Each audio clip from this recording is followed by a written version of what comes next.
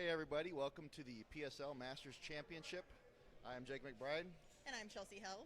We're here in Kokomo, Indiana at Right Way Physical Therapy. So we have been delayed a little bit. We thank you guys for your patience. There's a bit of a storm coming through, so they had to move from outside to inside. They were gracious enough to host us at this gym. And behind us here, we're getting ready for the first event, which is the elevated axle deadlift. Correct. Yeah, so we just finished up with the Indiana Strongest amateur show, as well as some of our Masters Open heavyweights. So we just finished up with that. They had to come in here and finish their first event. So again, sorry for the delay, but with the storm and moving all the equipment, it's just been quite a lot going on. So, ready for it? All right, so we're going to kick it off. All right, Chad, you're up. Hey, I can go here and I walk out of the camera, right? All right. Do you want it underneath? I need Molly and Gary in. Okay. Yep.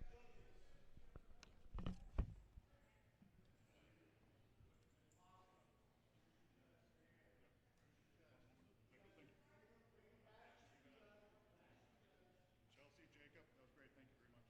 Thank you. Up to that.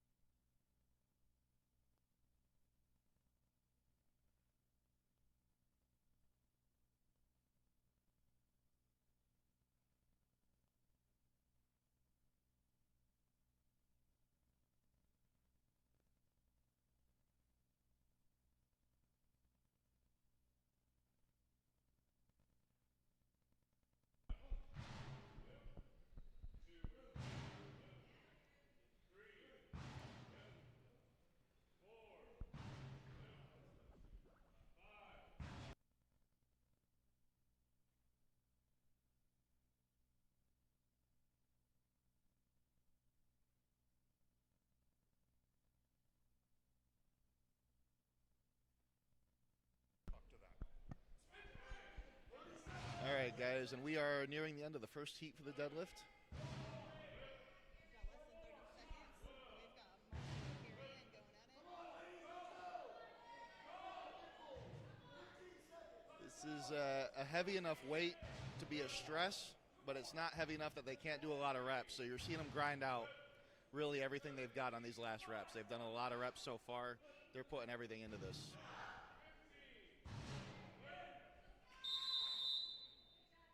And that's time on the first event. That was a good first run for our ladies here today, so I'm excited to see what else they bring to the table. Ladies, come this way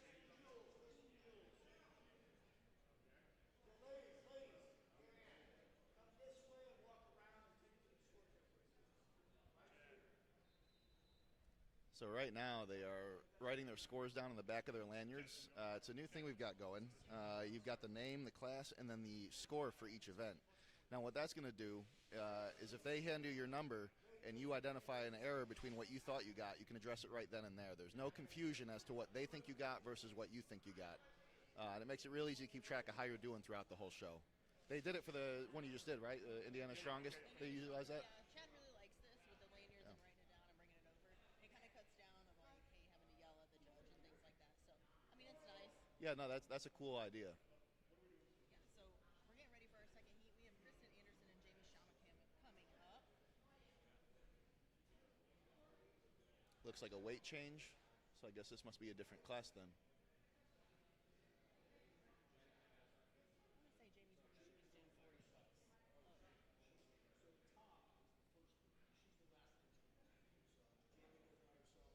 Yeah, so you can see them putting the sandbags in. Now that's how they're weighing these gigantic deadlift implements. They're about 25 pounds each for the sandbags. Now this morning they said that deadlift implement is about 250 unloaded, and then obviously like Jake just said, 25 a bag, and then load it up. It's relatively easy. I kind of liked it a little bit more than having the whole plates. Really? Really simple.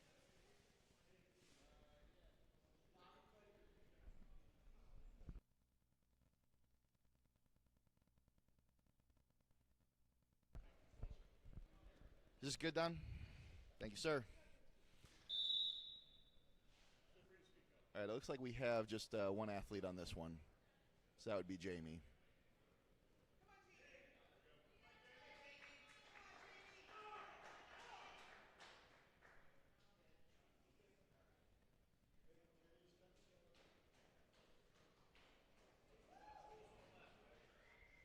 was a good attempt, but I mean, this is a pretty heavy deadlift.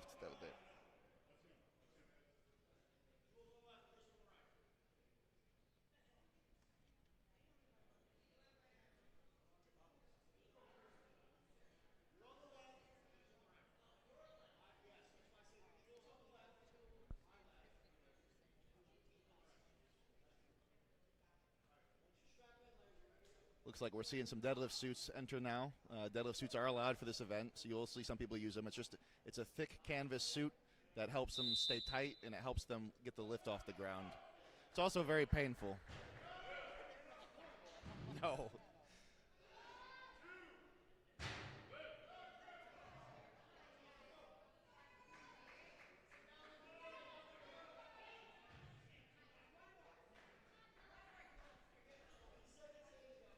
And again, they did add weight for this weight class, so this is a much heavier deadlift than it was just a few minutes ago.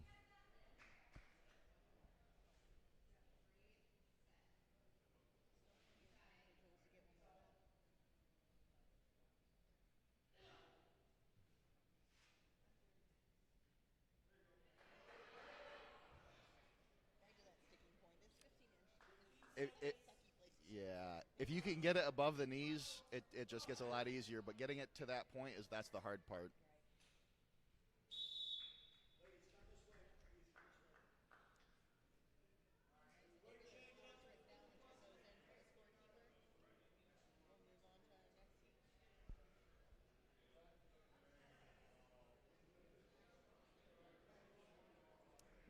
My mentor Jesse Burdick, he did equipped powerlifting back in the day, and he was at an international show, and he was talking about how his deadlift suit was getting too tight and it was starting to bother him. And there was a Russian athlete there that asked him, "When you take the suit off, are you bleeding?" He said, "No." It's like, then it's not small enough. The Russians, they're a different beast with the strength sports. I have. I did it for Chaos last year. I did it for PSL once. I zeroed the event. That's a whole different story. But I've used deadlift suit a little bit, and it's an inch. I like it, but it is incredibly painful. Oh, really? Oh, I didn't know that.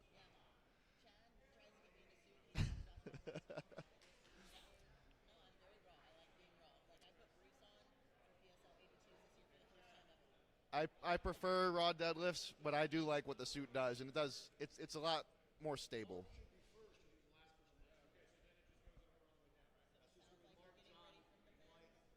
Oh yeah, we've got the weight change going right now. Do we have the live chat going? Okay, no one said anything yet. Curious to see what the feedback is from our audience.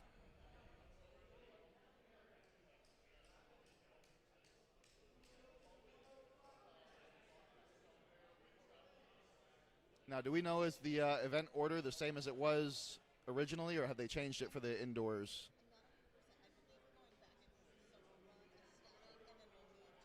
Okay.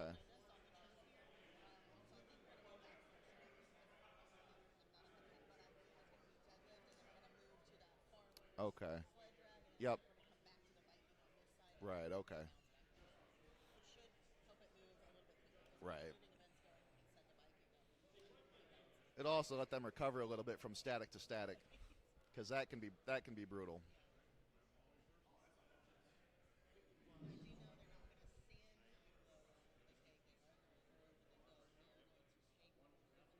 Oh yeah, yeah, yeah. Okay. So looks like we're starting with the 50 plus masters.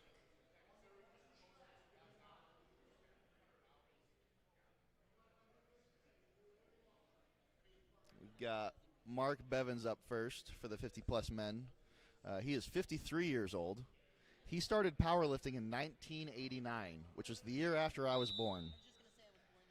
And he started Strongman in 1999, and that's when he met Chad, who's the promoter for this show.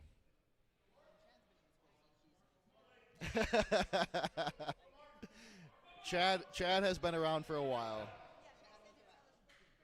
Mark does also have 5 Masters National titles at 105.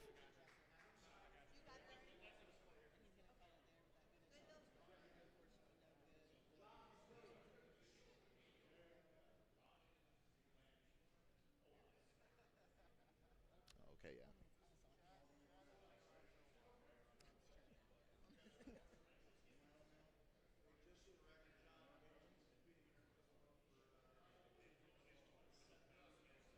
So our current athlete, I'm being told by Chad, has been competing for 27 years here.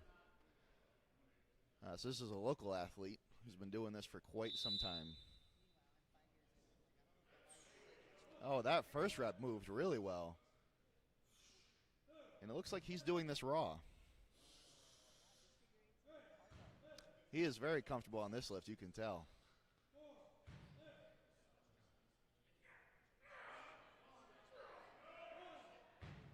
He's got more in him.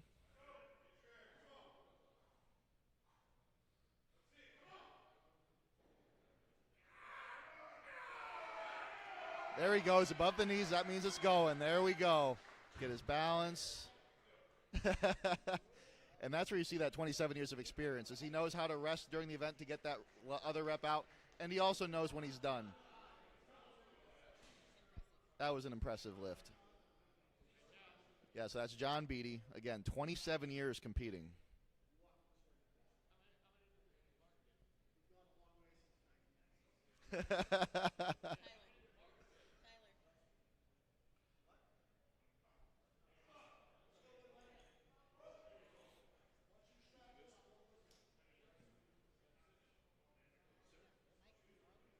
Yeah, so he's an athlete and a promoter out on the West Coast.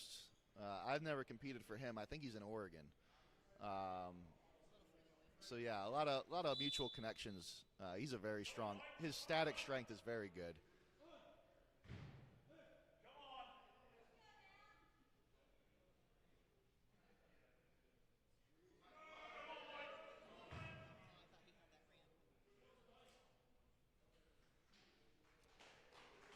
You can tell by his triceps that he's probably going to get a lot on the Viking press. He's got massive triceps. And he's another one that's been competing for quite a while.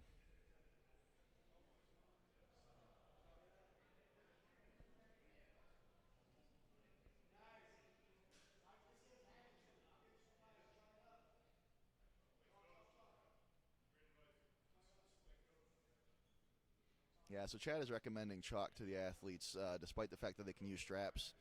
With a slick axle like this, and it's been raining today, and the axle was outside earlier, the chalk can still help them get a little bit of grip, even with the straps. That is good advice. And again, Chad's been doing this for a while, so he knows all the tricks. He knows what to do.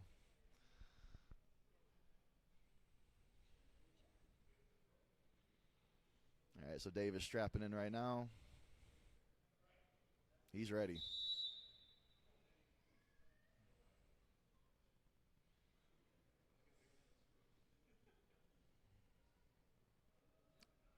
He's just got to get it over the knees. There he goes. He's on the board. And he's calling it there. He just wants to get a rep on the board. I mean, especially with the deadlift being the first event, that can be very strategic with conserving energy, especially if you know you're going to struggle with some of the later events.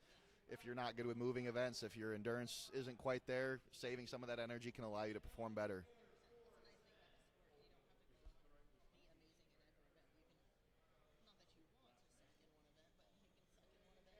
Oh yeah, no. There's with the way the points work. There's just so much strategy. And if anyone doesn't know how the points work, it's called Grand Prix scoring. So however many athletes there are, that's the number of points the first place person gets, and every rank below that gets one less point. But if you zero an event, you get 0 points, and so that's why getting a rep on the board, even just one, can be huge. All right, we got him strapping in.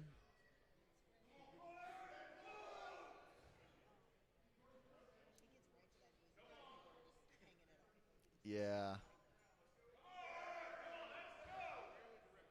He's got a lot of strength off the floor. I think he was really close to getting that, but it just takes so much out of you to even to fail a rep that it can be challenging to come back.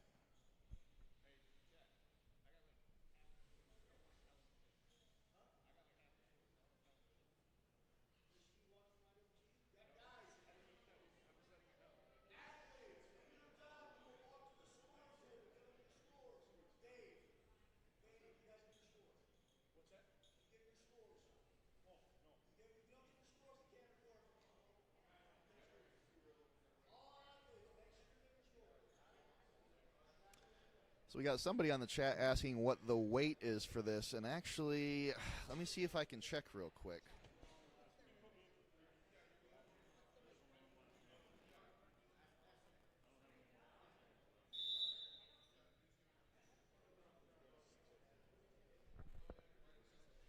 So the deadlift is 650 for the people asking in the chat. 650 pounds for this division.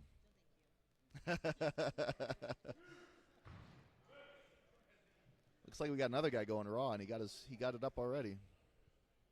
He's taking some rest. Now, see, by stepping off the platform and kind of letting his legs unbend, it allows him to open up his lungs so he can get that breath. Especially when people are in a suit, if they're trying to take a breath and they're in their setup position, they're strapped to the bar, it can be very difficult to breathe. So you will see people kind of back off and get in a different position. That's to allow them to breathe easier. Yes.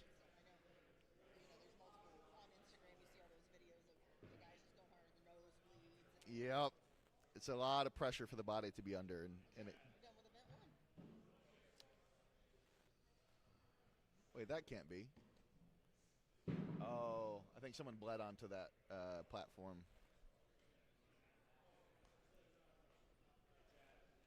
Oh. Never mind.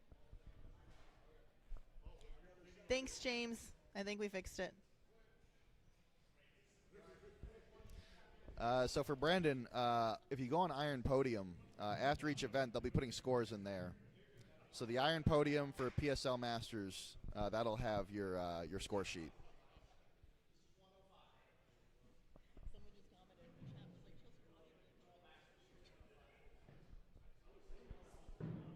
Thank goodness for Jacob here.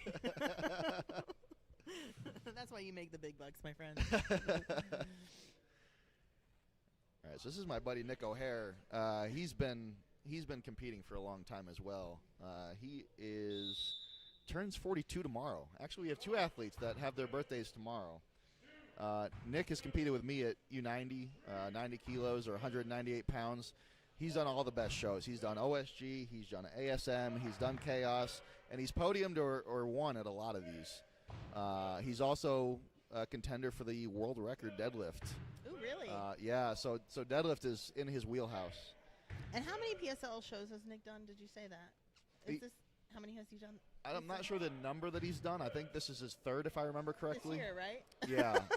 Yeah. Nick, during this prep, he was telling me he actually changed jobs, changed locations where he lives. So he's got 3 kids. Whole family moved. He changed to a new job all during this prep. Wow.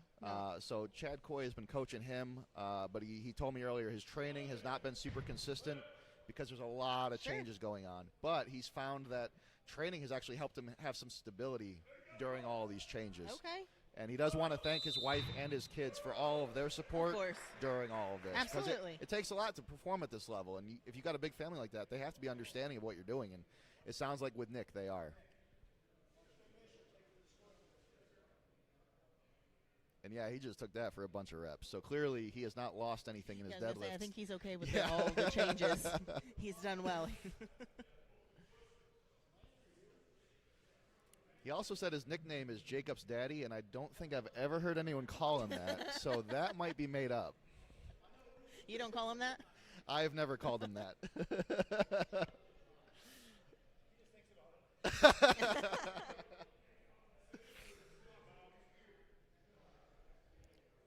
All right, we got Bo 4 up. Looks like he's going to run by himself. Oh, yeah, because the other platform. He's got some very bright shoes. He always Looks does. like he keeps He's those known clean. for his hat and his shoes. Yeah, the hat is always very bright colored. Oh, that sticking point. And I see him step back off the platform so he can get his breath. That's a very smart way to do that. It allows you to recover while you're already strapped in. Yeah, and I believe Bo's suited under his shirt, I think. Yeah, he looks suited. Yeah.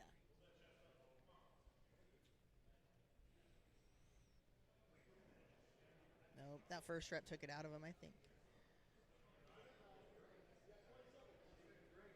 He's just checking with the time with the judges to make sure he knows how much he's got left to get one more attempt in.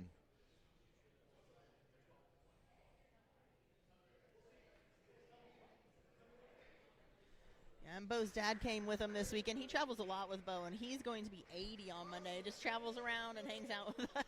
That is that's almost as impressive as performing right? on Good the old stage Dewey. here.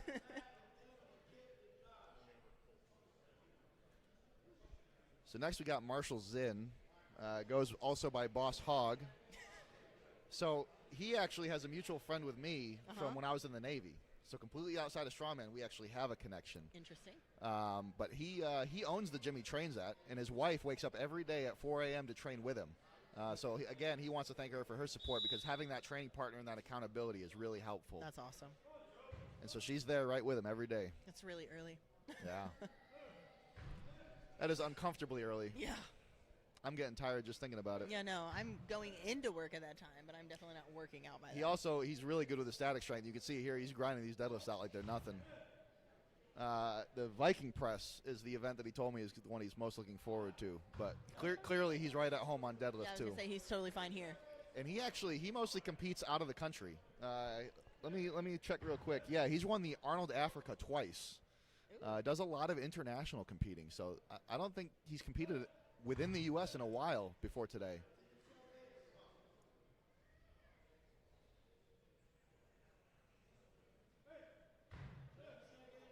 Ten seconds, and he's still going like. He might be in double digits at this point.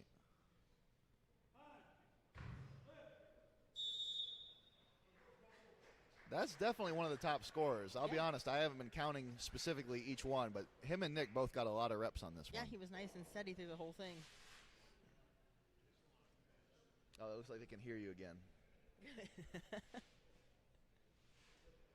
Just had to turn it on. Who knew? This is why I just lift heavy things for fun.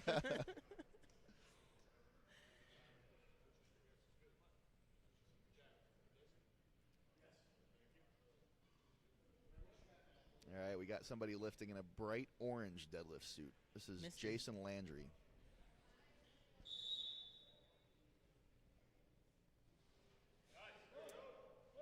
Now he's lifting with a wider stance, but Zinn. clearly it works.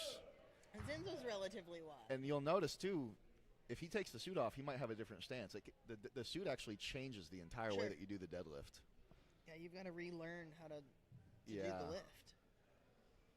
I can't overemphasize how uncomfortable those suits are, but they really give you some added boost.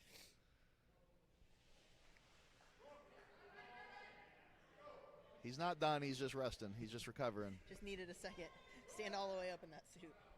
Again, this is where that experience comes from, knowing how you can do this during an event. Yeah, because you have the full 60 seconds. You don't have to stay touching or strapped into that bar. You can let go. As long as you don't tell the judge you're done, you can stay up there and run it out. If you've got plenty of time left and you only think you're going to get one more rep, you might as well unstrap and you use that full time that you got, because that little extra breath can go a long way towards getting that rep up. All right, so it sounds like we got Nick Rush coming up next.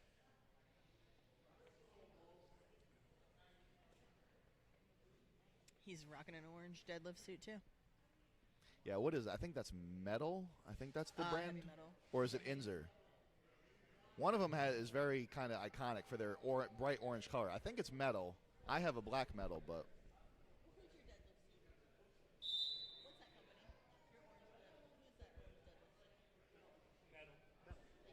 It is Metal.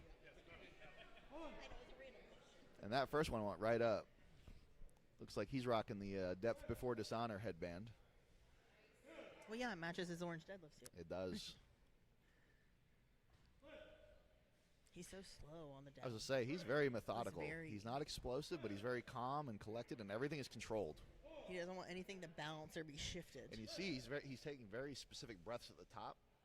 They're very rhythmic. This is actually really cool to see. I know. He's practiced this. He knows what he's doing.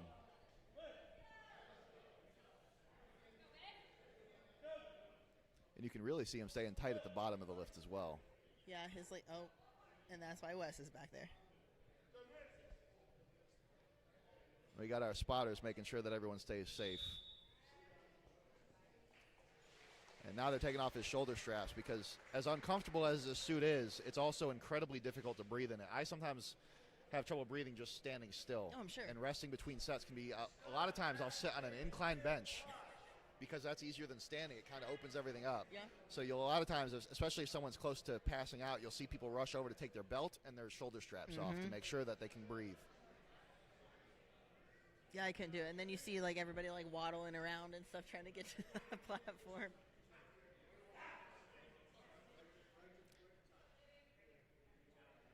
Now we got Scott Dodds.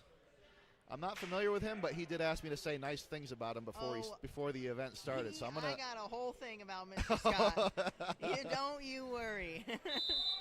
Maybe that's why he wants me to be nice. Yeah. Scott's been competing in Strongman for 7 years, actually. There we go. So. He's on the board.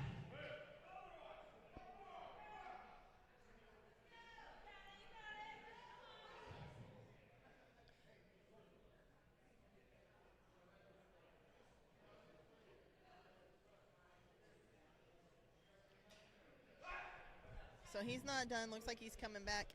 He's actually most excited for the, oh my gosh, I just lost it.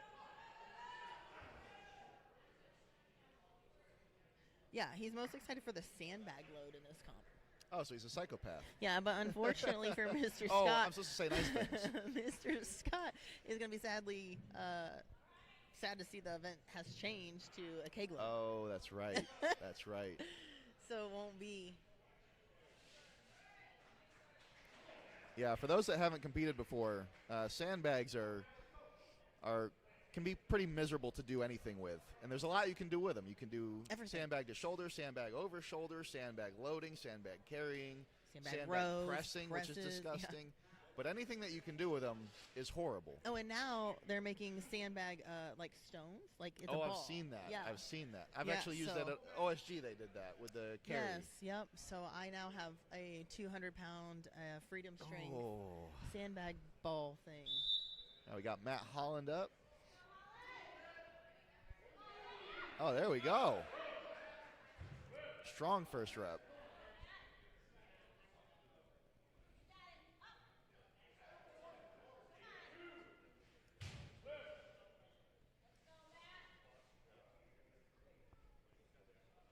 Does he got the third? Aye.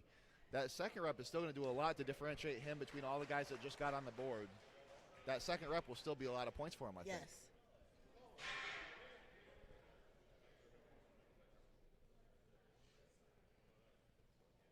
Yeah, there's been some good reps, some good, runs here, and then there's some that are just a couple, but everybody seems to be doing relatively well with the weight. Yeah. You don't want to see, someone go out there and just rep out fast 20 reps. Yeah, at that point you think maybe it might be a little too light, but we haven't seen much of that except for the, the really strong deadlifters that are, this is their best event.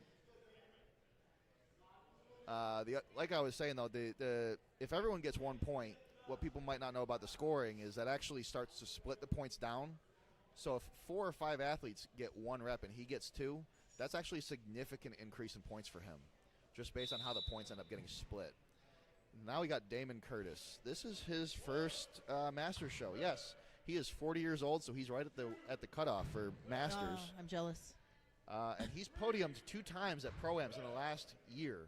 So he's still at the top of his game, and we can see that right now with the deadlifts he's putting on. But his plan going forward is to bounce back and forth between Masters and Open, because he's definitely not done there. So I wonder if he's one of those that's going to go into OSG and try to do the 2-class thing. Like Clara Mylar. Oh, and someone else did it last year, I think. I can't remember. Probably. But that's another psychopathic trend just that's thank developing. you. That's no. Competing twice in the same day over a 3-day show. And she does really well. Yeah, in both classes. In multiple classes. Like one and podiumed another. Yep. It's crazy. I don't know if he has any plans to do both in one show, but I do know he's not done with the Open division. And he's actually currently rehabilitating a knee injury. I didn't see it present there, but that might slow him down a little bit in some of the moving events, or maybe on the Viking press if he does the dip drive. But he's looking strong there.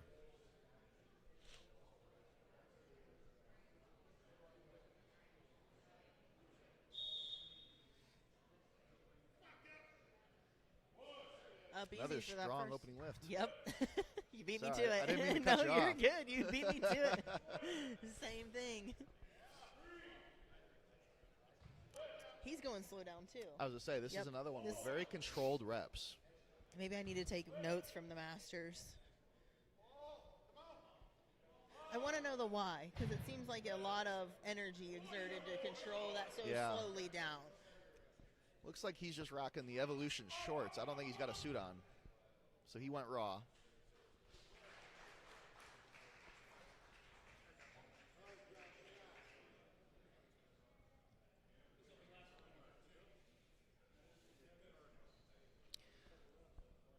This is my buddy Josh Dargis. I competed with him at EFI in Alabama at the beginning of the year, where he went for a world record on the deadlift.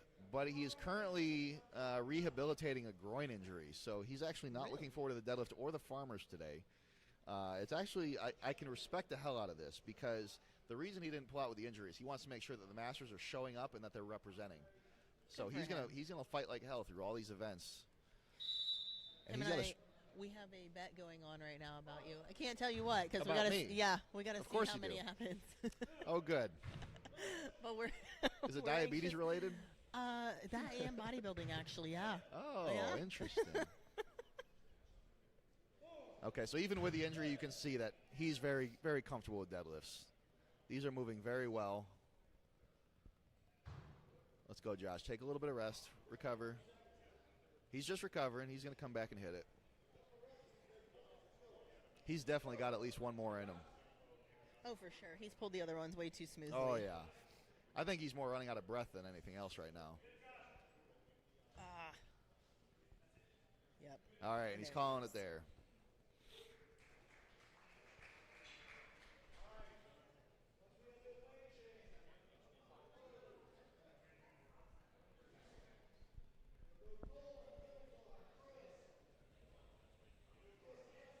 Oh, we've even got people from the UK tuning in. Sam Taylor watching Now we're from, moving to the big boys. what are we, East Coast to UK. What's that, 7-hour time difference? Don't ask me either. I don't know why I'm volunteering information that I don't know. Okay. Oh, looks like we're doing a weight change. We're doing a weight change, and we're going So to this go would be to the Masters heavyweights, I Master guess. heavyweight is what we're going to jump to now. So yeah, now you're about to see some. This is probably 700 pounds, I would imagine.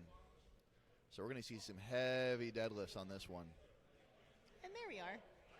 This has got to be Masters 40 heavyweights. So that guy's got Is a it lot 40? of brown in his hair still. There's no salt and pepper in there, huh?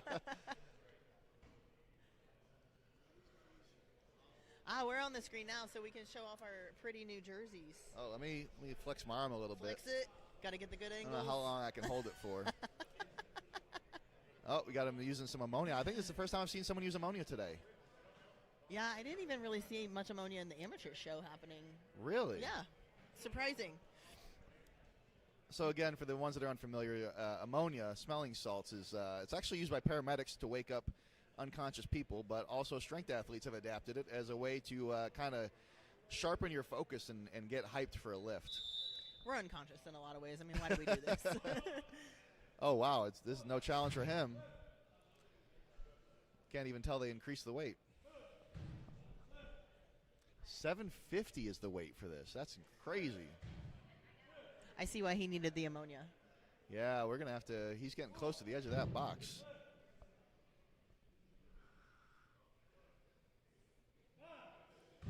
You can see he's kind of strategically dropping it more back to the other way so he doesn't fall off of there. Yeah, Wes is watching him back there too.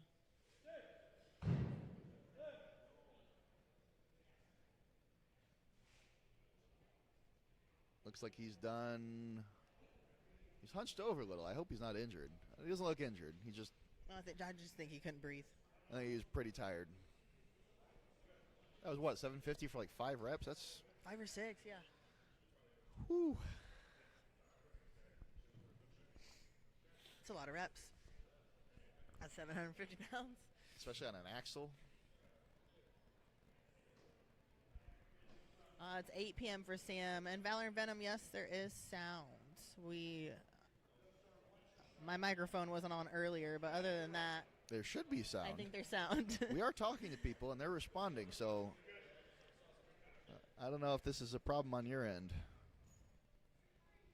And I'm not good with technology, so I can't tell you how to fix it. But you fixed my microphone. I did. So we are. I had some experience with the microphones because he had me do the sound test beforehand. Turn it on. So it was a hard one. So back to ammonia real fast. Zone is one of the sponsors for PSL. Oh, yeah. So huge shout out to Zone Smelling Salts. They're one of the. So I've used a couple different smelling salts in my adventure of Strongman. And the first time I tried Zone, I literally. I have a video because I video everything, and I jumped around like a baby, and like I had tears in my eyes, and I couldn't breathe. So I now know to hold it away because it hits really hard. It can kick like a mule. But it's great. We've got a legend of the sport now in Dimitar. You've probably seen him online because he has some interesting exertion faces, but he is statically, and you can see it right now. Strong. His strength is insane. He's just impressive. I don't know if he still has them, but he's had world records in some of the static lifts. Yeah. Between stones and overhead press, his strength around the board is just incredible. This looks like it doesn't weigh anything to him. I know. It's flying.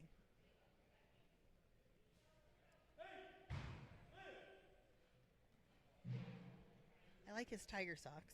Yeah. This is going to be very another one colorful. where the lungs give out before the strength does, because his strength is just absolutely insane. There it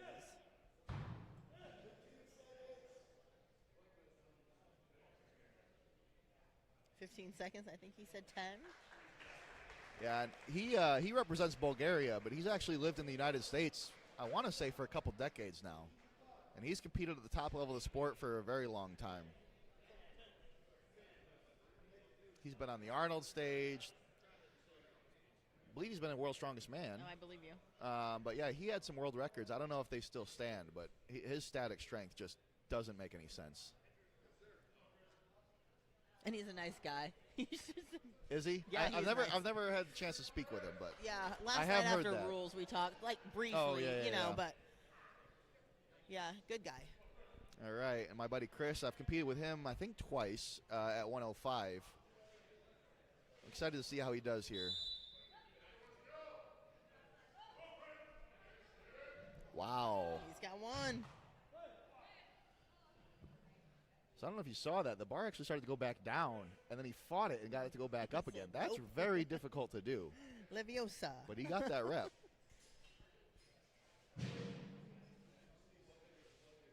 Yeah, he's going to call it there. I don't blame him. When you're fighting so much for a second rep, and Oh, the yeah. guys have already blasted 10, you're obviously not going to get 11 if Yeah, you're especially struggling on especially second. at 750 pounds. Yeah. I'm surprised he's not doing a 231 class. He's really biting off a big challenge going for the heavyweights.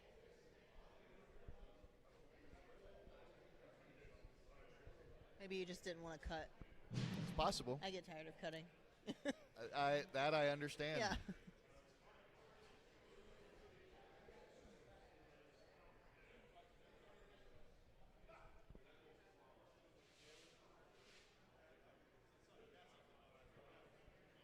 Is that a nosebleed we're wiping up? Yeah, I believe someone got some blood on the board.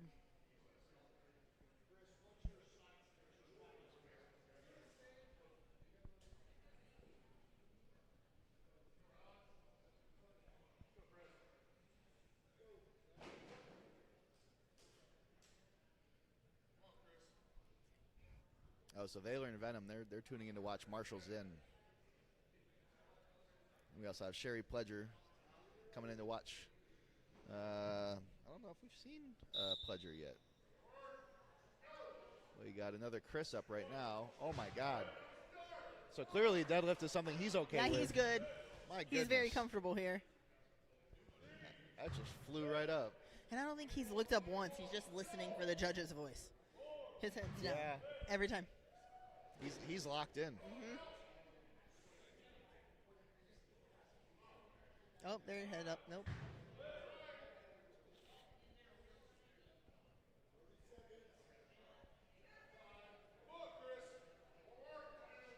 he must deadlift in these shorts quite often. He's got some holes up his Oh, yeah, leg I see there.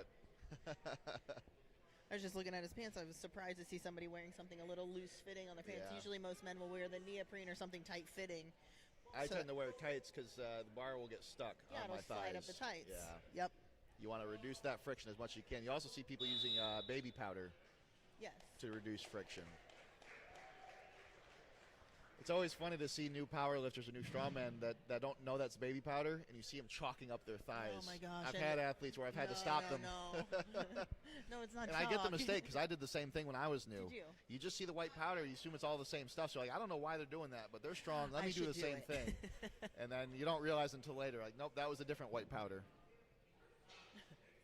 Which kind of white powder, Well, Jacob? that might have been a poor choice of words there. I was going to let it slide. I was like, I can't. So I guess then we got Mariusz Pujanowski introducing a third white powder to the sport of strongman. I can say that, right? Because that was a public thing. For sure. Hopefully I didn't just say something I'm Hey, going to Fox. regret later.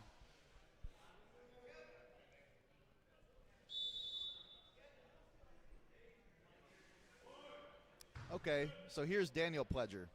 This is who Sherry's tuned in for. That's his mama. Yeah. Your son is really making short work of this weight. That's what, 3 reps now? 3 already. At 750 pounds.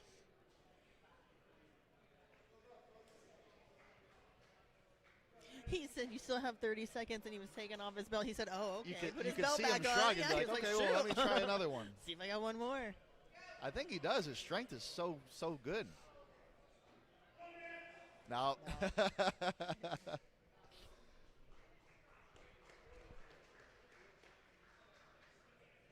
something I've noticed with deadlift for reps is if I stop in the middle and try and recover, a lot of times I don't come back. Done. Some people can do it. I cannot. I don't It's have not in good me. luck with it. It sucks, but I just have to keep going until I am done, and Yeah. then that's all And I'm then getting. that's it. Then I'm done. All right, so I guess that's it for event 1. They're Now gonna. the farmers will be happening behind us, correct? Yeah, and now the farmers, they're going to carry it down, if I remember correctly, and I'll double check this before we start the event. But I believe they're going to carry it down, run back, and grab the sled, and then drag the sled down. So I believe it is a carry, run, drag. Yeah, that makes the most sense, because if they put the sled on the other side and they need to put the farmers away, they might crash into each other. Okay. What am I doing with the scores? Oh, recapping the scores.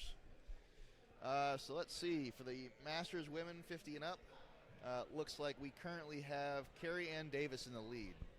For the Masters 40 plus women, it's Jules Manfield, followed by Kristen Anderson, and then Jamie Shama. Is that how you say that last name? I'm really bad with names, Jamie. so I don't know if I should have been put in charge of this. For the Masters 50 plus men, John Beatty is in the lead with his 6 points. And then this is what I was talking about with the tie. We have 2 guys that got 1 rep that are splitting 4.5 points. So Mike Cromer and Dave Hellier are tied for second. And no one else got it because, again, that's a really heavy deadlift. So we got tied for 0 at the last 3. And they'll pick it up in the other events. For the Masters men, lightweight at 40 plus, we have Quint Zambin is in first place. Oh, let me walk that back. They haven't entered all these scores in quite yet. I got ahead of myself. So we're waiting on the scores for the other divisions, and we'll get through those as well. Hey, Tyler. They're not all in. They're working on the scores. In your opinion, I can keep talking. I don't know what to say now. We got derailed by this scores thing. But yeah, going from a heavy deadlift to a farmer's does not sound fun. Yeah, no, thank you. Whenever you're done. Farmers is still going to hit a lot of those same muscle groups, so they're still tired from that. Yeah, because you have to And then deadlift they it from the ground. And then they have to pull a sled. Yeah. Which is also, it's a backwards sled drag, right? Should be backwards, but the good thing about it that's being, going to hit hamstrings as well. it shouldn't have a lot of friction on the turf. Yeah, no, this the is one very thing. nice turf. You know, so it is nice turf, so there shouldn't be a lot of friction for the athlete to really be working against too much. So that should help them a little bit. I still wouldn't want to do it. No, absolutely not. Okay, so going back to the score update for the men's masters lightweight, which is the 40-plus under 231, Nick O'Hare is in the lead, followed by Damon Curtis, and then Marshall Zinn, and then Nick Rush. And then the other guys kind of filter out below there. We're going to go to the masters men 40-plus heavyweight. Of course, Dimitar is in the lead with that crazy performance he put on. It looks like he got 10 deadlifts, 10 reps at 750. Followed by Nolan Klein, and then Chris. I don't know how to say his last name. I'm not gonna ruin it. Then Daniel Pledger with his 3 reps, and then Chris Schwant takes up the caboose there. And that catches us up after event 1. Now the athletes are just warming up for this, which I don't know how you do warm-ups, but if I'm doing an event and I've already done an event that uses the same muscles, a lot of times my warm-up is pretty light. Yeah. For farmers, I would maybe warm up my grip, but I'm not worried about doing runs with it. No, I would maybe pick it and like march in place. Like that would honestly be as far as I went with it. Yep. And then the drag. I mean, it's just a drag. I would look at the Literally handles, and metaphorically. Yeah, I would just look at the handles, look at what I need to do. If I need to manipulate something, you know, whoo, that whistle, Chad.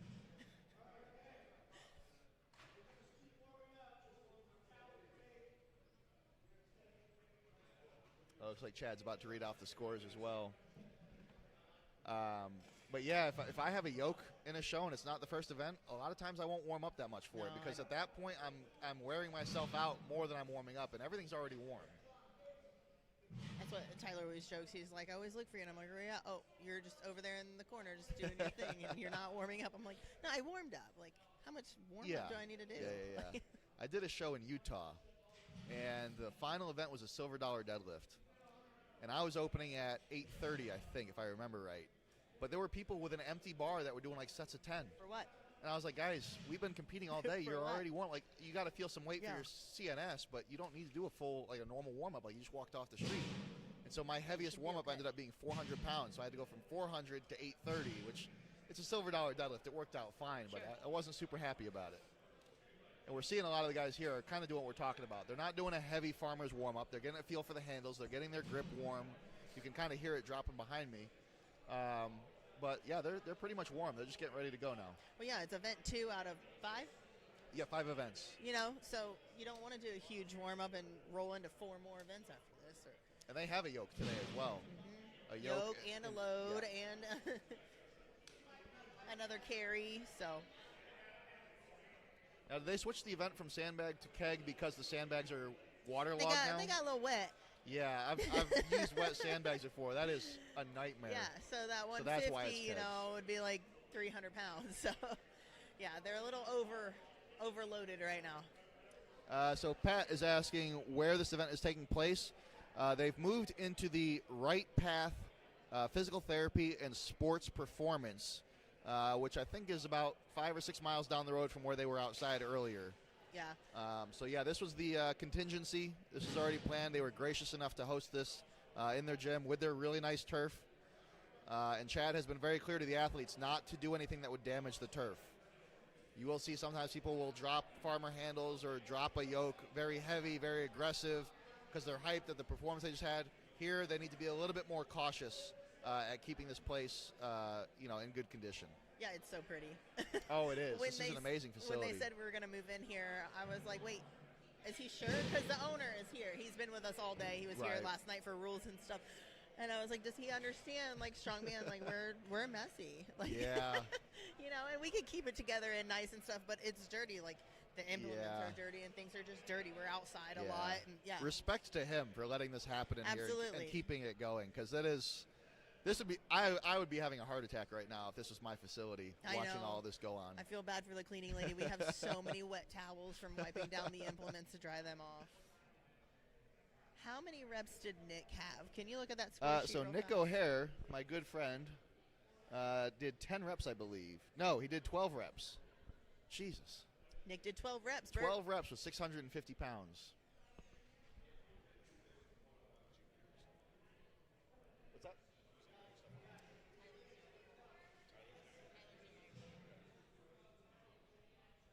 Yes, sir. Yep, so I'm thinking we're going to get rolling soon. I know Chad wanted to move pretty quickly and had some of the athletes warming up while the deadlifts were finishing. So It does seem like most of the athletes are ready to go. Yeah. Warm-ups have slowed down. Everyone's just kind of trying to stay limber, especially with the Masters athletes. You really got to avoid injury, and a lot of them are very smart about how to do that. Sure. I see Nick O'Hare actually over in the corner.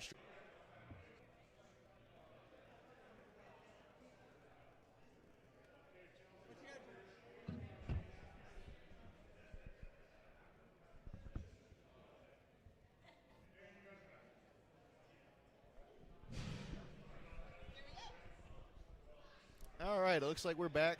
Sorry about the interruption. We have James Anderson saying, moving quickly is a staple of a Chad Coy comp. Yeah, actually, Chad was on site when we did Olympic City Classic, a Pro-Am out in Colorado.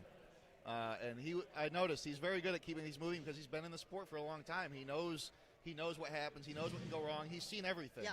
So when a problem comes up, he already has a solution ready to go. And there has been some problems. Yes, there's been. Lord. But it's been good. Everything's been solved for the most part. We've gotten to figure it out. We're moving along. So, yeah, between Chad and the PSL team, they can get it all together. Chaos is a constant within Strongman. I don't think I've ever done a show where the events are the exact way they were on the sign-up sheet. Right. Something always changes. I've seen entire events change. I've seen implements change, weights change. I've also seen promoters get yelled at by athletes because the weight is 7 pounds different than what it was on the sign-up sheet. It's like, well, at the time I didn't even have a frame because it was a frame carry. I didn't even have a frame available. Yeah. I put what I wanted the weight to be, and because it's 7 pounds, it's not it's perfect science. We just had to adjust it a little bit. It's about. It's an obstacle that some people have coming over from powerlifting, where everything is so They want to know if specific. it's calibrated or So what it is. they're used to everything going exactly to way. plan, and in Strongman, that's a recipe for failure. Yeah. Things will change. You need to be ready for it. It's actually really interesting. Brian Shaw is very neurological. It has everything down to a T, and is one of the most successful strongmen of all time in a sport where there's just adversity all over the place. Right, it is. He's not the type of guy that deals with those last-second changes very well, and you can see him in some of the behind-the-scenes World's Strongest Man and stuff like that. He gets pretty animated. He gets pretty upset, but he doesn't let it stop him from doing well. Yeah, you still got to do the job. Oh, yeah. Well, that's the thing, I just went to a comp, and we got the events, but we got the weights. There was a couple of them that we didn't know weights on. We didn't know distance. We didn't know the exact implement, like who was made. Is it Big Dog? Is it Rogue? We didn't know the implement. We didn't know so many things. We didn't know what equipment we could and couldn't use. It was just, but we all went. Like, we still went. Yeah. We still showed up. We still did the thing. And when I got there, like, I was told, hey, you can't use figure eights. And I was like, okay, why Versos? They're like, no, you can't use Versos. And I was like, okay, well, what do I deadlift with? And they're like, lifting straps, like regular, like loop. Yeah. Oh, I've never used lifting straps. We're good.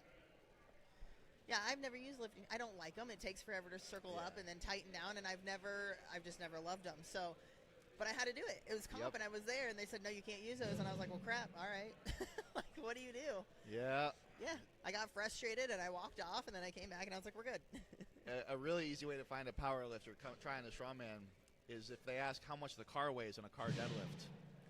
Right. It's heavy. I don't know. It's heavy. Every time.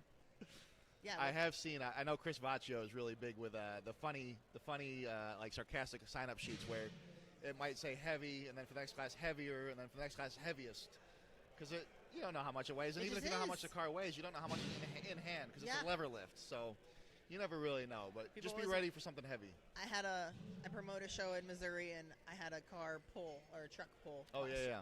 Well, what are we pulling? Well, how heavy is it? Well, I was like, guys, it's just. Here's the vehicles. Here's pictures of the vehicles even, like if you want to go that far with it. But I don't know the exact weights. You can Google it, and it'll tell you about. Another constant in strongman, it doesn't matter what level you're competing at. You can be at the very top level of the sport. You're always going to get at least one dumb question in the rules meeting. There will always be at least one. Even going to OSG, you've been there multiple times. Oh my gosh. You go to OSG, you expect this is the top level of the sport internationally. Doesn't matter. We should be getting right to it, and you get There's way 30 too many minutes athletes. of just horrible questions. Yeah. What color are the stairs for the power stairs? We're like, no one Doesn't cares. matter. Can we wear suits? Well, did it say that you can't wear suits? All right, then you can probably wear suits. Oh, so Bert O'Hare is Nick's actual dad. Oh, I don't know why I said it like you're that. not Jacob's daddy? I don't know why I said it like that. His actual dad? Because he has a fake dad too, or? No, I mean because he put on his bio that his nickname is Jacob's daddy, which is, again, that's made up. But.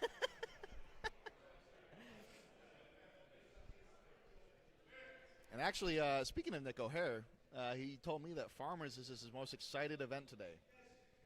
And why that's interesting is because Nick's grip strength has always been kind of a weakness. That's why he told me he's excited for it was Farmers and it was for the drag.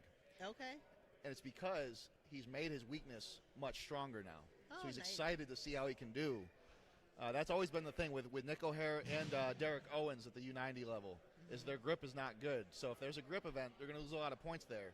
But if they show up to an event with no grip event, you got to watch out because, I mean, Nick is one of the top guys in the world. Sure. And you can see it with the multiple podiums across all the top-level shows. He's also just really nice. Really nice? Yeah, except when he's making fun of me. Must have been. So all the time. Yeah. All right. Sorry, I was watching Nick and one of the other guys do some calisthenic work here. They're doing some high knees. Oh yeah, no, like I said, he's very academic with getting warmed up and making sure that he stays limber. And he was like that too, even before he was a Masters athlete.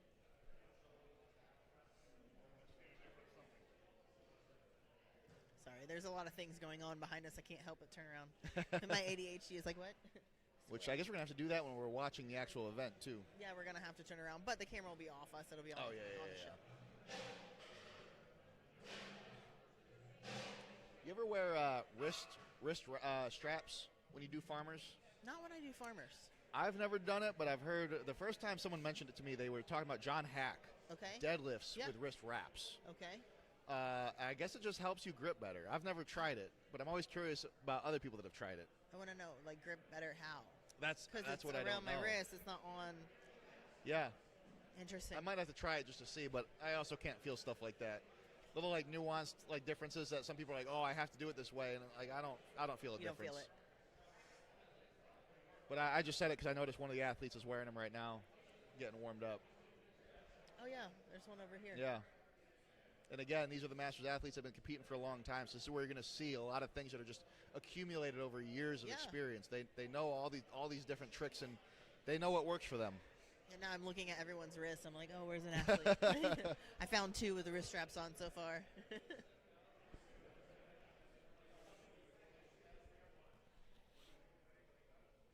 Looks like we're probably about to get started. Open. They loaded the Farmers over here. Yeah, Farmers They're are loaded set. up. They're in their position. I don't see the sleds. Are there sleds out there? I don't see the sleds yet. No, the sleds are probably weighted with sandbags. Is that how they're weighting those? Yeah, well, it was I think so. You'll have to refresh it. I don't know why I kept the mic up when I said that. we say everything into the mics. It's my first time. Yeah, earlier I think they had like a power keg and a regular keg on it or something like that. 'Cause Oh, remember, yeah. right now the sandbags are wet, so.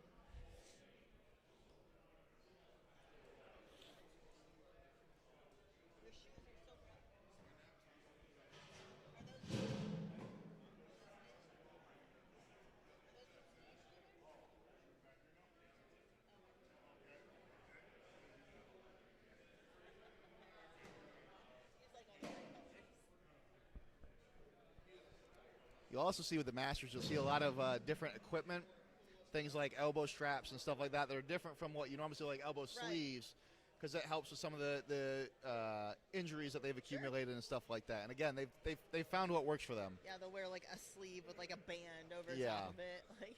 You'll see some very interesting assortments of equipment for this, and it's just because these guys have been at it for a long time. Their joints are beat up, and they know what keeps them going.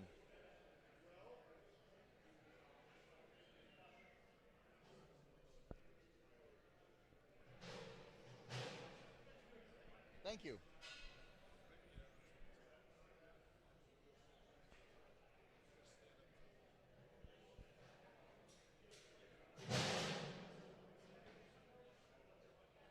can't stop thinking about what these bets are that you have going on. Who are the bets with? Is Panda one of them? No, it's just your buddy and myself. My buddy. That really doesn't narrow it down. Oh, Dargis. Oh, okay. Yeah, it's just him and I. We were talking. You walked away, and so we started talking. And it was something about diabetes and something about bodybuilding. Yeah. It's not really a bet. It's just like we were guessing. Now it's going to be bouncing around my head the whole time. If you squeeze your hand as hard as you can and tighten wrist straps, and you won't even be able to fully open your hands. If it's a weight near maximum, it can help. Ah, interesting. It's from Jared. Oh, so when you put the wrist straps on, you want to squeeze as hard as you can while you're applying the wrist strap. Is that what he's saying? I guess so, because then you won't be able to open it all the way. Oh, because you've tightened it with the wrist strap on. That makes sense. Yeah. So the one time I tried it, I didn't squeeze while I put it on. I was like, this doesn't feel I'm so used helpful to at all. spreading my but fingers that makes more apart sense. and like, yeah. Interesting. Now I have to try it. We're going to go win all the grip events now. We know the master's secret.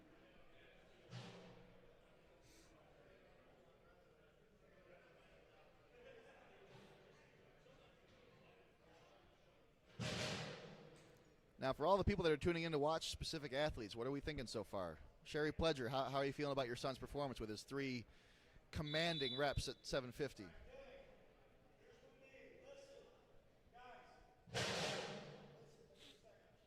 Chad's coming out to talk to the athletes.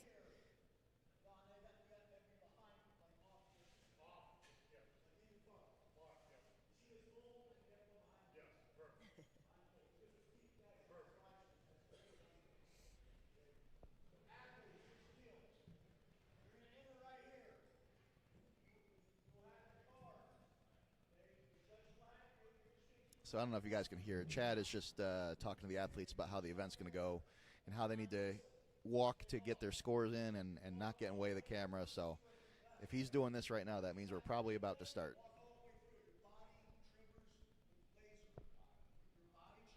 James is watching his wife, Kristen Anderson. Oh, yeah.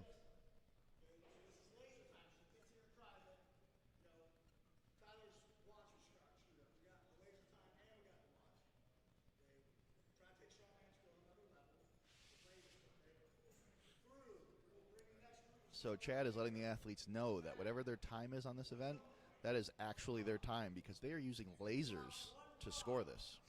So we have Vlad lasers out here today. So the athlete will start on one side where there's lasers, and you'll see the like pillar that the laser's sitting on. It'll load up all the way to green, and then that means that's when they'll give the commands. And once it's all the way to green, it's athlete go.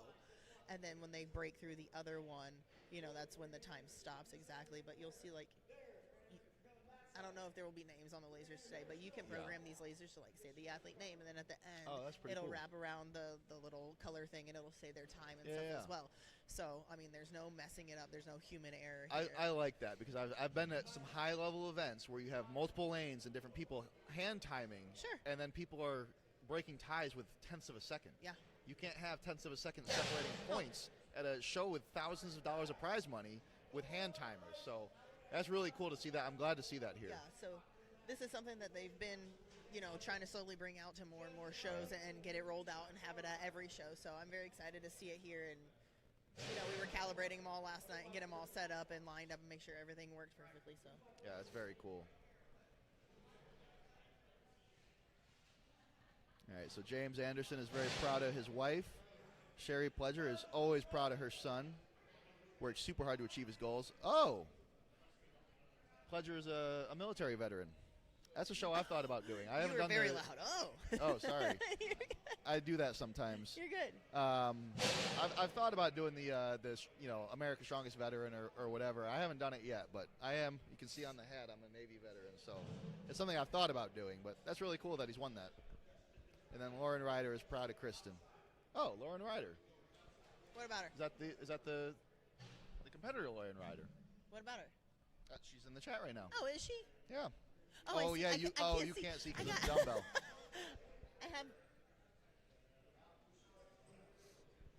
Yes, we got a little bit of star power in the chat. Dawn, you good? All right, we're getting ready to start the first heat here. Athletes are taking their spots. Yeah, okay. Okay. Yeah, that dumbbell's right in the way of Lauren's name. I can't see the name. Oh, we got a drop. We got 2 drops right around the same time. They're just resetting, getting back into it. There we go. There we go. These farmers are heavy, and it looks like they're going. Oh, we got a fall. She seems okay. She's fine. She's making a spectacle out of it, so she seems okay. Yep, she's good, and I don't think either of these athletes are going to finish the run. They're going to call it there. Looks like these are Strength Depot branded farmer handles. So now they're going to have to, since neither of the athletes finish, the way it'll work is they'll measure the distance. And Oh, so yeah, and they have a little tape measure set Yeah. up. That's smart. lined up. So now they measure the distance and get their total footage for the score.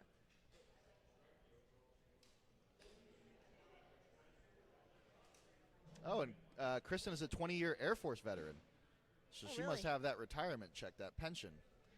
I couldn't go to 20 years. I would couldn't do it? have lost my sanity. I get I did my 6 and I got out.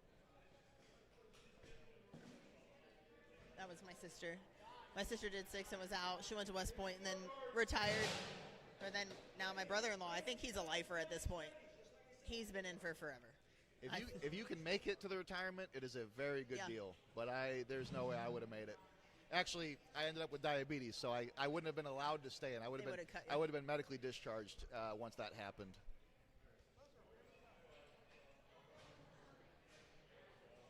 All right, they're resetting for the next group now. We're adding weight for Miss Jamie, and she will run by herself because I do believe she's the only one in her Oh, class. yeah.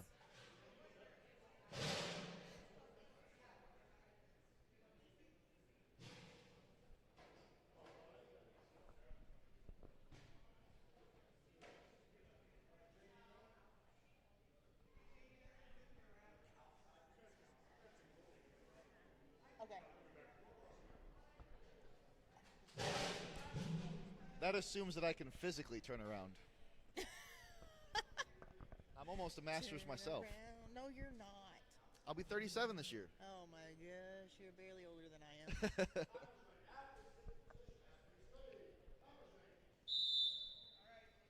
All right, so we got Jamie.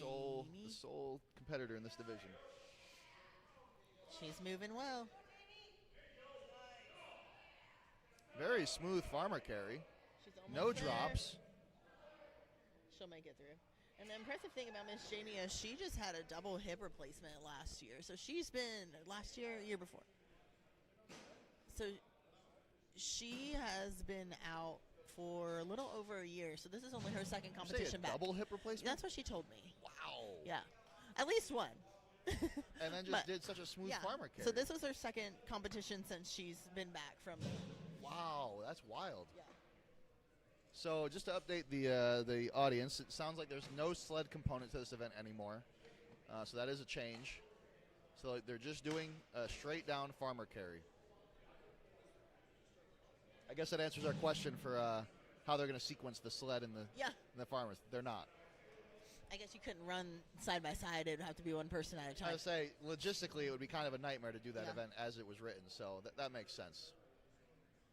I've also done sled drags on turf, and it's one of my least favorite things.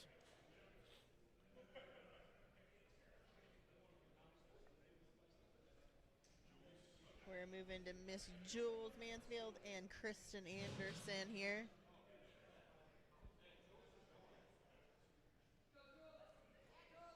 They're getting set up. And Jules Mansfield is using wrist wraps.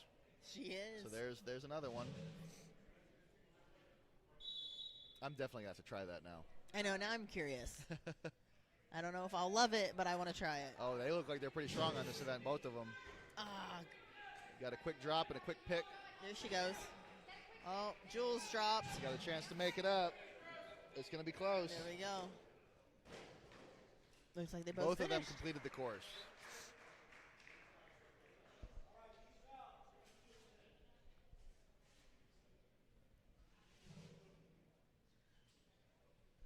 Both have finished, so we'll strip the weight, reset the weight.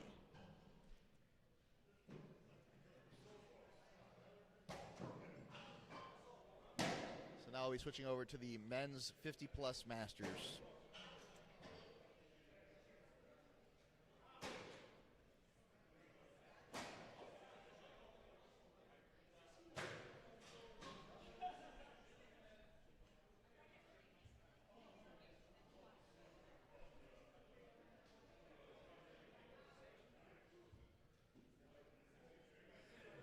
So now we're going to move to the big farmers.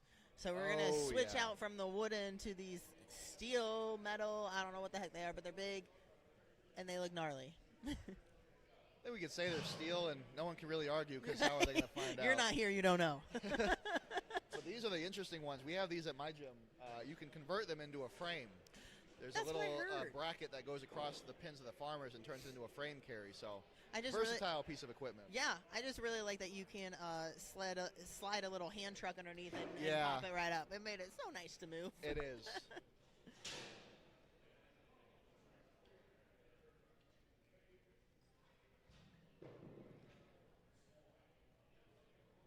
I've actually seen something recently where someone uses the plates of the farmers as like wheels. So they'll tip the farmers on their side and then use the plates as wheels to to move it in and out. That's ingenious. Yeah, see, mine's front loaded. It's old school, and I was kind of poor at the time, so it was just cheap, and I needed a train, so I can roll it all the time. Yeah.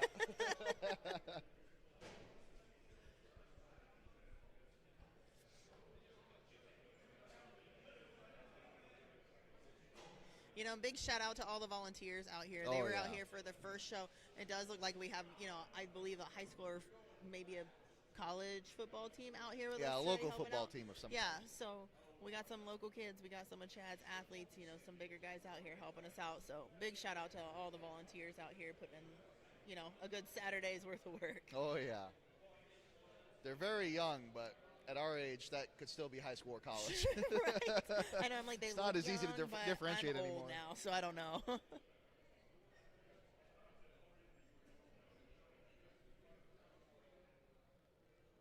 I like these old school style jerseys they got for this show. Yeah, I really like these. I like that old school aesthetic. He just got them made up just recently, and I don't know if they're gonna go on like sale for real or if he's just keeping it for like volunteers and things. But I do like it. They're actually comfy. I wasn't. Yeah. I told them point blank. I was like, I don't know about that. It's a very comfortable material. But it's comfortable and I like it.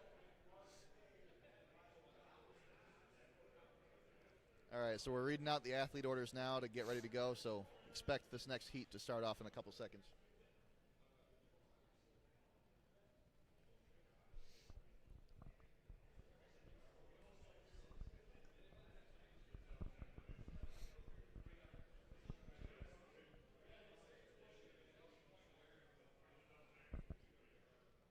Any other thoughts from the chat? How do you guys think things are going?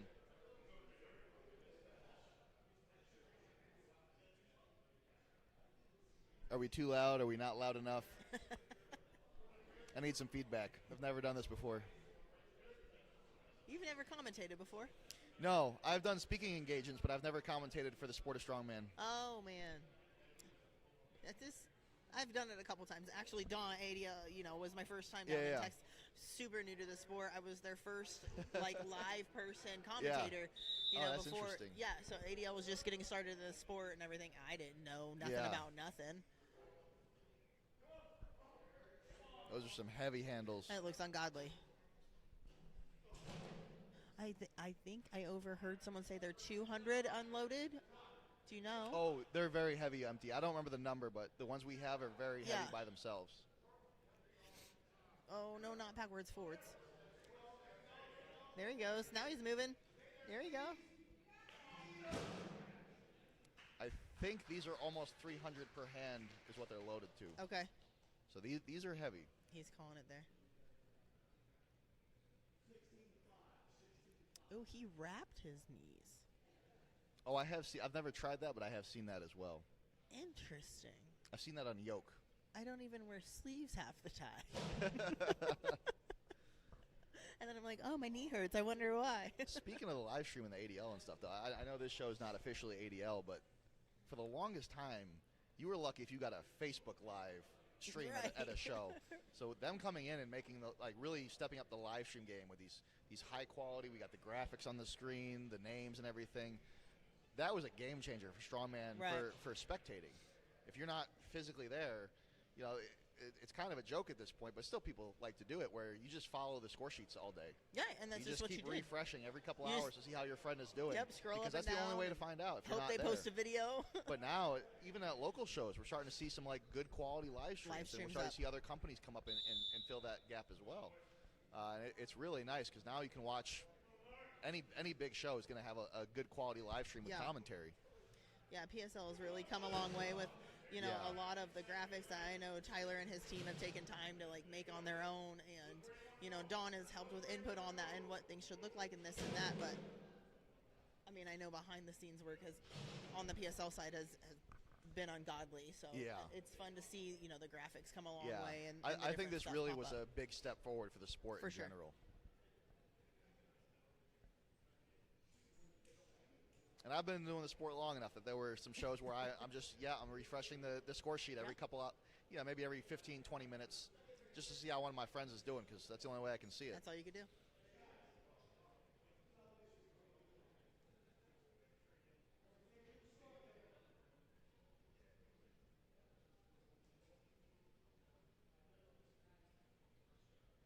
All right, so we got the distance on that one. They're bringing it over to reset it.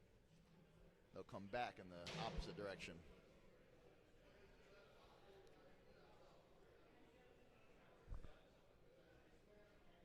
Mike Lohman.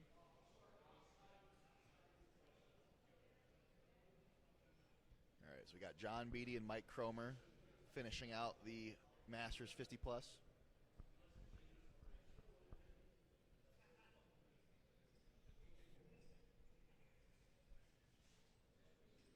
Belts on, sleeves on, Ben Gay on, all the things.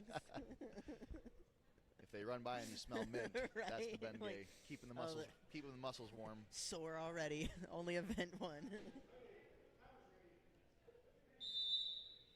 And they're getting set. They're getting their grip. Mike is already on his way off. Moving well. Looks like he's picking up speed a little bit. And I spoke too soon.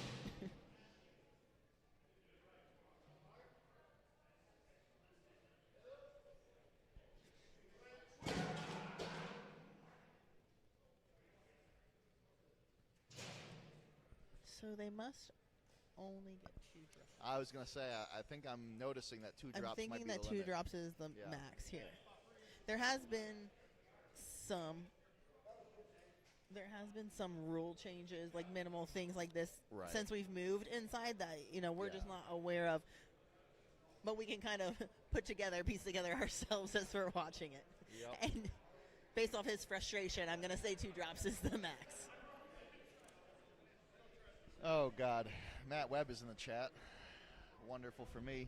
It looks like Kristen's mom is tuning in. That's a very nice sentiment. Here's your feedback. Turn your mic off. I was hoping he'd be busy over at Strongman Corporation Nationals this weekend and wouldn't have to deal with him. He wanted me to let the athletes know that they're lucky he didn't show up to this. Why is that? Because he's a Masters athlete, but he was busy coaching Strongman Corporation Nationals. I think he had 4 athletes there this weekend. Dang. You should just tell him if he coached them and peaked them well enough, they should be fine without him there, right? I don't want to invite. I'm just kidding, man. I don't want to invite more of this type of nonsense. Jacob, you existing invites this type of nonsense. I'm so sorry, my friend. So I went to Nationals last year, and I think there were at least 3 people that came up to me and said, "Oh, you're the one that Tyler and Panda are always bullying on the internet." 1,000%. I'm like, oh, good. That's how people know who I am. That's your reputation. Yeah. God bless it.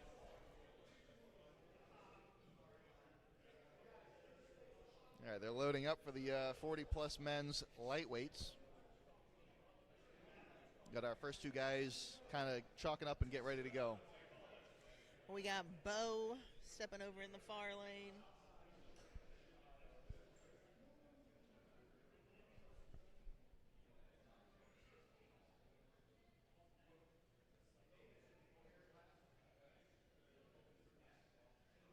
Get some good feedback from James Anderson. Yeah. So the mic's on and the insights are on point. So we'll just ignore what Matt James said. will always be nice. James is always nice. And that mustache is always on point. He's got a mustache. Oh, does he? Oh, yeah. I have a friend from high school that won a mustache competition. Impressive. He's like nationally ranked or something. So I'm thinking about reaching out to him and getting some advice for mine, or maybe if James has some advice.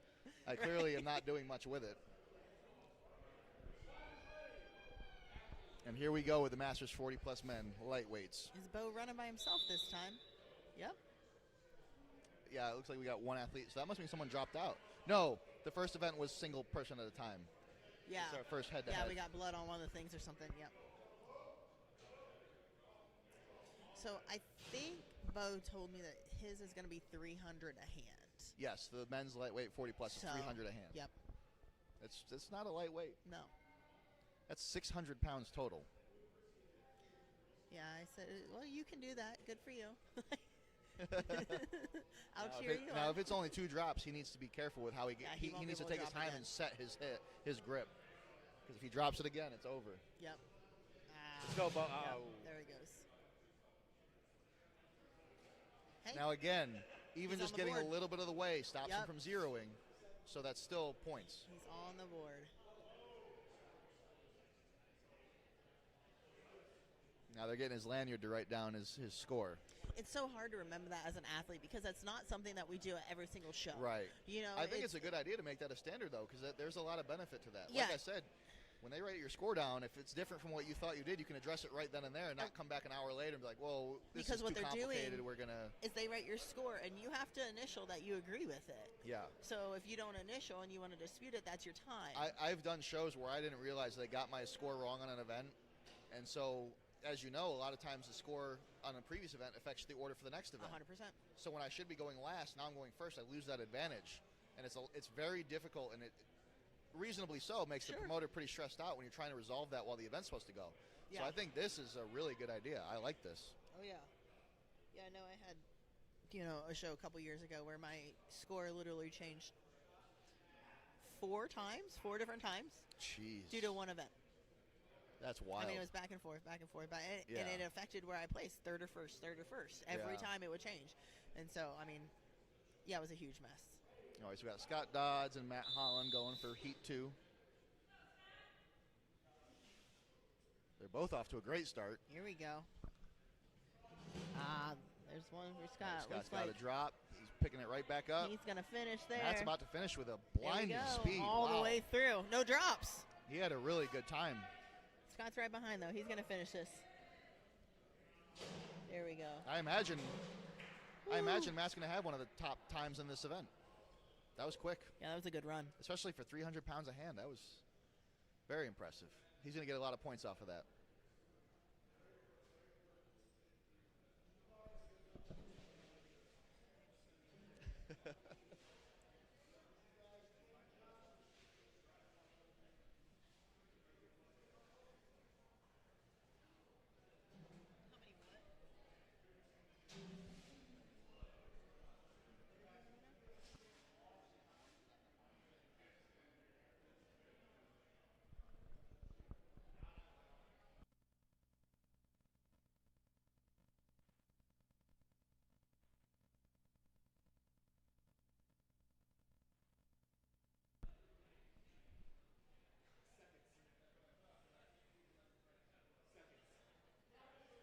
All right, we got our next heat ready to go. Athletes are primed. And they're off, setting their grip. He picked it too far back. I see that tip forward. Now, I don't know if that counts as a drop. Looks like it did not because he was still behind the starting point. They both dropped around the same time. So we're going to see some differentiation between who's able to keep going and who's not. There we go.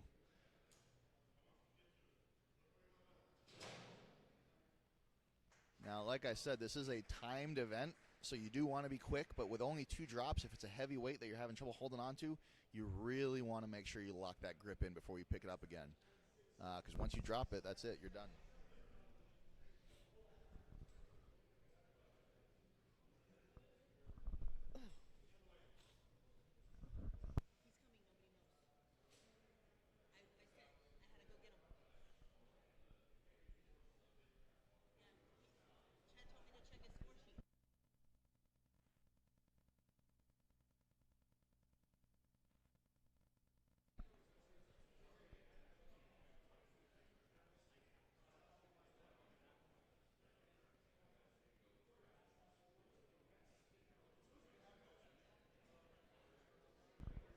Not sure what the discussion on the field is, but it looks like they're about to reset. They've got the distances, and we're ready to get our next group out there. Oh no, it was a meeting of the minds though. There was a lot of them circled around. There was some kind of gathering up, but we're not privy to everything that happens. If they don't tell us directly and we can't hear it, we know just as much as you do.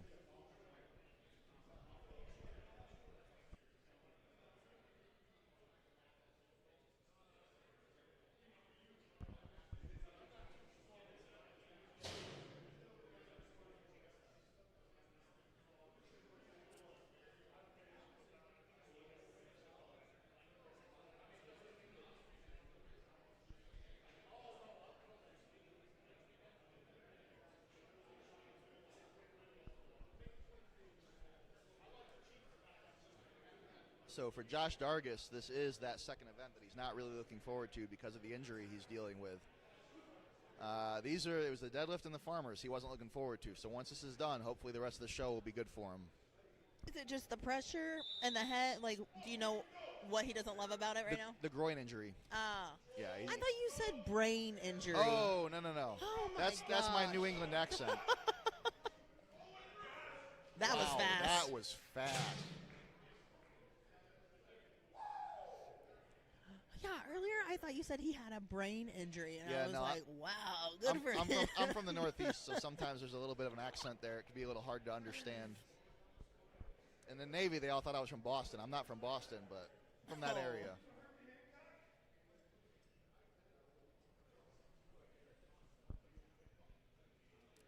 Speaking of brain injury, though, a lot of people think I have a brain injury. Do they really?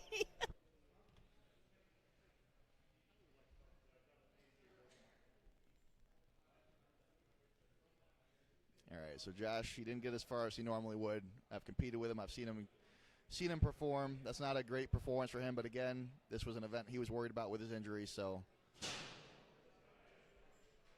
how you feeling, Josh? I was just saying that. Now you're ready to have a great show.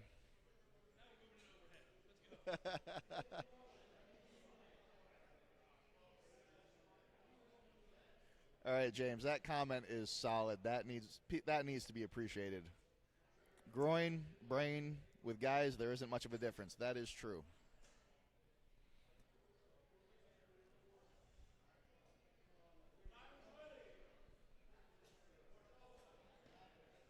All right, here we go with the next heat. Setting their grip. Marshall is quick with it. My God. He's got a very steady cadence. If he can keep that going, he's going to have a good time. And it looks like he's going to make it. Oh, he's got one drop right near the end. That's probably my fault. What'd you do? I leave for 5 seconds. What'd you do? I said it looks like he's going to make it all the way through with no drops, and then as soon as I did it, he dropped it. He's still got a good time, though. Now let's see if Nick Rush can lock that grip in and finish this course. Big pick. I read it on air, but if you didn't see it, James Anderson had a really great comment in the chat. He did? What does it say? Groin, brain with guys. Well, I want to go back to the conversation about you having a brain injury. People think you have one, Just because I'm kind of an idiot, people assume something must have happened. Oh, okay. Says the man with a really smart person job. Well. It's actually, so in the Navy, I was a nuclear reactor operator, and my mentor, because I'm on California now, that's the coast we were on, and he likes to tell me that with how stupid I am, he's really glad he didn't know I was operating a reactor off the coast while I was doing it. He didn't find out about it till I was done. God dang it. And with some of the things he's seen me do, that's fair. Right? Fair. Get it.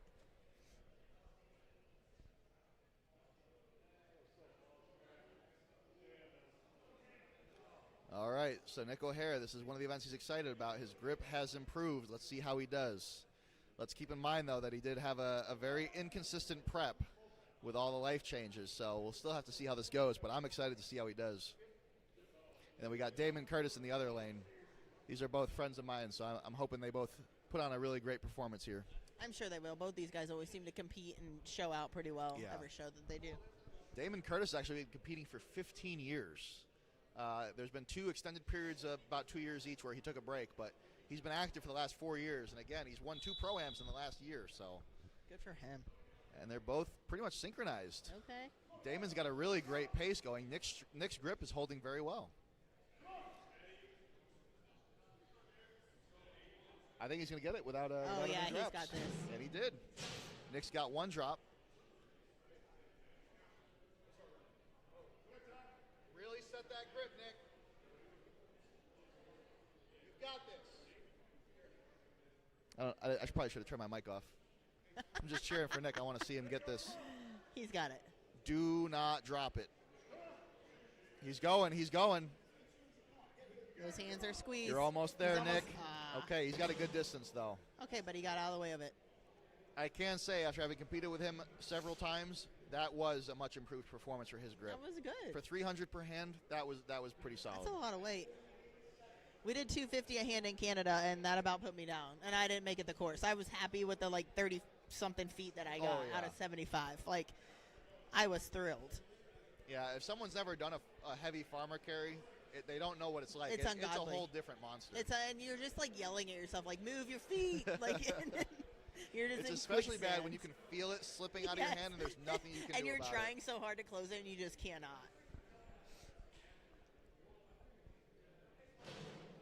And then Wes just runs these like nothing. Yeah. All day. So I think that should be it for the Masters 40 lightweights because Nick was in first place. So now they'll be adding some weight and going up to the Masters heavyweight. And I don't know what the weight is for them. I don't either.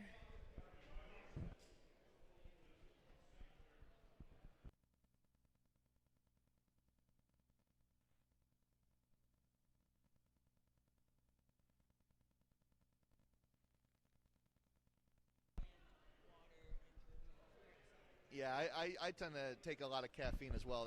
That comes back from my Navy time where Sure. on a submarine, if you're awake, there's coffee in your hand. And so now I'm the Always. sin way where lots of caffeine every day to I keep know. myself going. And if I take a day off, I get headaches. Yeah, I took a day off.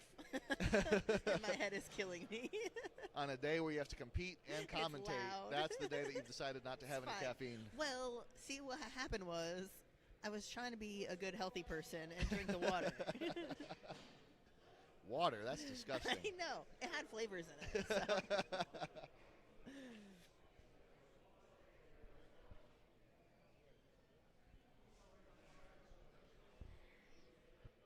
Hey, Pruitt, you know what the weight is for these?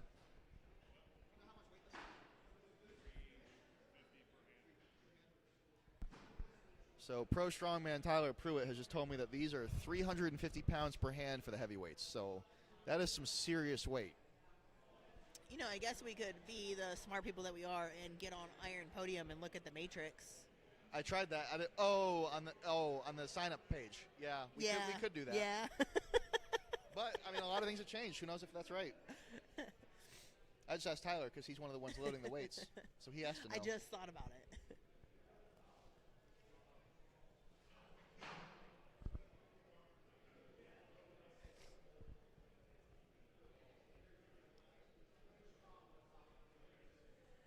We're putting collars on the top of these in case when they drop it that first time, make sure no weights pop off of the handles on them. Yeah, I have seen events, farmers. Sure. There was, what do they call that? The They fat back. based it off of Trey Mitchell. What? When he did that, he loaded his own weights for that world record attempt in the pandemic. They called it like death by deadlift or something like I that, don't where know. it's a deadlift ladder with one bar where you load the weight after every rep. Oh, okay. And because you load the weight, sometimes they don't use clips. Sure. And I did an event like that up in Washington. I got the final deadlift weight, and right after I got the down command, all of one side dumped off. If that had happened before the rep, I would have had to put all that back on. Oh, no. And with events like this, where, those weights could fall off, you really got to be careful if you're going to drop it. Sure. Because the athlete has to make that correction. And that can cost you a lot of time. You got to pick it up and reload it.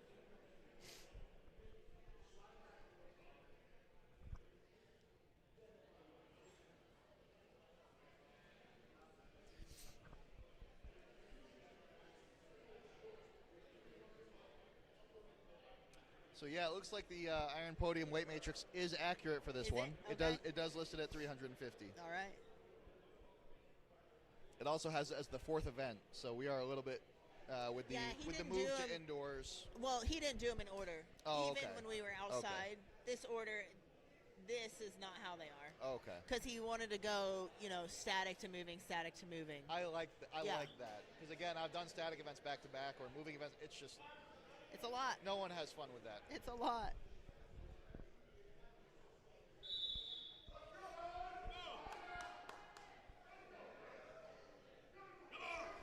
All right. They're both moving really well for how heavy this is. You got one drop. We gotta on the stop right, saying things. Pledger's down on the left. Really set that grip. You don't want to drop it a second time. Pledger, he looks like he's going to make it. Oh, he's right at the end. Before.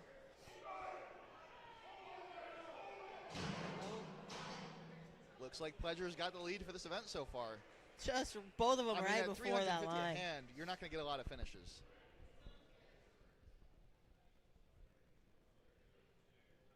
Sherry must be very happy with that one.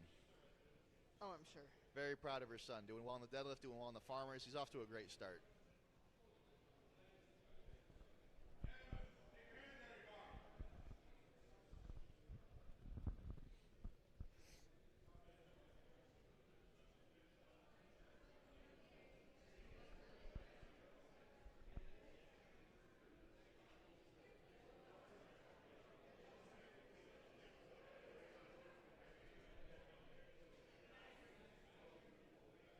And they've got their measurements. They're going to reset the weights. I think we've got one more heat.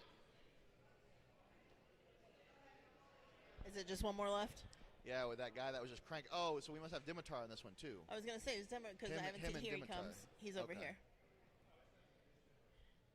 Yeah, these were the two guys that made that 750-pound deadlift look like there was no Yeah, weight I'm in curious how the moving event goes for them Yeah. both. I wouldn't say Dimitar is bad at moving events, but his static strength is just so insane Sure. that comparatively it can look like it. Right. So I will be curious to see how he does here, but I'm more curious to see how he does in the Viking press because that'll be another one where he's going to make that look like it doesn't weigh anything.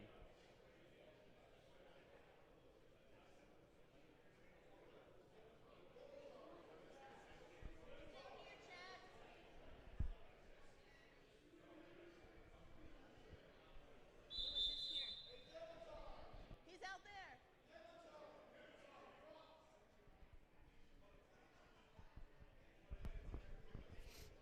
We're just tracking down Dimitar now. Yeah, sorry, I didn't mean to yell in the microphone. He had his earbuds in. He didn't know he was up. But he's getting set in a position right now. God love him. His English is so broken.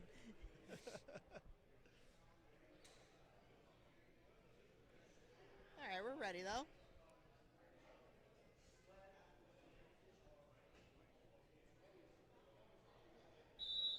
And here they go.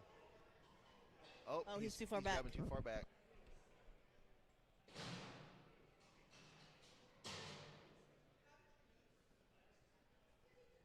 And he's off. Let's see if he can hold that grip all the way through.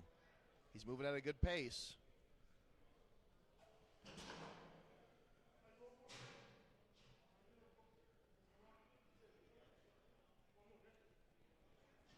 Yeah, so this is a distinction we've already seen happen. If you drop it behind the starting line, that doesn't count as a drop. And so he's going to make it all the way through, it looks like. Yes, sir. Dimitar completed that lift. That's going to give him a very big points advantage going into the first place. That means he won this event. He's the only one that finished.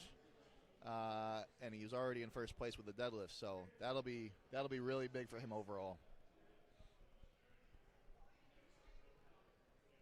And that should finish us for the farmer carry. So the next event is going to be the Viking press. And if it's not, then I lied to you.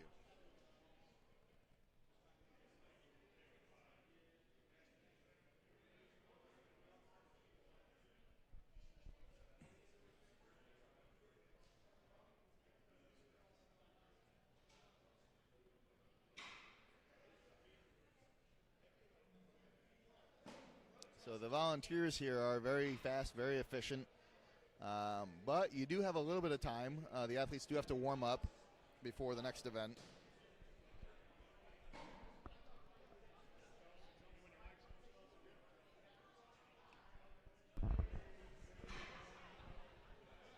All right, I'm back. All right, so you get to look at us for a little bit while they set everything up and while the athletes warm up for the Viking press.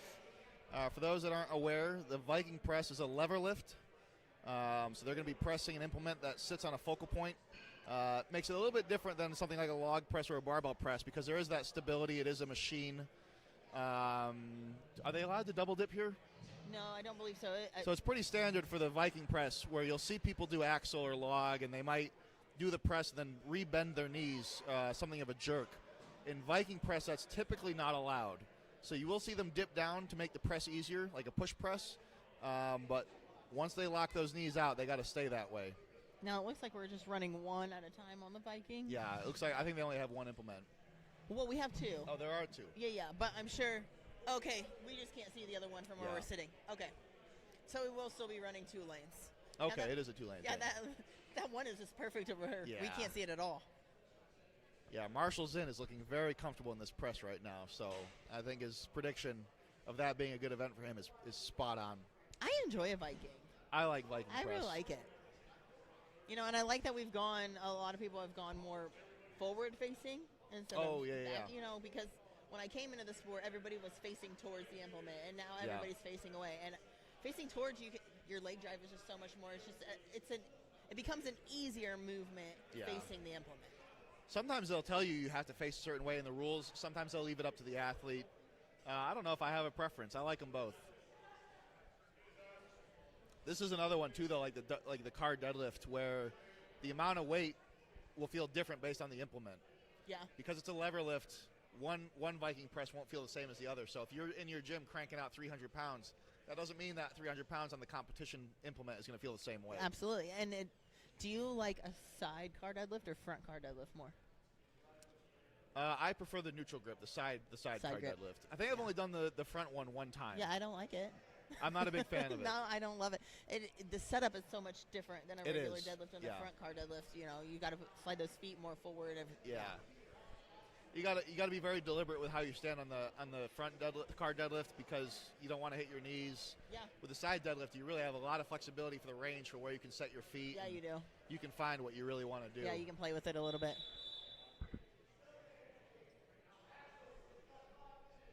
All right, Chad just called for the athletes. Let them know that they only have 5 minutes to finish their warm-up, so we'll get rolling into this Viking press here pretty soon.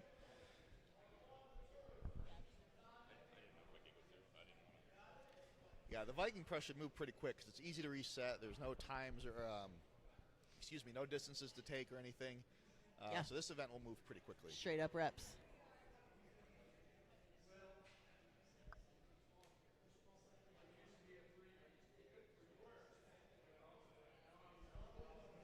Yeah, this is the event that Marshall Zinn had called out as the one he's really looking forward to. I'm excited to see him on this one. He's got good leverages for it. I guess I just called him short on accident. But his press is, I've seen him press, it's pretty incredible. And this is one also Dimitar will probably do very well on because his static strength is crazy. I didn't get to see Mike him finish Cromer that is a good presser.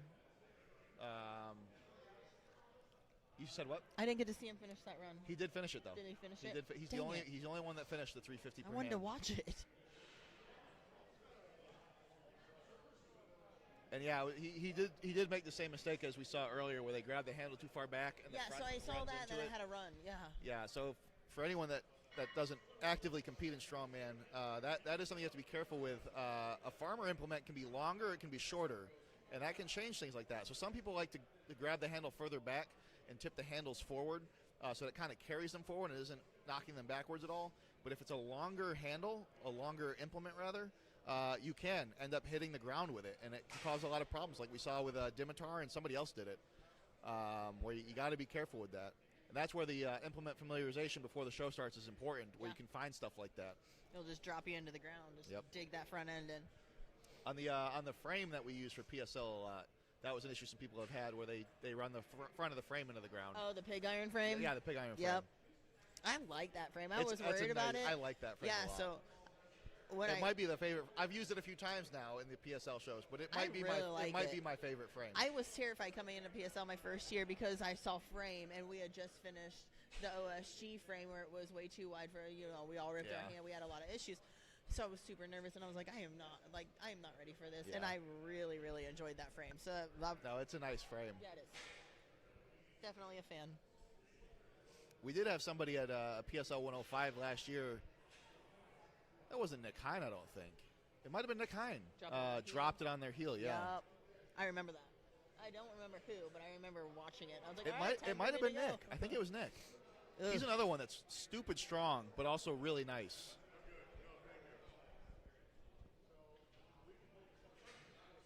And he just competed at the PSL 125 kilo as well. Moved up a weight class, didn't have to do any water cut.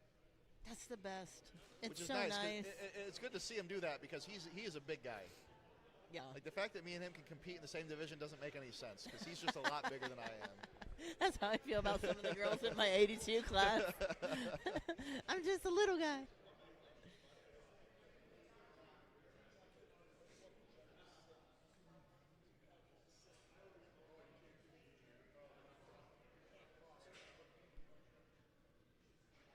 So we're just figuring out right now where to sit the judges so they don't block the live stream. Again, the move to indoors was kind of a last-minute thing, so a little bit of on-the-fly corrections. But we have a very experienced staff with all this stuff, so we'll be back on track in a moment.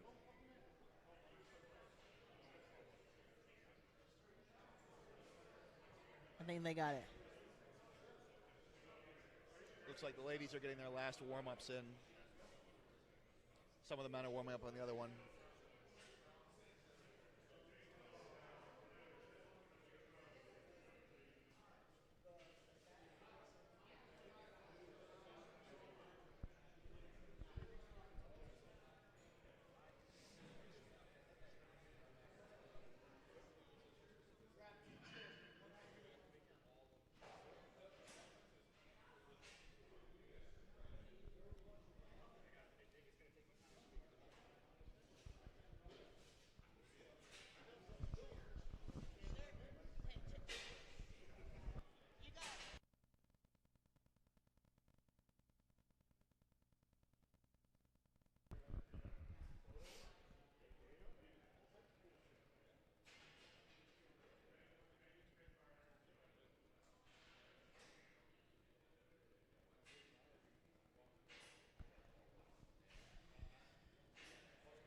So hopefully we're going to get rolling into this Viking here soon.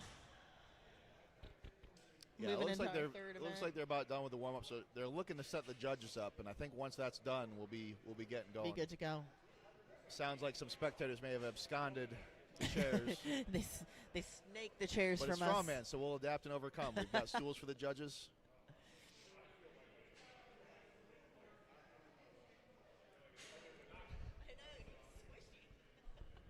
Got pro strongman Tyler Pruitt spinning around in his.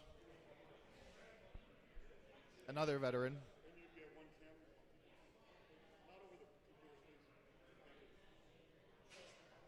Oh, yeah, James is right. James in the chat is noticing that Kristen has to basically go into a full squat just to unwrap this thing. But when she gets up to actually they have go, different they will settings for the set it. height? Yeah, Okay. yeah. So she's just not doing it because the other girls are significantly shorter than Kristen. Yeah, and then the warm-up so she's is not just so easy. Yeah, Yeah, she's just not that having them makes sense. jack it up every time she gets under it. So yeah, right now she is in a really big squat, but when she goes into to the actual comp, she can get it switched.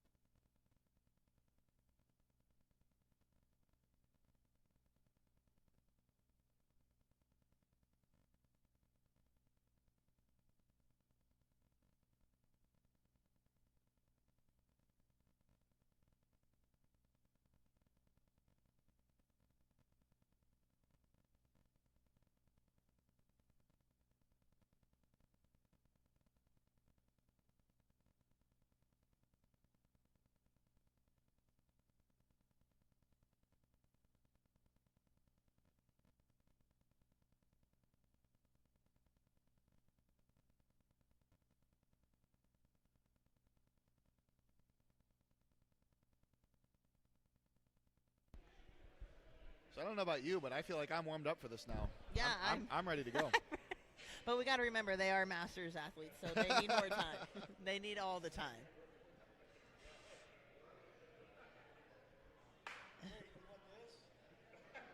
That was to you guys, not to the camera. You're on the camera. Try to keep it real here.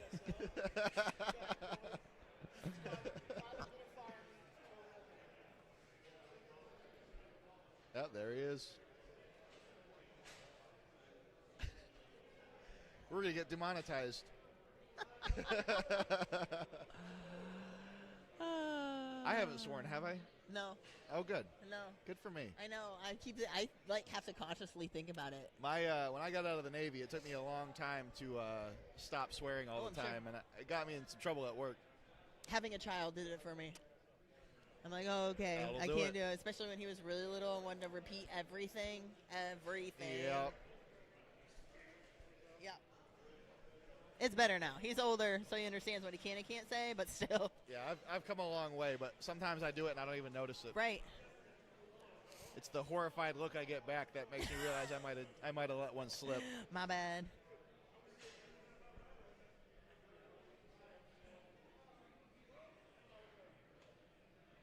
I also haven't had caffeine today, and I'm starting to get a headache.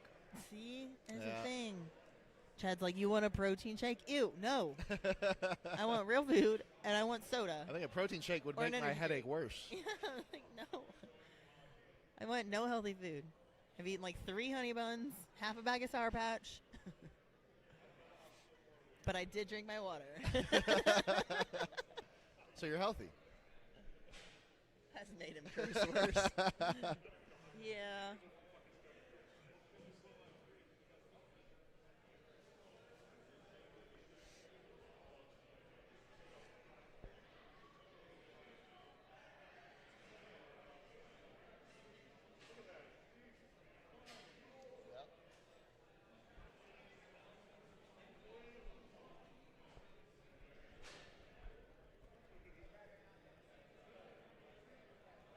Looks like some of the athletes are kind of figuring out their footing right now.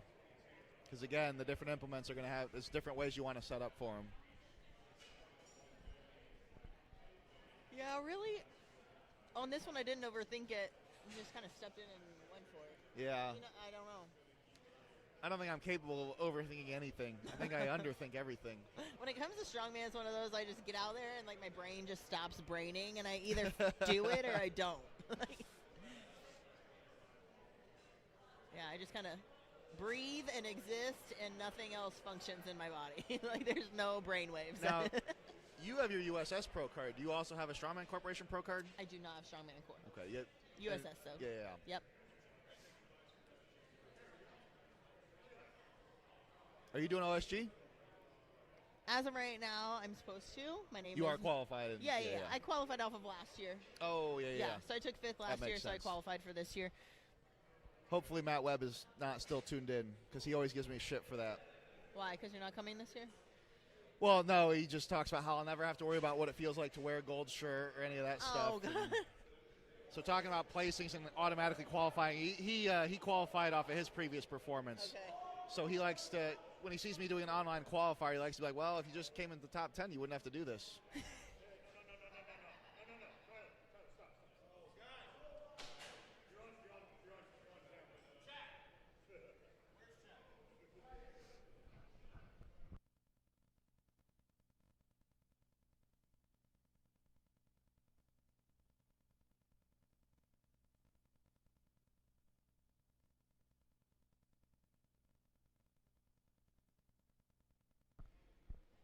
All right, so they're finishing up the warm-ups. We're starting to separate everyone out and get everyone organized.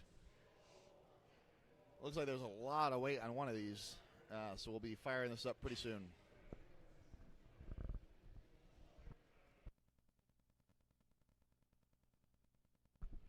How you feeling, Scott? You ready? I've mostly said nice things about you so far. I think I accidentally called you a psychopath for looking forward to sandbags, but otherwise it's been nice things. We were talking about that. My last 2 contests I've had that sandbag over bar, and I'm getting like 8 or 9, and usually winning it. So How do you feel about the keg? Kegs are fine, but I've actually never loaded a power keg before. You'd be I have kegs in my garage, like real Yeah. kegs, so I've never had it. Okay, so Scott is okay with the kegs, but he's not as familiar with them. How do you feel about the Viking press?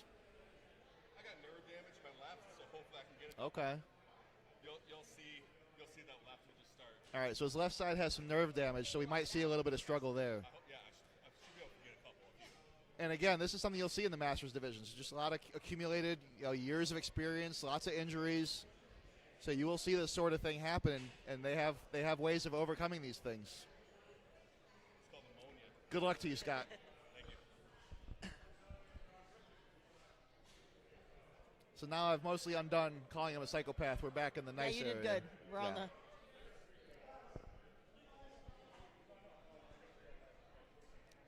All right, Chad is corralling the athletes. That's how Like- you know we're about to go. It's like herding kittens.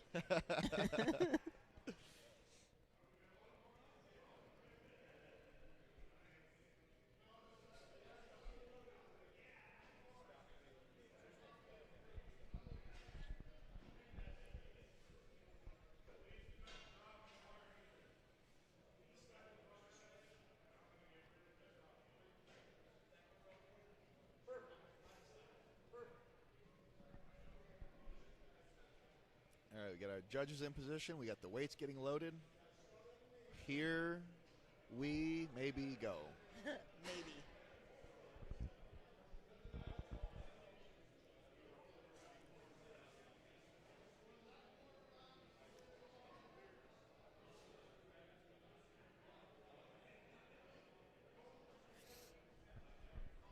Does anyone in the chat have any interesting stories to share, strongman or otherwise? You got any athletes that compete that have anything to say about Viking press? Love it, hate it. Interesting things about it.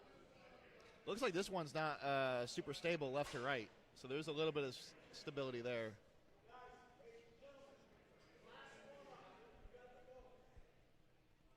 We've gotten the call for last warm-ups, so we are getting close.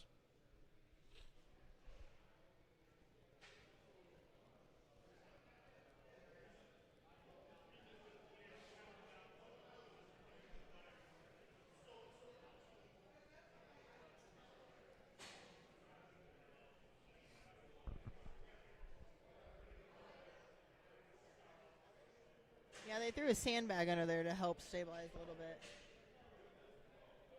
Short arm pressers annoy me.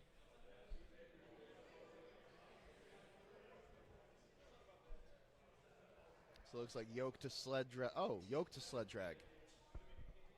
Was that an event before? Let's go Unless check they Iron changed Podium. it. Yeah, it was previously yoke to keg carry.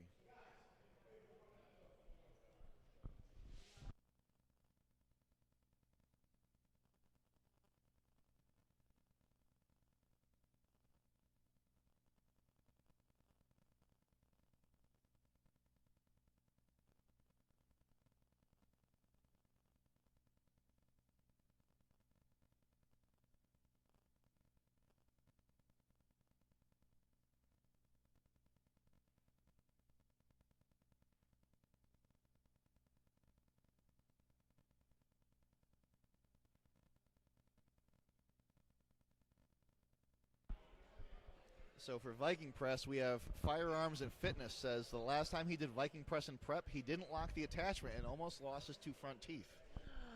Fun fact, I don't have my two front teeth. What? Yeah, they're fake. What happened? I took a softball to the mouth, and then actually, like a month ago, I bit into a corn cob, and I broke the veneers. Oh. So I feel your pain. Well, I don't feel your pain because you didn't lose them, but I'm glad you didn't.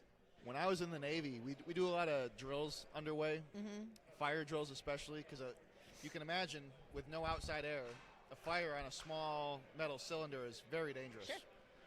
And so I was a drill monitor one day. I would stand by it because we would actually pressurize the fire hoses and everything, because there are fire hoses on a submarine. So I was the drill monitor to make sure that no one actually like opened the nozzle Oh my and gosh. sprayed water everywhere. And there was a snag in one of the couplings to make the hose longer, basically. So it's these thick steel couplings Yeah. that got hung up on the thing. So the guy's trying to get it loose, but the people with the hose, 40 feet away don't know that he's dealing with a stuck coupling. So they're yanking. So they're yanking it. He gets it free, and it hits him right in the teeth, knocks his teeth out right in front of me. And I'm like, do you want me to stop the drill? He's like, no, we need to keep going. That hurts me. All right, Hey, here we we're go with the going. Viking press. Oh, wow. Well, she's a good presser. Oh, yeah, there are two people. It is hard to see. Looks like they're both keeping pace with each other. Very solid pressers. I thought there was an echo. They are just really that in sync with each other. Hey, Yeah, they are. They're starting to separate now. Carrie Ann looks pretty comfortable here with these presses. Man, that's a lot of reps.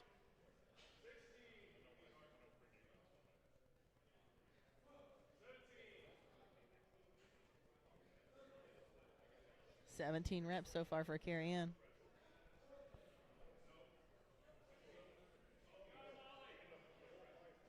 Yeah, so Carrie Ann didn't get the rep there on that one because she double dipped, which is what we were talking Yep. about earlier. You can only push press. You can't drop back down and do like a jerk style Yep. motion.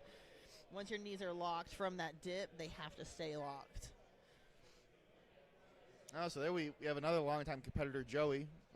Did the Masters 50 Viking press in 2022. Took second place. Yeah, so Joey's a good guy. He's been around forever in the He's been sport, competing too. for quite I some mean, time, yeah. since like dirt was created, I'm pretty sure he's been around. Good guy, though. He played me a song for my birthday one time, made up Yeah? lyrics and everything. Yes, Oh, wow. it was beautiful. It was very beautiful. All right, so loading up more weight.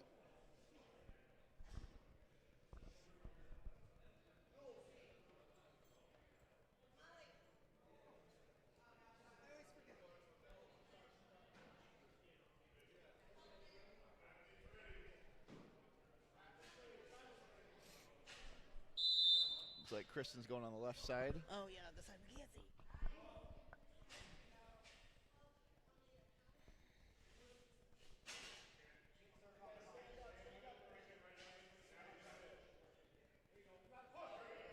There There she we goes. go. She got that one. So they called her no rep on that one because she started from the bottom. So you have to actually stand up with it and be in a stop Oh, position yeah. before you go into that press motion. That's what happened there.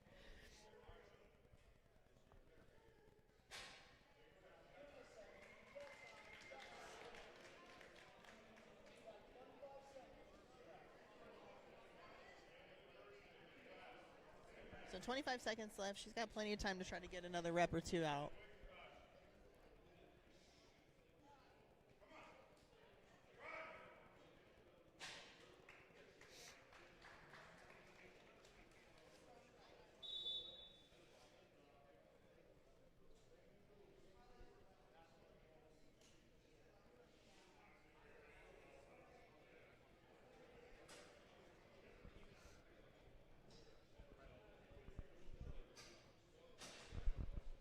Yeah, so a little bit of confusion there, but it sounds like she got a few reps.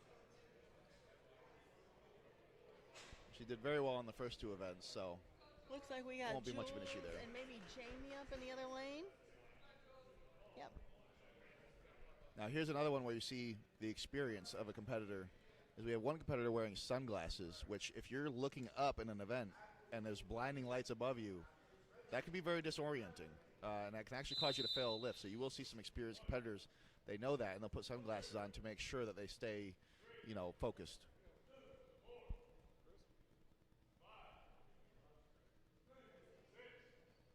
See, I've never Ooh. really struggled with the lights on a Viking because your head's not up, whereas like Yeah, on a I think it's log, more certain preventative. Like, she's dumbbell- not looking up, Yeah. but I think it's more of just in case. Yeah, Better safe than sorry type of thing. absolutely. We got a manipulative. question about accessories for Viking press. What accessories?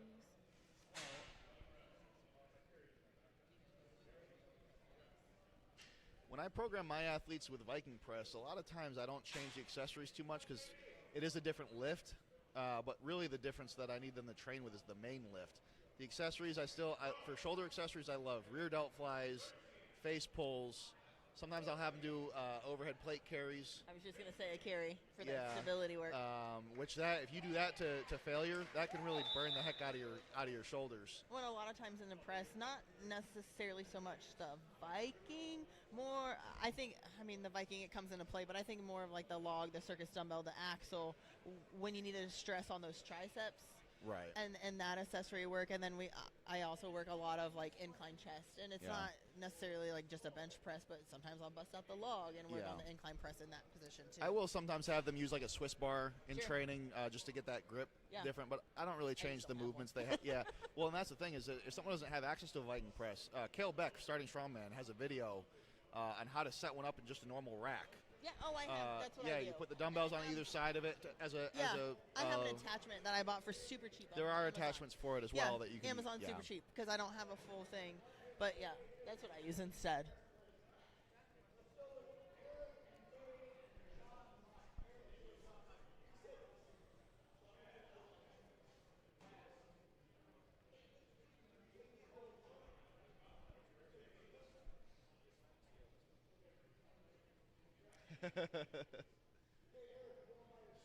So we have a couple athletes for the Masters 50 plus that are going to sit this one out, either because they don't have the range of motion or they're not feeling like they're in a good spot injury wise, and maybe they wouldn't really get a lot of reps of this anyway.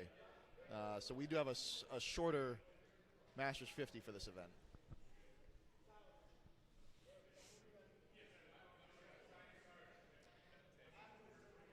If anyone has any accessories they like specifically for Viking, I'd be interested to hear that as well. But I think we kind of covered what we do for Vikings or what I have my athletes do. Do you coach competitors? A few. I know you coach fitness Yeah, stuff. I'm more of like I like the general lifestyle people more than anything. I love the athletes that I have, and I'm willing to take on a couple more. But I do. I just don't advertise it a whole lot.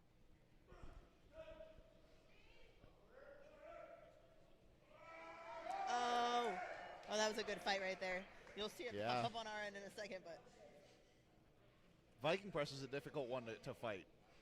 Viking press, usually you get it or you don't. There's not a lot of fight usually. Yeah.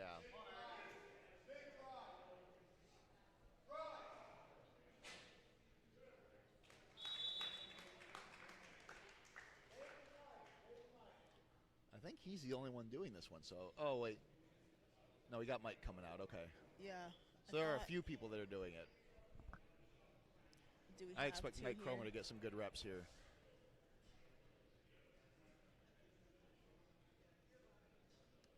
And then Dave Hellers, I think is the other one. I'm not good with names. I think his name is Dave. Yeah, I heard Dave. So let's see how these guys do.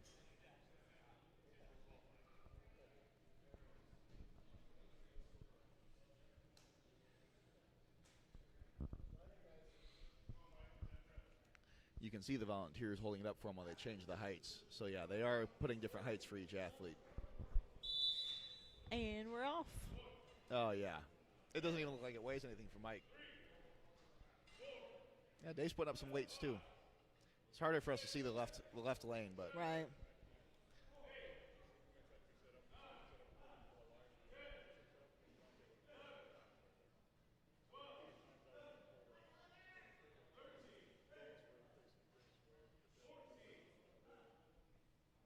It's a good thing, his dip isn't so super deep or anything because he's got it relatively high that he can't have a deep dip or he's going to hit every time. Yeah, even if you've never seen him compete before, you can tell Mike's got a good press because his triceps just pop out. They're going to hit you in the eye or something. But he's a very good presser. This is not surprising at all.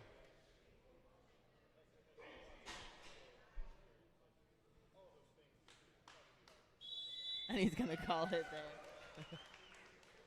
I needed him right there to do the gladiator. Are you not entertained? Right. That's what his that was a good show right there. That was.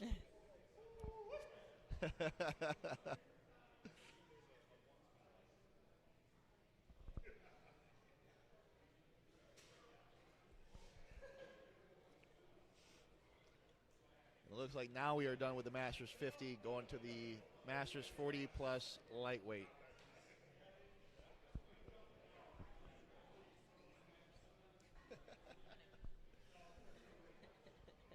It's hard for me to acknowledge the Space Force as a branch. I know it's a real thing, but it's just a funny. I still can't. I think of like that Steve Carell or Carol or whatever. The in that TV show, yeah, the Netflix every show, yeah. time. The first season of that was pretty funny. The second season, not so much. I The second couldn't get season into it so kinda- much. I just love him as an actor, Yeah. so I thought I Oh, would. I love Steve Carell. Oh, he's so funny.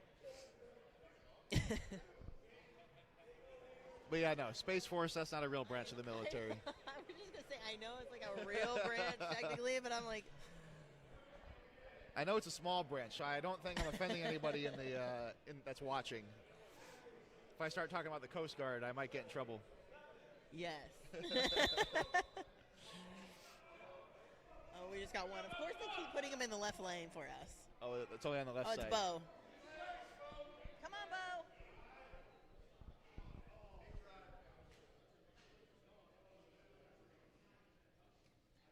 That is a heavy Viking press. It's just ungodly.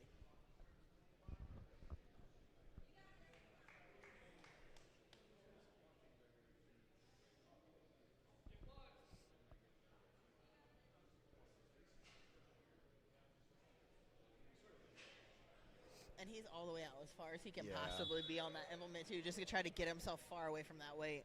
Yeah.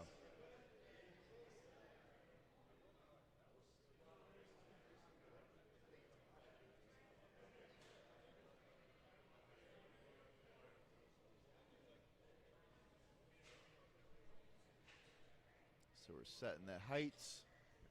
Get our next two athletes out.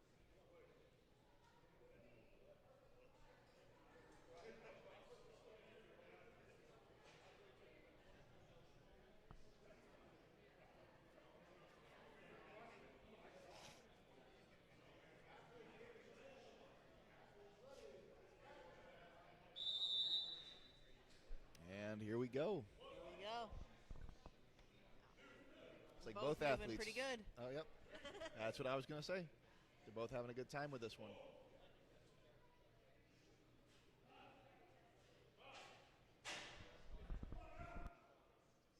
Got Dimitar looking on in the background, ready to attack this thing.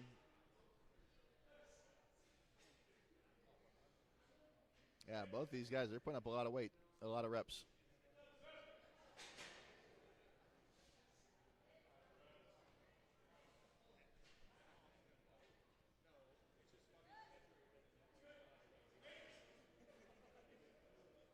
Really putting everything into this, grinding every rep out they can. Yeah, 10 seconds left. Just 10. Is he going to get one more? See if they can get one more out. Oh, he's fighting it. Oh! There we go. What a fight.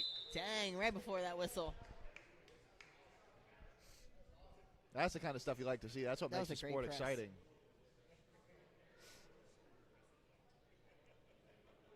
All right, so now the show can really start for Josh Dargis. Now that his worst events are out of the way, we got Scott on the other lane, so I got to say nice things.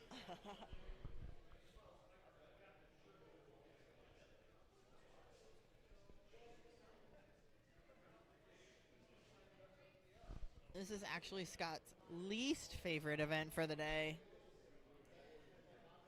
So, like he told us earlier, it's just not a good event for him due to the well, he's got nerve that damage nerve in his damage, shoulder. yeah.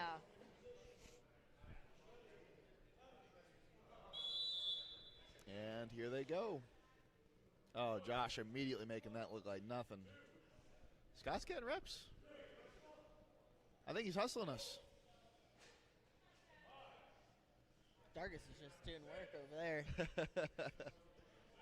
Oh, yeah, Josh is putting these away like they're nothing.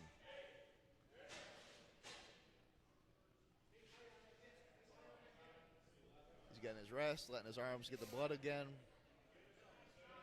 There's that experience. Scott's back under it as well. Oh, he almost ground that out too. I think Scott's going to call it there. Solid performances.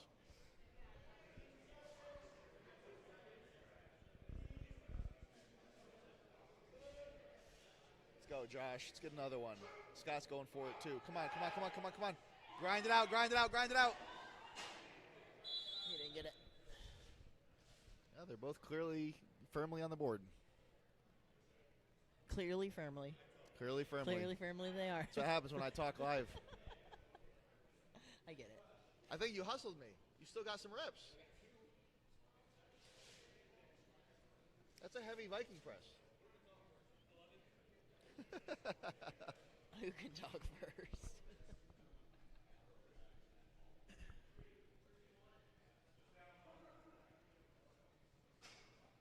All right, we got Nick Rush and Matt Holland coming out for the next heat. You're so good with names. No, I'm not. I just waited till one of them turned around so I could see what the back of the shirt said. Yeah, I was so impressed. Oh, and I got my mic on. I exposed myself. I was so impressed. I am so bad with names. I am awful. I am awful. I'm worse now than I was before the Navy. I think it's because in the military your name is on your shirt, so everyone has you don't have to keep memorizing names anymore. So you lose that skill. And here they go. Did we add weight? Matt with an easy first rep, easy second rep. Oh, he's just cranking them out. Rush is over here looking to get his first.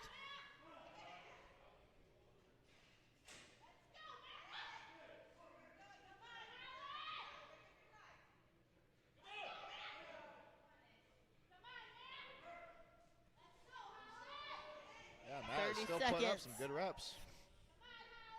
Yeah, he's moving well. He's going to rest for, looks like maybe he's done.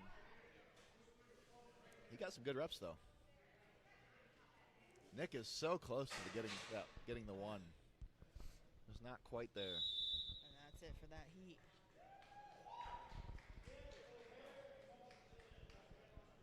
Looks like we've captured a nickname for Scott, Dodzilla. In the chat from Matt Fleming.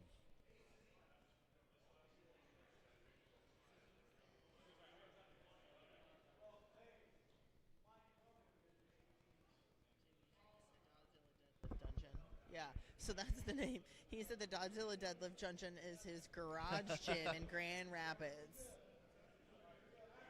All right, here goes my dad and Marshall. You can't say that. He's the one that said it. Here goes my dad. Oh, yeah, they're both putting up reps. Yeah. There's some good pressers here.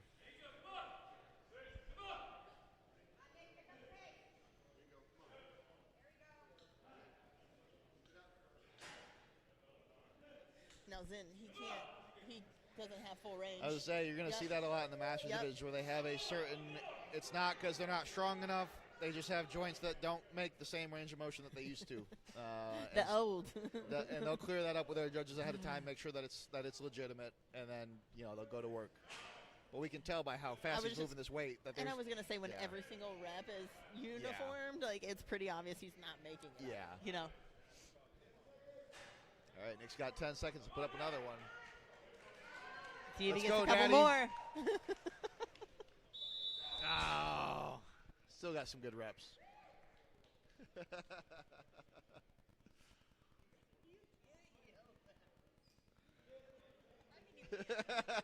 I can and I did. Oh, my God. It's got to be louder, though, next time so he can hear you. Like, turn your microphone off for just a second. It'll be fine.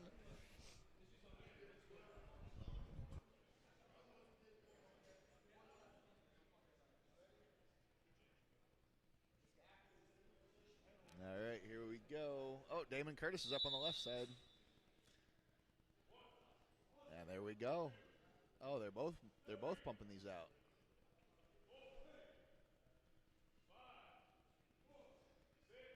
Damon is a little bit behind in speed, but they're both putting the reps up.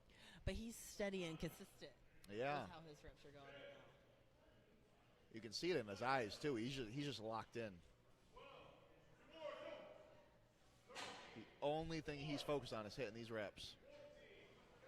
Wow.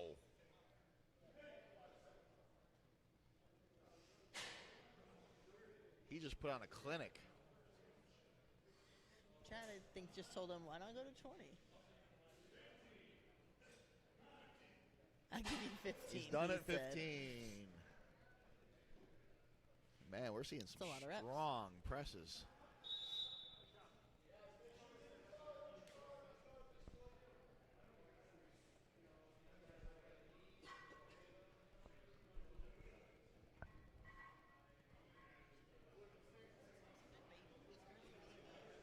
What did you do? Is that from the competition earlier? Oh yeah, Keg will leave marks. Actually, you can't see him now, but I had marks on my biceps for the longest time after the Conan's wheel at Nationals last year. Really? It was Were you on the it was a good outside 7 and, or 8 dug in your months. arm? Yeah, my arms were bleeding afterwards, but This one. Sorry, we can't see the other. Sorry, we can't see the left side.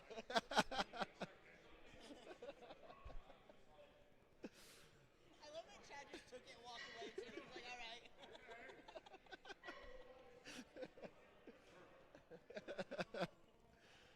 I blacked out and the training took over.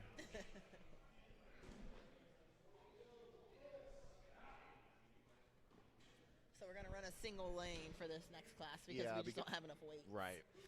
That's how strong they are. But there's not a lot of them. 3, 4? Yeah, it's a smaller class. Let's see if I can pull it up real quick.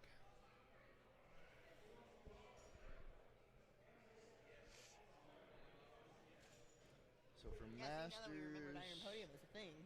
we can lift yeah. weights. So for the Masters 40 plus men's heavyweight, there are 5. So yeah, this should still go pretty quick. Yeah.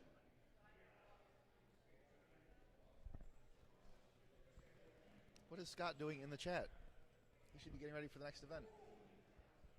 Get out of the chat, Scott.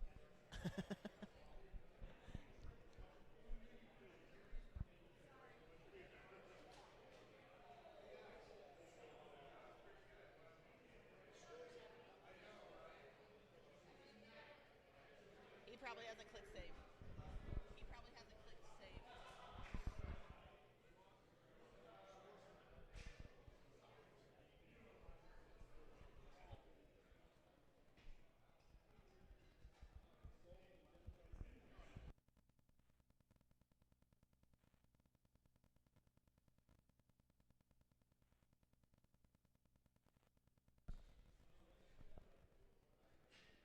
We're waiting on the score updates for the previous event to figure out what the competing order is for this event.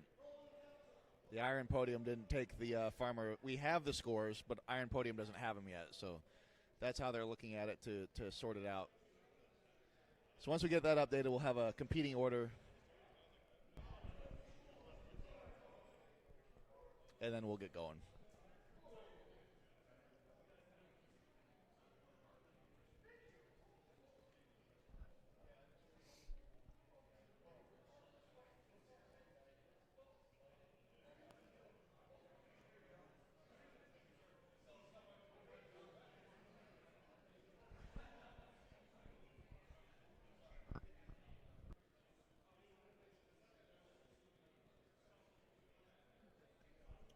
See, he's just so confused.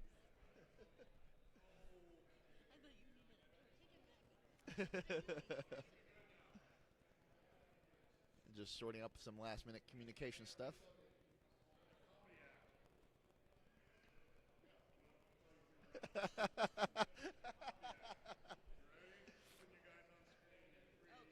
Oh, that was me.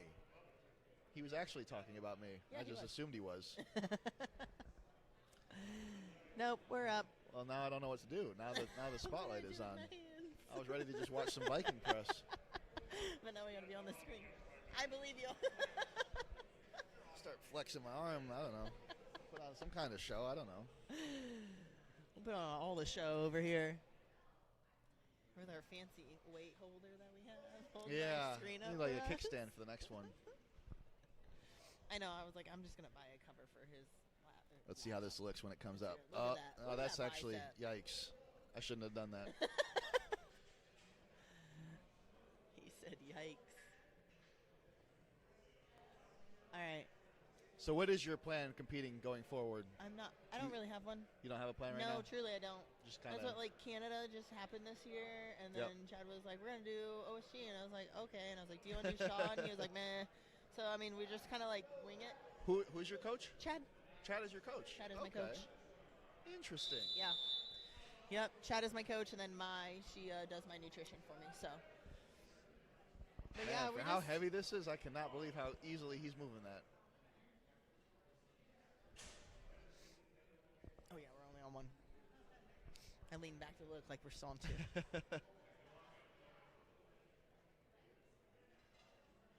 There we go. See that he's using the effect that it's on a lever to get that rep out.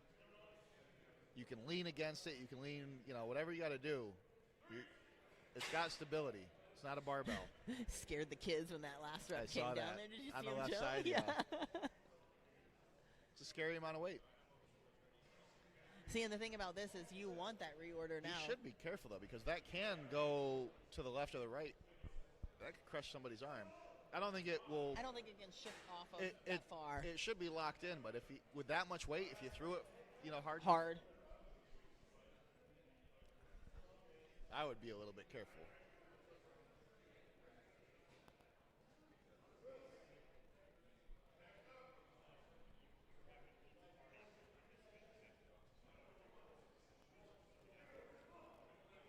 Who did you say was your nutrition coach? My, I don't know if I know who that is. she's out of Wichita. She Okay. has Top Crop Barbell out in Okay. Wichita. I've just started coaching nutrition myself. It's a whole beast. It is. It's a whole beast. Oh wow! Look at Chris go. Jesus, I can't say that on the thing, but my God. See, and the thing about this is This that is reorder unreal. this reorder helps right here. Yeah. And I know he's, the second one to go, so he's Oh finished my lower. God.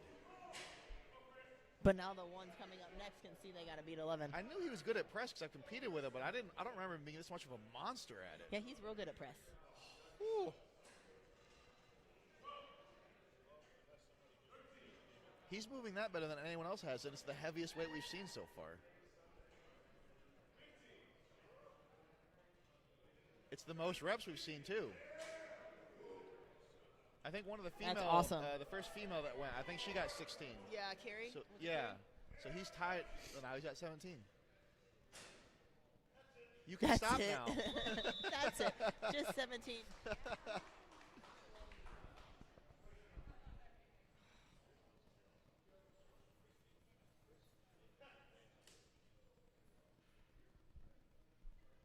Chris, that was insane. Yeah, that was great. My God. Thank you. Right? I'm hurrying.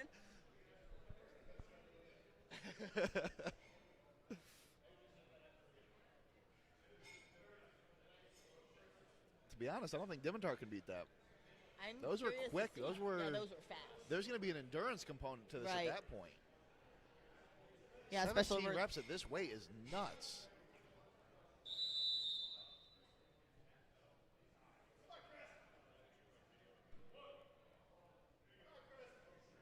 He looks like he's in pain, but he's got a rep. He's on the board. That's what I was thinking. I was like, are his shoulders hurting? That's what it seems like. I don't think it's a matter of it being too heavy for him. I think he's in pain. Maybe that's just his lifting face, and I'm a It could jerk. be.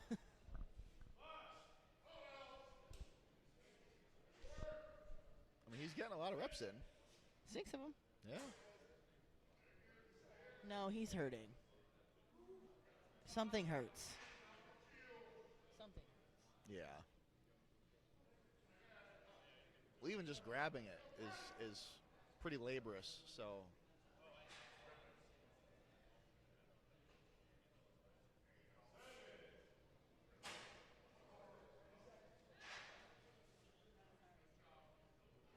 Yeah, he looks like he's in pain. All right, Sherry. Here goes your son. He's coming up next. World's strongest veteran, Daniel Pledger. When someone says their son, I don't picture like some 6'3", like 240-pound man. He you doesn't. know? He I'm doesn't like, have parents. He's, I don't know way why, too huge. but I'm like, oh, you're ginormous. Like, I'm sure that birth hurt. Like, you don't come out like a grown up. Like, what's wrong with Oh me? wow, he's got some press strength too. My God.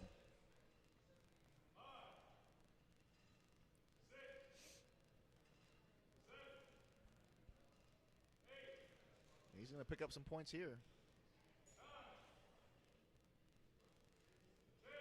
Just 6 more.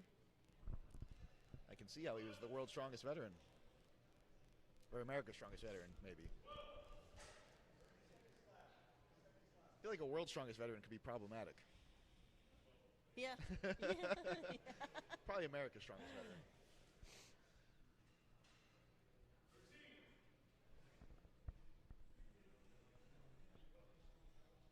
Oh, he's almost there. He's got some reps. He's calling it there at 14. That is Solid a lot of second. reps.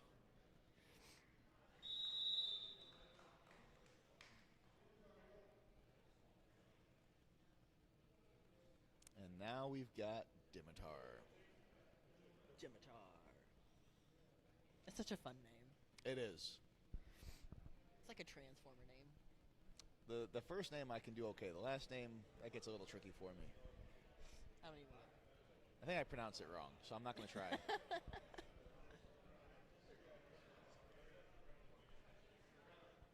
All right, so Dimitar is showing the judge he's got a restriction. That's what we were talking about before.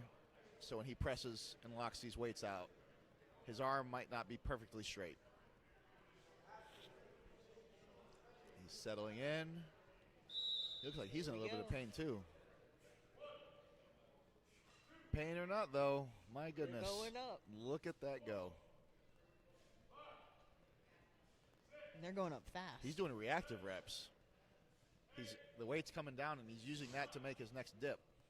That's efficient.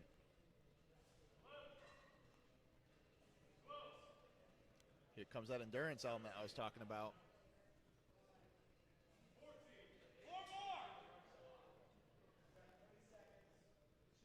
So he's not done. He's just taking a break. He needs, what, 3 more reps, I think? Yeah, That was 3. 14. He's at 14, Yeah. so to tie Chris, he needs 3 more. To win, he needs 4.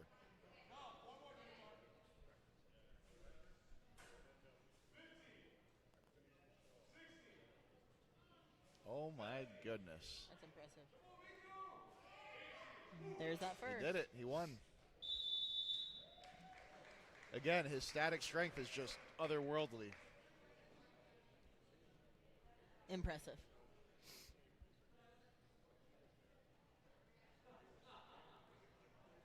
It's funny watching them try and write stuff down on these lanyards when they can barely, like, they're barely conscious. Well, because they hand it to you and you like Yeah. just finish and they're like, okay, initial. And I'm like shaking from adrenaline. I'm like, okay. This was like, I think it was when Benedict Magnuson broke the world record deadlift however long ago, and they went up to interview him, and the lady comes up with the microphone and she asks him a question. He just looks at her and goes, what did you say? Right. Oh, right now. Now was he the last one for that event? That was the end of that heat, yeah. So the Viking press is over.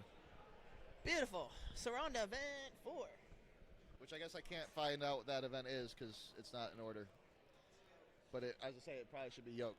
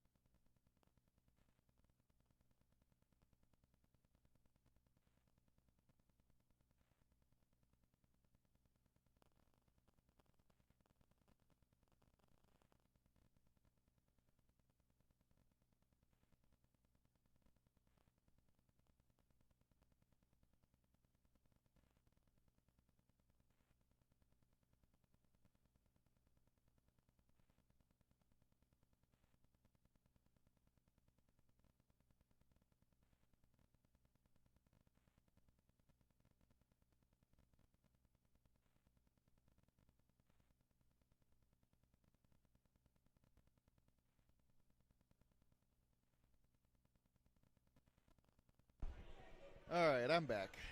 I had to go use the boys' room. I'm a 36-year-old diabetic, so I can't go that long without taking a little bit of a break. We're setting up now for the Yoke, and I don't know if there's a sled with it. A little bit of confusion there. I'm doing all right. How you doing? You want to sit on the mic? Having fun? Oh, let me hang out. We got World's Strongest Man chiropractor Todd McDougall on the mic for a second. Thank Good. How you doing? I'm doing good. Actually, it's been crazy. I've been very, very busy today. Yeah. Yeah, for real. So I imagine with the Masters, they need a little bit of greasing up before they get out there. It's interesting. Many people come in. They've trained around dysfunctional parts, and they've got stronger crooked problems. And then I have to figure out how to unravel them, and then get them tuned back up little bit so of a they can puzzle. go out. Yeah. It always is. Yeah, it always is. But what I will say is it's not been horrible because I don't have any 6'8", 470-pound guys this a little different weekend. Than World's Strongest Man. Yeah, absolutely. No Brian Absolutely. Shaws. No Brian's. No Bryce. Well, Bryce, I guess Bryce, what's Bryce's last name? Anyway, Chad works with him quite a bit. And, yeah. But, so no Bryce this weekend either. And, no, it's Trey been Mitchells nice. So I actually am going to be busy next weekend also. So next weekend's the very first Strongman Champions League. Oh, yeah. Yeah, Right. so Ilya's got me coming out there. Vegas, right? No, it's actually in Toledo and then also in Sandusky in Ohio. Okay. Yeah. So I'll be doing that, and we was at Worlds again this year. Yep. So I'm planning on doing as much as I can. We've got some other competitions later this fall, and the one thing that I really hope to share with a lot of people is the fact that we're going to have the strongmandoc.world. We're going to have a class again. Oh, yeah. And we're going to do the live fire training. And so I'll be working with Lynn Morehouse again. Lynn's really awesome. Oh, yeah. So you guys had a whole room set up at OSG last year. We did. So this will be the, I think, third or fourth year that we've done it. Yeah. And then what we do is we go ahead and we work with the live fire and teaching the doctors, the chiropractors, how to do sports triage with just chiropractic care. And it's a really rare thing. And so Chad was able to go ahead and share, Chad Coy was able to share with the Dave Tate Table Talk program. Yeah. Did you see that? I have not seen that. I didn't know he was on that recently. He was on that. Yeah, Okay. He was on that recently. It just actually got released. So, and then Chad was actually sharing about some of our adventures that we had while I was developing technique. I was to say, it's been a long time. Adventure you guys have been on. 1998. Yeah. 1998 is when I started in Strongman, and so still at it, bro. Yeah. So he's still at it, I'm still at it. Yeah, I remember 2 years ago at OSG, I tore my hand on the frame. Oh, yeah. And I almost didn't do day two because a number of things were going wrong. And I got talked into it. Tyler Young was my coach. Oh, yeah. He talked me into doing it. And the triage team, they repaired my hand. They taped it up and everything. I had 5 minutes to get ready for deadlift, and it ended up being my best event. Isn't that crazy? But I was impressed with how quick they were. And this guy, he was like, oh, you tore your hand. Well, there was some kind of oil he said to put on it before the next time I'm in an event like that. He's like, oh, there's like these different ways you can make the skin temporarily tougher. I was like, oh, these guys, like they got a lot of knowledge and background. We've got a lot of people that got a lot of skills, and we're trying to add more people to that. So whether it be physical therapists, athletic trainers, more massage therapists, chiropractors in particular, because you know what? I mean, honestly, I kind of was the first guy on this list. Yeah. And when I actually was working at World's Strongest Man, there hadn't been a chiropractor at World's Strongest Man since the 80s. Yeah. Oh, really? I didn't know that. Yeah. Okay. Yeah. So there's a gap. There was a huge gap, and so to have people like Bill Kazmaier that I used to watch on television. Yep. Be a friend and really support us. Was really, really great. But then also too, all these other guys and gals that have the world titles, and they're like, okay, is Doc going to be there? And when Doc's not there, it's like, why not? Well, with a sport like Strongman, that's the kind of thing where if you don't have an on-site physio, that could be the difference between someone continuing to compete or being done. Yeah. I've had friends. I've been fortunate enough to not have a lot of injuries in competition, but I have friends that have been hurt in competition, gone and seen you guys, and then continued the competition. They're like, there's no way I could have kept going with how much pain I was in. Yeah. We've had athletes that literally tore the triceps, and it's like, okay, so what do you want to do? Do you want to keep going? Yeah. I'm not the guy that's here to say, okay, you're done. Right. I ask you if you're done. Yeah. And if you and want to go ahead, options. And if you want to continue, it's like, okay, let's see what we can do to make it happen. Yep. Fortunately for me, I've had to figure out how to make chiropractic be the thing that works. Yeah. And we've done it. And so now we've got a technique that is a sports triage-based chiropractic thing. And it's helped make champions. Yeah. It's helped people, kept people in the game, and it's made the competition really interesting at the end of the game. Yeah, I remember, who was it? I think it might have been JF Carone. Somebody at World's Strongest Man like 4 years ago tore their hamstring, and y'all just wrapped it up like real tight. He ended up winning that Max box deadlift. It wasn't JF Carone, but it was crazy to see. It's so funny. People will come up to me and they say, "Hey, you remember me?" And it's like, I don't, because you think about almost 30 years in this game, working with Chad and all the people we've worked with. There's been so many people come through your door. It has, and it's not that I don't appreciate each experience, right? But honestly, I'll be 60 years old. I don't remember everything And anymore. you go to OSG, and that's hundreds of athletes on that one event. Yeah, 400 athletes are expected again this year. And that's a lot of people. And and a lot of them are going to come see you.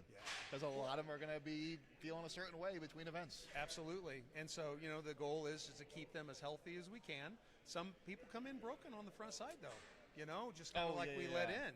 Yep. And so it's like, okay, we got to unravel you. We have to try and figure out how to make things stick. Yep. There's some tricks that we can do, and let's see let's see how we can wrap you up and make it work. And we do. And here's the thing. You can't stay in this sport, especially strongman, for almost 30 years and miss. Yeah. Do you know that's the one thing? Everybody does PRs. Do you realize that every contest has to be a PR for me? Right. I'm not allowed to miss. No. So you do everything you can not to, because here's the thing. I don't want to let you guys down. It's your competition, it's your money, it's your dreams and things like that. I don't want to be the guy to let you down. It is a game changer to have that on site during the show. Yeah. How many of these guys have you worked on during this show today? You know what? I don't know. I've got a stack of paper back there, though. Because I know I've seen some of them limping over there. Well, and you see me limping around too, because I went to the doctor the other day, and he's like, "Okay, well, just let me know when you want that knee replaced." I'm like, "Oh man, that's no good. That's no good." So, but you see that Chad's over there getting some love. Mike Cromer's over there, giving him a little bit of trap massage and that kind of thing. But TLC. It's so funny because we've all known each other for so long. Oh yeah. Well, Strongman is such a tight knit community. It is, especially the ones that have been around for a while. Yeah. It is family. It's a dysfunctional family, but it is family. We're all a little bit messed up somehow. You gotta be. I remember I tore my Achilles in 2019, and I was back in the gym the next day. I was doing all upper body stuff. But my brother's like, "Have you ever stopped and thought that maybe something's wrong with you?" And until that moment, I hadn't even thought about how weird it is that I tore my Achilles and then went straight to the gym the next day. Yeah. And I'm like hopping around on a non-weight bearing cast, like loading up the bench press. Yep. But it didn't even occur to me that maybe I should take some time away. Well, but you know what though? My bench press got a lot stronger. But see, that's the thing. You go ahead and you just work on some of the other things that you need work on, and that's a win. Absolutely. But mobility is life, and that's the neat thing about the technique that I've been working on developing over the years, is that we've been able to cross it over into people who've got artificial hips, people that have got artificial knees, people that got plates in their neck, little people that girls and gals who have had rods and screws put in their back, for scoliosis repair. All those things, and it's neat to see how effective it is. Yeah. Something that we work on, maybe that was, a person that was 6'8", 475 pounds, but it also works on a child. Yeah. You just have to change the dynamic a little bit. I'm sure you're enjoying the shift in the conversation from lifespan to health span. Yes. Where you're not just living until you're 90, but you're independent until you're 90. Yeah. You're not living until you're 90, but you're getting pushed around in a wheelchair for the last 30 years of your life. Like you guys are a big part of that conversation. Well, if we could get people to think about that a little bit more, about their lifespan. You got your centenarians, people that live to 100, and the big thing is consistency, right? You just have to be consistent. And I'll tell you what, I'll be honest with you, one of the most impressive people is Chad Coy. And Chad just keeps doing it. Yeah, he does. And that's the key. Yeah, you can't let up. And to your point, when you have an injury, you train around it. And Chad is like the expert in that. So anybody that would love to have somebody train them, Chad Coy is one of the most amazing people that can help you wherever it is you are, because he's been there. I actually have a few friends here today that I didn't realize were now being coached by him. Yes. I was like, oh, who's your coach now? Like, oh, Chad Coyle. Like, oh, that's he's building a roster. Yeah, was it Chad Coy 55 on Instagram or something like that? You Yeah. go ahead and you look up Strength Camp Captain. I think it is, but no, I have to. I think a shameless plug for my friend. Oh yeah. Who has some incredible skill sets. Yeah. That can really make a difference in a person's training. Absolutely. Why not plug him, right? He's also promoting this show. He's promoting the show. Going on right now, so. Why not? So anyway, well, and then we also have the like we talked about just a little bit about the Dave Tate podcast. Oh yeah. Table Talk. He was just on that recently. So that actually is a really good one. That's out right now. I'm gonna have to check that out. So and then of course while you're looking at that over the course of the next month or so, Dave Tate actually had me on. Oh, okay. So how do you like that? That one's been recorded but not released yet. Right. Okay. Right. So you'll hear me complaining about everybody and everything. That's what that's for. Well, but you know what? Listen, at the end of the day, it's not just about complaining. It's trying to make a difference and trying to make an impact by saying, okay, listen, this just isn't right. Let's make it better. Yeah. And I figure in strength sports, there's plenty of that. There's plenty of opportunities for there correction really and growth, but there's also a lot of opportunities to be quite fair. That an athlete can get screwed up too. Yeah. And there's a lot of well-meaning people out there that really just don't have the skills yet. Yeah. So, and I'm going to plug the strongmandoc.world thing again because we're trying to help people get those skills. I may be in this sport maybe another 10 years, but I can't be here forever. The fact that you do those live fire things where you bring people in that are trying to learn it and bring them in and have them help you guys and get like that on-the-job training is fantastic. It's a great way to get that next generation up there. But there's nothing like it in chiropractic at all. It's not surprising. Everywhere else is a safe space. So and it's frustrating. When you go ahead and you try and get people to understand that strongman athletes are tough. They're tough to work on. They're not gravy. I have somebody that I get body work from, and when I come, he loves to see me. But when I come, he's like, "Oh God, I hope I don't have a busy day today," because he's like, "When I get done working on you, it's exhausting." He's gassed. Yeah, absolutely. But the thing is that with experience, we're able to go ahead and share those little tricks, those little dynamic things. Like I could teach a 135-pound female chiropractor how to handle you readily. Right. And I think that's for a lot of the young girls that go through chiropractic college, a lot of them will go ahead and migrate over into like pediatrics or whatever, and that may not be their dream, but I can help them handle a 300-pound man like in no time.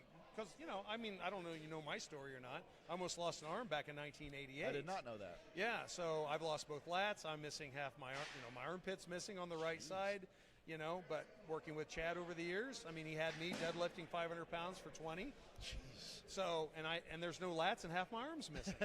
Okay? So it's amazing what you can do. But then, too, with one good arm, being able to take care of somebody who is maybe, 6'8", 6'9", 450, 470 you have to find a way to make it work. Absolutely. So why not share that?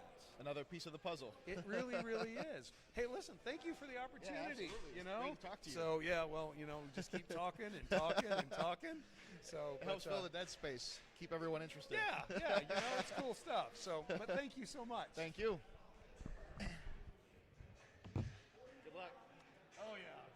I'll probably see it. I'm not competing at OSG, but I'll probably see it because I got an athlete competing there. Yeah. And he was a wrestler, football, like that kind of stuff. So he has little nagging things all the time. And so I'm probably gonna have to force him to go see you because he's tries to just be too stubborn. Like, no, dude, just go over there and get the work done. You know what? The thing is that if I can unlock and create performance for you, why not? Oh yeah. Honestly, if I can make your life easier, why not? Well, especially in the triage situation. Even if it just adds 5%, like you might be able to continue to do the rest of the show, but inhibit it. Why not go get that extra 5% of the points you can have? We've done studies on my technique and plugging my technique in, and we've seen that up to 90 pounds decreased plantar surface pressure during each step. That's wild. That's the only study in the world that proves during active days that my technique changes it that much. That's wild. It is wild. It's on my website. You go ahead, you go to iamchiropractic.com, research. Oh, the study's up there. Yeah. It was done by a Roche researcher. Okay. Yeah. So it's just super. Yeah. Super. It's fun.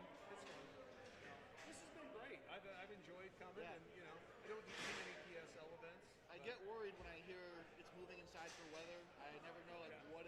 Great facility.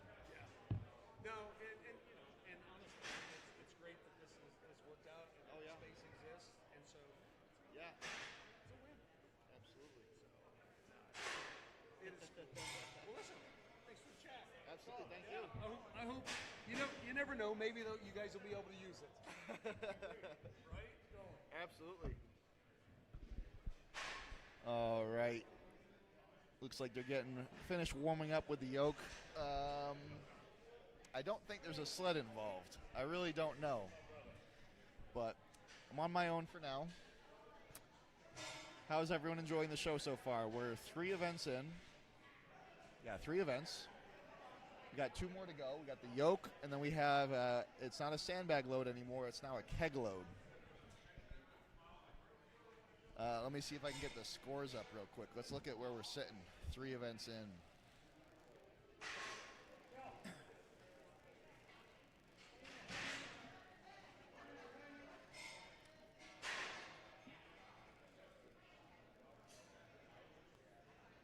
Looks like for the Viking press, most of the scores are in. What about for the farmer carry? Oh, that was the previous event. Yeah, so if the Viking press is all up to date, we're good.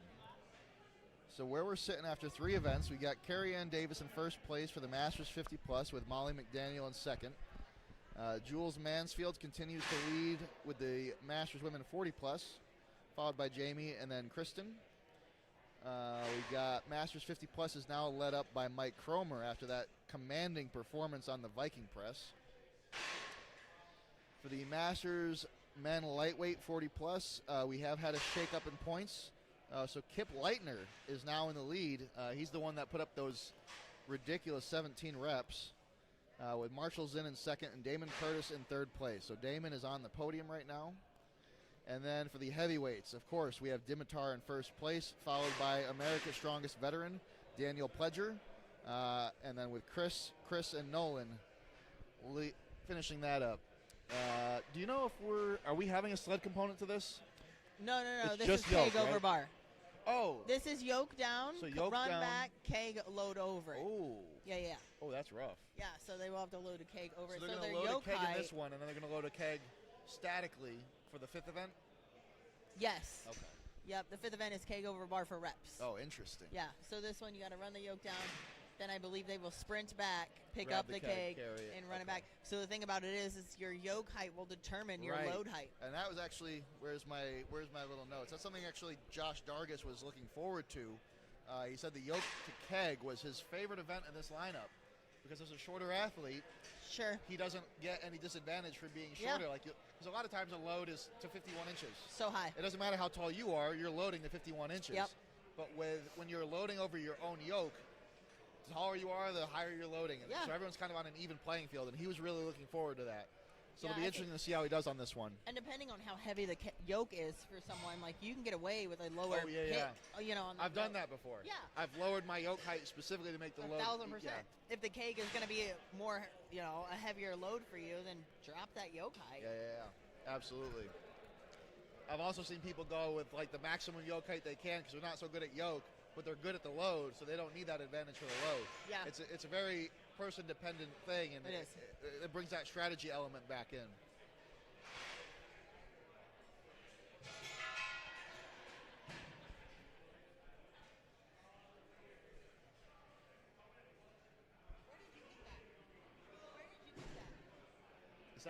Is that caffeine?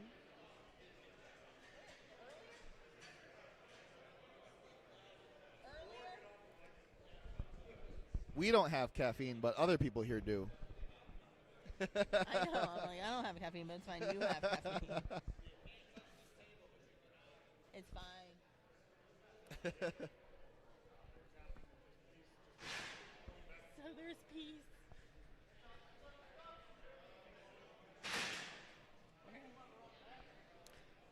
I feel like we have to be pretty close to the end of the warm-ups because like we were talking about earlier, with yoke, if you're already warm, I know, I'm you like, don't want to do that much guys. with it or you're going to end up wearing yourself out. Yeah, especially being masters. You got to be tired. Yeah.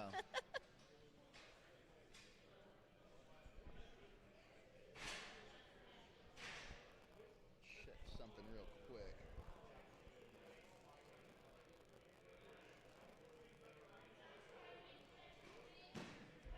Todd filled in for you while you were gone. I saw. Talked about all the chiropractic stuff, Oh, I'm sure. all the World's Strongest Man, and now OSG, and what he's building with that. Todd will talk.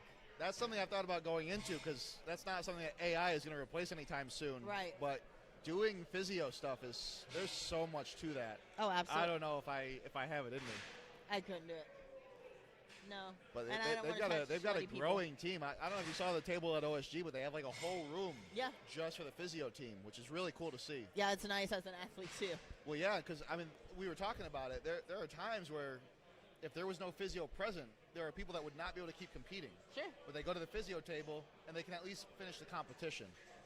So it is a bit of a game changer to have that at all these shows like this.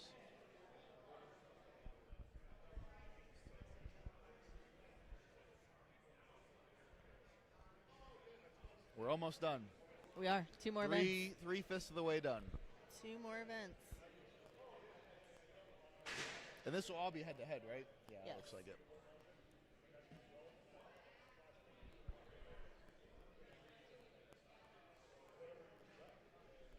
The chat's been pretty quiet. Wondering if people took the downtime to go get food, and Oh, Chad, Corey Chad? it's very lonely in here. Oh. Everyone's gotten very quiet. It's like they're looking for more weight.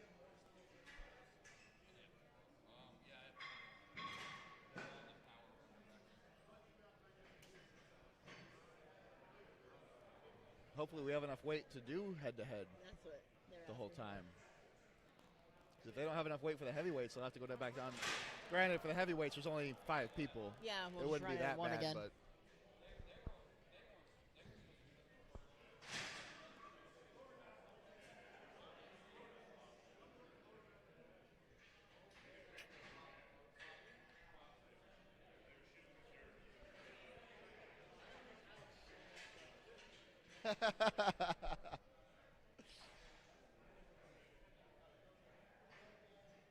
So it sounds like the Volunteers is a local high school, and I guess it was one school doing the first half and another school doing the second half. So we're seeing a little bit of a transition right now, and that's slowing things down just a little bit. I don't think the second school showed. That's what it sounds like. Yeah. Yeah. No, I was talking to Chad just a second So ago we when lost we some walked of our away. Yeah, and volunteers. the second show never showed up. Yeah. That is unfortunate, but Yeah. just so everyone knows, little tiny bit of a delay just because of that. But we're about to start with this yoke and keg load, and then we'll finish with a static keg load.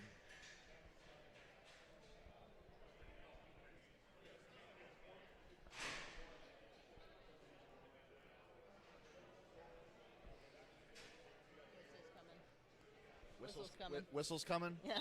Oh, there it is. All right, so Chad is corralling the athletes again, which probably means we're about to start.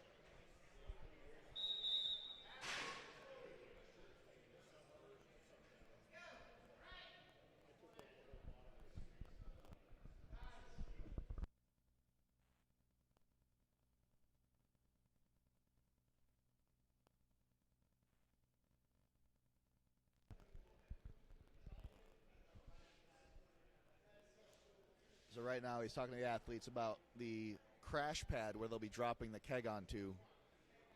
So they need to make sure that they bring the yoke at least close to that. We'll have some volunteers maybe helping position it a little bit, but they really need to make sure that they get that keg on the crash pad. That scared me. I was not ready. I don't even know what happened. He was acting like he was just chucking the keg over. Oh, yeah. It's a little over the top, but A little bit sudden. we understand. This is the event you're excited for, Josh.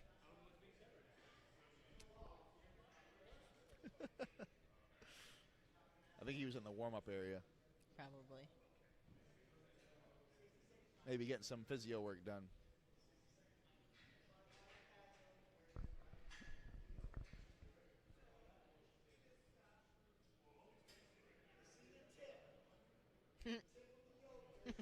Sorry. Just the tip. I can say that, right? I think so. How did you feel about that sandbag death medley thing from last year, the one in May, Virginia. Oh, PSL does? Oh, it's so fun. Because I did 105, and there were 10 events, but only the top guys went to the 10th event, which was that, and I didn't have to do it. And I was watching it the whole time, like, thank God I don't have to do this. Yeah, so that it looked rough. It's rough. It was my second year in a row doing it. The winner has to do it multiple over times. and over and over. Yeah. So It's that was my second year doing event. it. So I understood and knew the suck that was about to happen this year. But it still sucked just as much. I was just more mentally aware of how much suck was going to happen. But yeah, I mean, it's a good one though. Like the crowd really enjoys it. Yeah. The athletes enjoy it because it's different. Yeah. It's miserable, but in a good way. It's miserable, yeah. And for people that are conditioned well, they're going to get better each run. I know it sounds crazy, but every run that they go, so that winner, you know, if they're conditioned the best, they're going to do better and better and better. I did see some people that purposely, it's kind of like conserving energy, they purposely didn't go all out on the first run. Sure. Because they knew they were fast enough that even holding a little back, they weren't going to fall into the elimination category.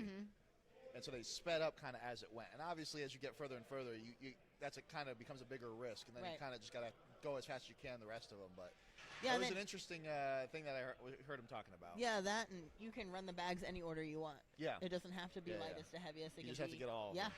You can run heaviest, lightest, middle. You can run whatever you want. What is your preferred strategy for that? I really don't have one, honestly. It's, again, my brain shuts off and I just run it. Like whatever my body starts to go to first is what I pick. I've always let it happen. Yeah, I've always just done lightest to heaviest. If I would have been like consciously thinking, but like Chad and I didn't really we had a plan for every event, and that one it was just go in and do it. So I didn't really have a plan of going and do the heaviest one, and then that one it was just do it. So I've always just gone, right to left, and that's just what I naturally did. That makes sense. Yeah. How would you do it? I've never done that specific event, but I have done sandbag, carry, and load where they do allow you to switch up the order, and usually I don't. Yeah. If I was going to do it and the heavier sandbag was like going to be a PR for me, I might start with that one just knowing that there's no chance of me doing it when I'm tired. Yeah. Whereas I can kind of grit my teeth and fight through a lighter sandbag.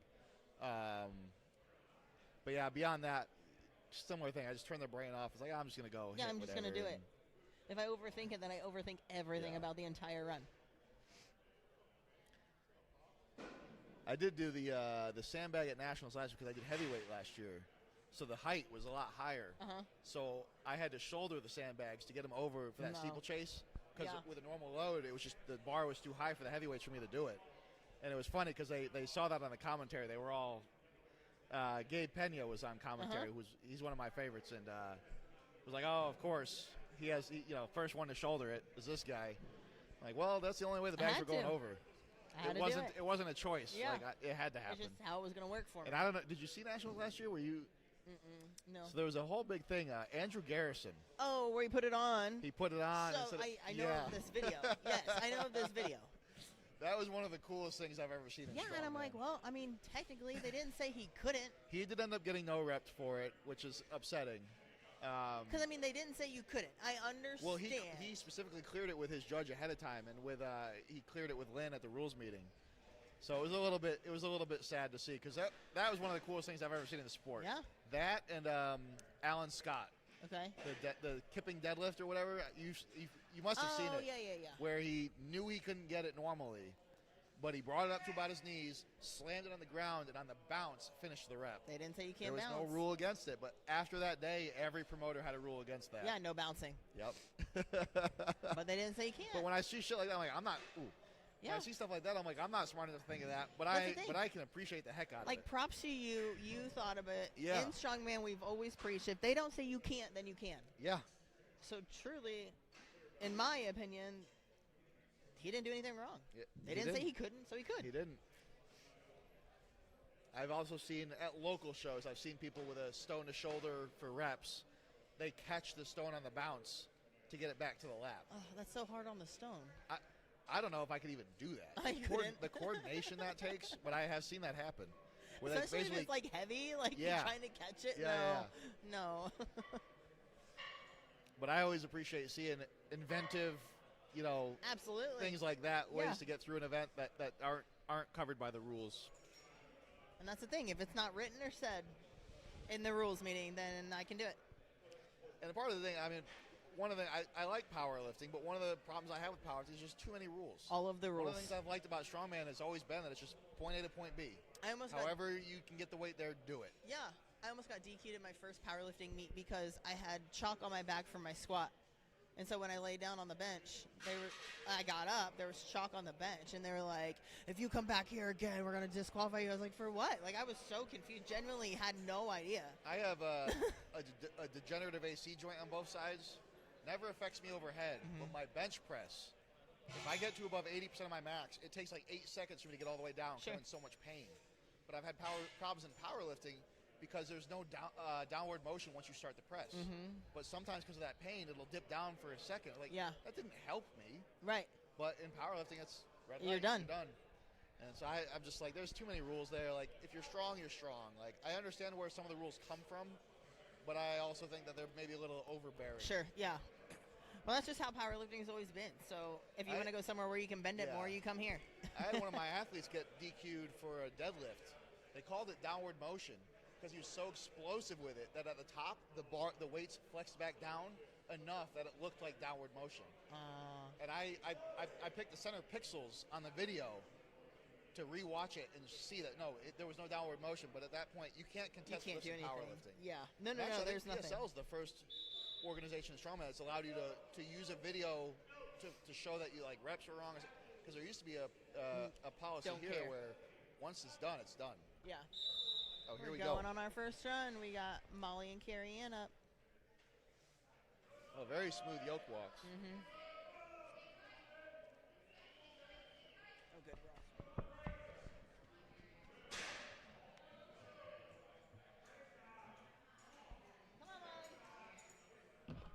All right, Molly's back for her cake. She's got to carry it down and load it over the yoke. What I really like about events like this is you might have someone that's really good at yoke and not so good at loading, or someone that's good at loading and not good at yoke, and this is kind of an equalizer. Yeah. You don't go into this event knowing for sure. I mean, she finished the yoke first, but that doesn't mean she's going to win.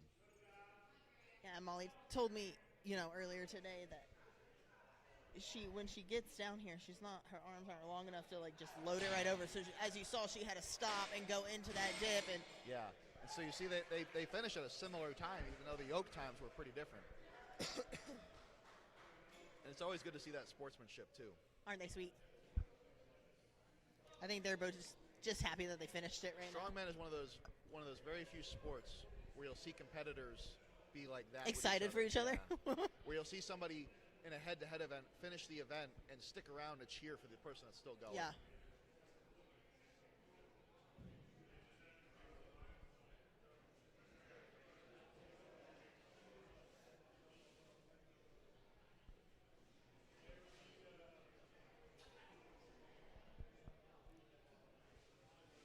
Definitely gonna have to change the yoke height on this one. For Kristen.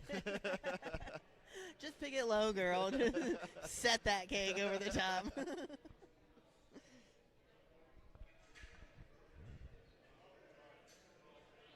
Oh, we got some family support from Marshall Zinn. Says the Zinn family's watching coast to coast. So proud of Uncle Marshall, Dad, son, brother, and hubby. I don't know if you guys were on earlier. One of my Navy buddies is friends with Marshall too, so a little bit of a connection. I never met him before today, but we've got that connection. He's very strong. They should be proud. He's got quite a few people watching today. Yeah. That have chimed in on the chat.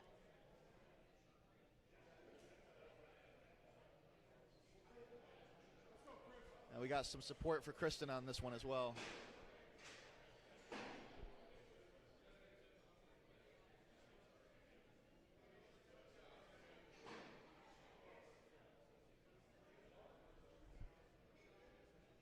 Getting that keg in position.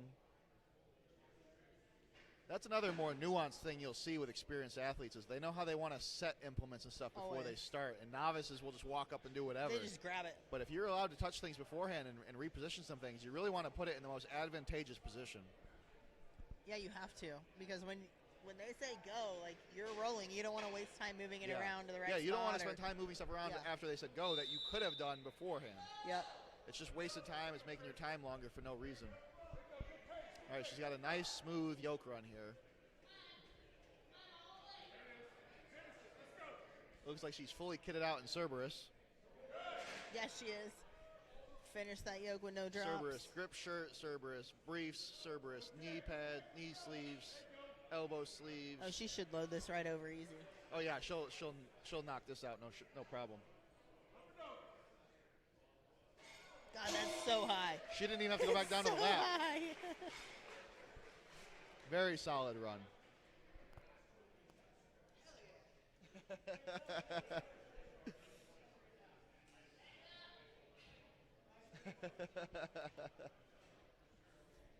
Our volunteers getting everything reset. We got Jamie and Jules coming up.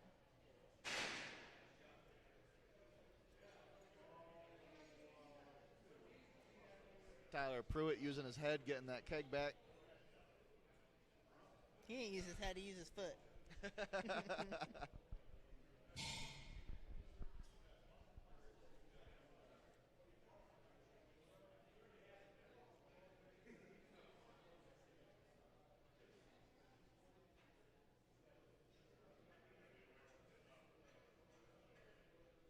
I think all the Kristen fans can be happy with that run in the chat. Are they chiming in? Got a little bit of activity in the chat again. They're coming back to life.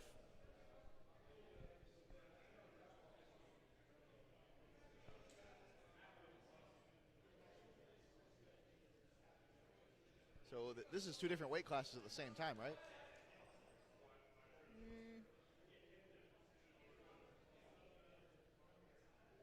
No. No, it's not. Jamie has bumper 10s. Oh, is that the difference? Okay. Yeah, she has 4 bumper 10s, and she has 2 bumper 10s and then 2 metal 10s. Okay. I was trying to figure out why you asked, because I was like, no, and then I saw, yeah. No, so same weight, different plates. Yeah. That's another interesting thing you'll see is they finish the yoke and then take their belt off for the keg.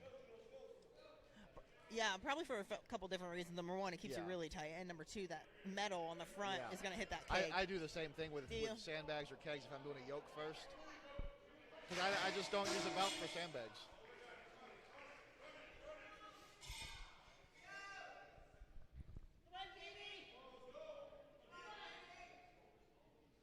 Jamie's so you onto see that Jules keg. going back to cheer on right now.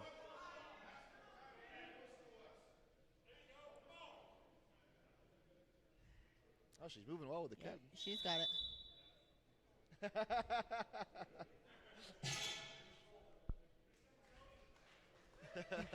She was like, "Oh, sorry, I took a step." I would have kept the step.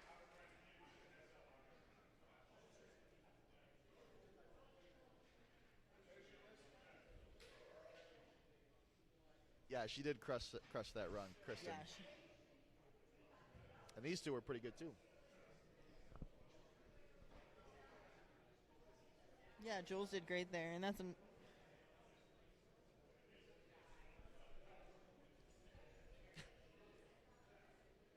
Volunteers racing the crash pads back. got to make it fun. They'll be back and forth a million times with those crash pads.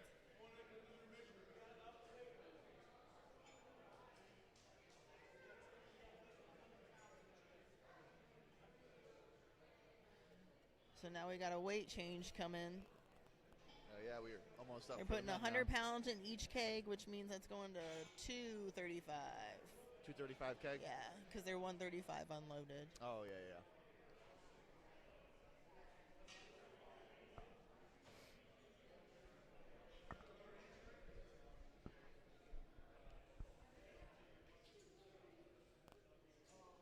Are your pants Minecraft pants? No, this is Rascal Apparel. Oh, I love Rascal. But this pattern I like because it's similar to an anime. Reminds me of Because I'm a Minecraft. huge nerd. I know, that's why I knew about it, because my kid's a nerd. Oh, And yeah. so Minecraft, I mean, he kind of plays with the anime stuff, but he's not real into it. He'll get there. But yeah, Pokemon, he's on the robotics club. Like, Yep. he's all about coding and the things, but then he also plays football and likes lifting. And so Yeah. he's got those girls.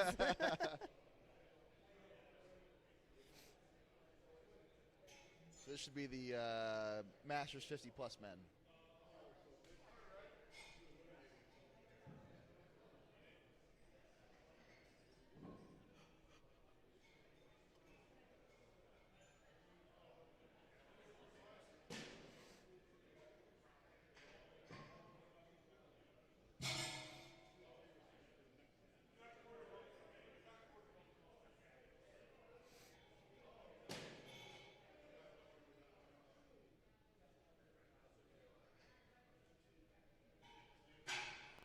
All right, the men are lined up. We're just finishing up the weight change, and then they'll be ready to go. Doing a little bit of implement testing. Photographers in position.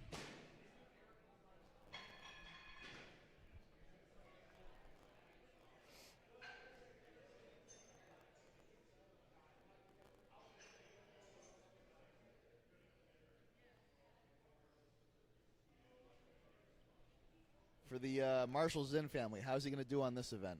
How is he with Yoke and Keg? We just saw him kill it on the Viking press. That was insane. But moving events are a little bit different. You never know. And then we end with keg over bar. Yeah. That's our final one today. Oh yeah, the static load. Yeah. Static. That's one weight for reps, right? Yeah. Yeah. It's not a rising, or anything like that. Yep. It's one rate, all the reps. That'll be a fun way for them to finish off the day. Yeah. It definitely gets your cardio right there at the end. You're like, oh, cool. I did a show last year. The final event was a max sandbag over bar. So everyone would do a weight, and then they'd get a bigger sandbag. And it got to 400 pounds, and I couldn't reach both ends. Right. So I ended up tying for first place with somebody. And the tiebreaker was a sandbag over bar last man standing. Nope. And I was You like, win. I don't even want to do this. You win. And that was when I was doing heavyweight, so he was a much bigger guy than me. Sure. So he was throwing the bag at me. Of course he was. And then I had to use some of my time to get it back to the bars. Right. So it was pretty lopsided. He beat me pretty handily on that one.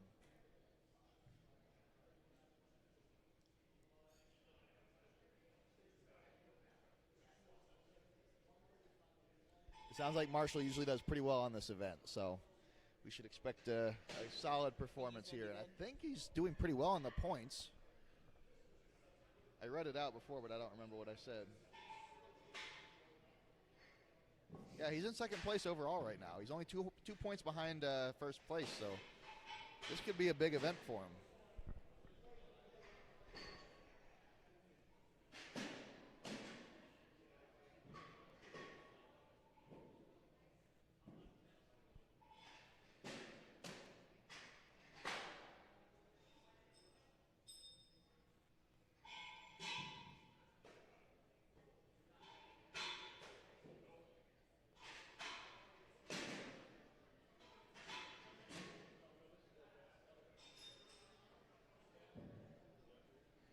I'm so confused watching whatever they're doing right now. Well, they loaded it, but then Chad was saying something, and then they started unloading one, and then they pulled plates off, and then pulled the 10s off, and then put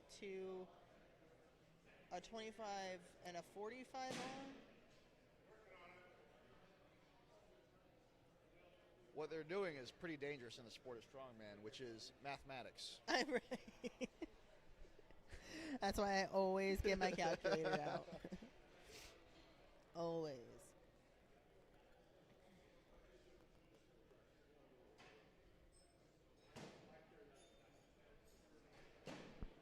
Yeah, so we're almost ready to start. The photographer is doing some stretches. We are ready to go.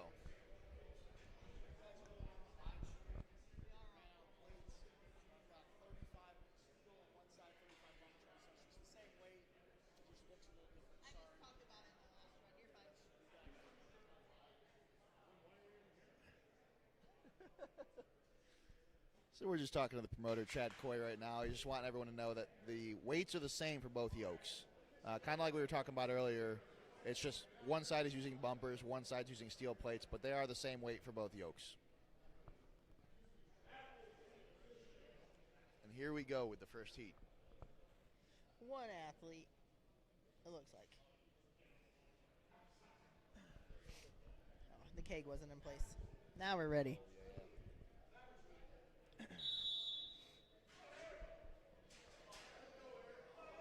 He's getting set. Ooh. That first step is always like when your body is like, ugh. Like, he's finding his speed now. Doesn't have to be fast. You just got to do it. You just got to get it there.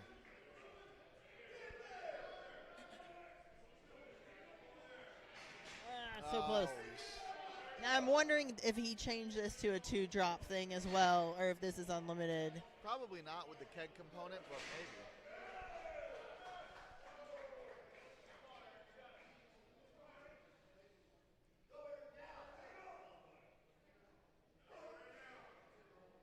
Yeah, you can't mess with that belt. He was trying to get that belt. I couldn't tell if it was off or latched, but he was killing time. Oh, yeah. He's almost there.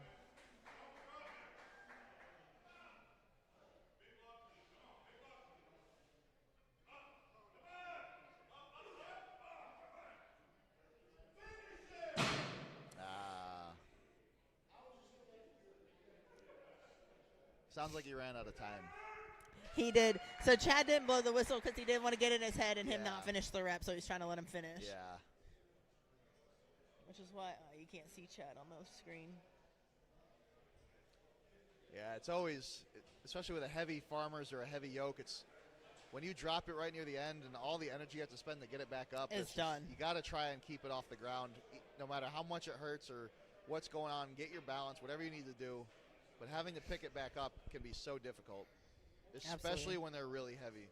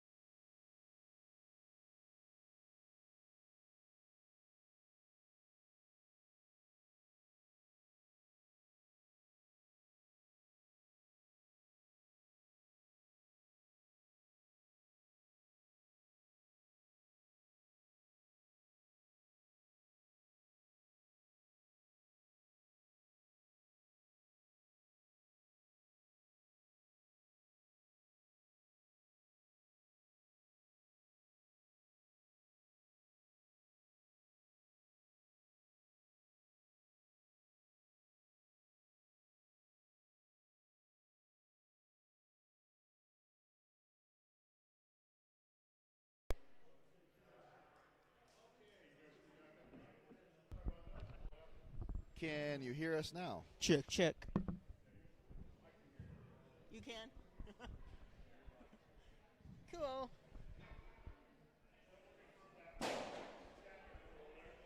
Yeah, we asked, and we're going to see what they say.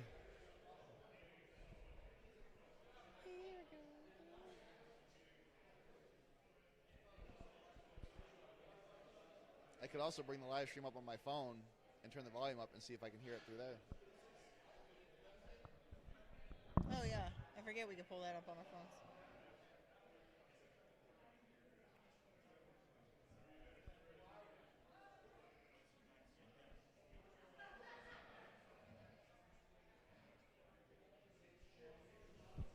You're back, he said. Oh. See, he beat you to it. Hey, did you know I have a pet termite? A what? A pet termite. No. Did you know I have one? You're not doing Did you know I have a pet termite? No. Do you know what his name is? I don't want to know what his Yeah, name you is. do. What's His name is Clint Eatswood. We almost made it through a whole show with no bad jokes. I know. Uh, I know. It was such a good one, though. You shouldn't be allowed to have your phone while you're doing this. Isn't it great? I know. I was like, oh, yeah, I got to tell a joke, man. It's been a minute.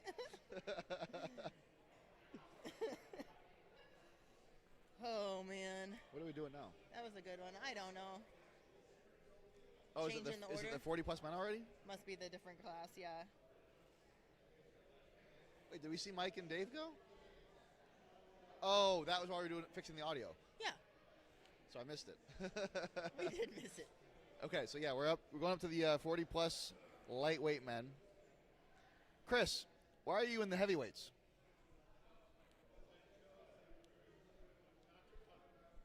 Oh, so we were right. Chris is in the heavyweights because he just didn't want to cut. See? We were speculating. Get tired of cutting. We were speculating earlier. Respect.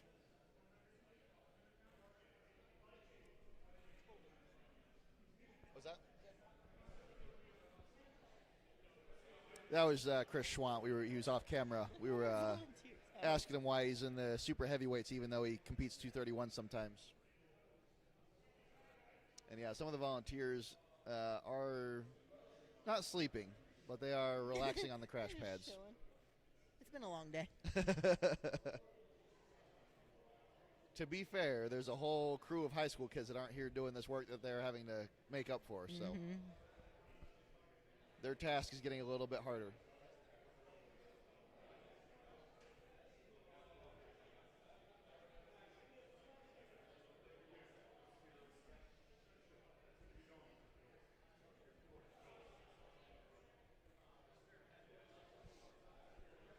I got a pen.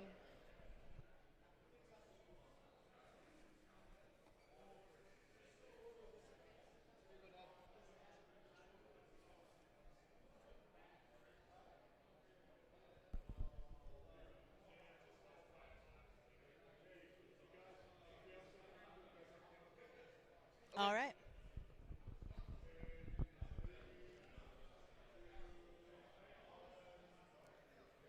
All right. So while they're figuring out all their stuff with the yoke, you get us again. So I guess I shouldn't say welcome back because we're the ones being welcomed back, but we're back. We're here. It's been a long day, but we're getting through it. We're almost done.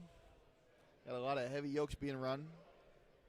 We got, what, an event and a half left? Yeah, one event and one half of an event. And I think the keg over bar will probably go pretty quick. I would think. So that's another one where there's not really much resetting or any of that. No. This and the Viking press, should be pretty quick. What time is it? It's 6:15. We started at what, 2:30? It's a pretty quick show. Was it 2:30? Something about it was a little after that, maybe almost 3. I think it was closer. That's one of the I wanna say things. closer I mean, to it was 3. originally, started with the Clash series and went to PSL.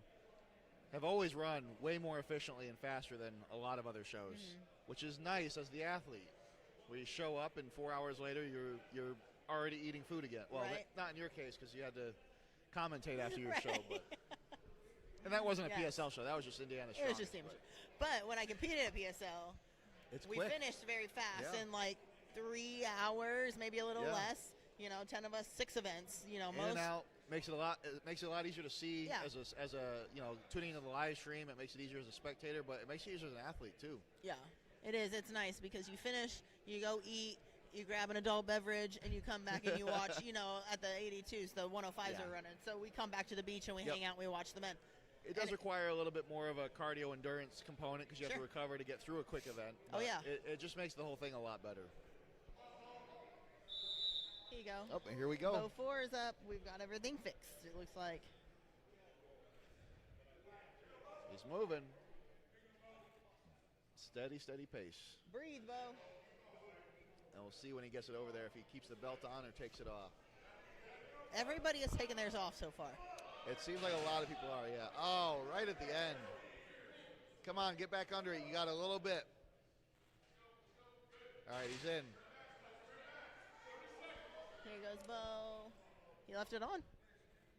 Yeah, he's leaving his belt on.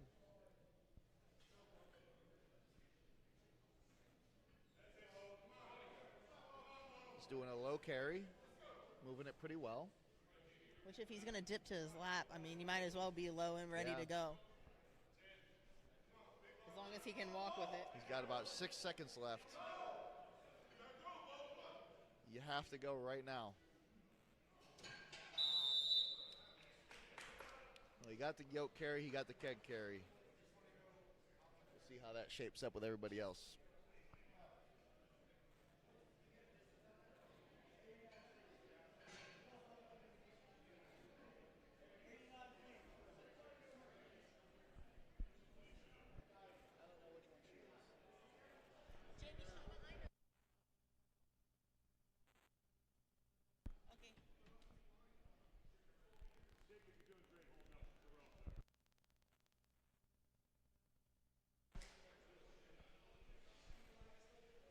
All right, just resetting for whoever the next athlete is.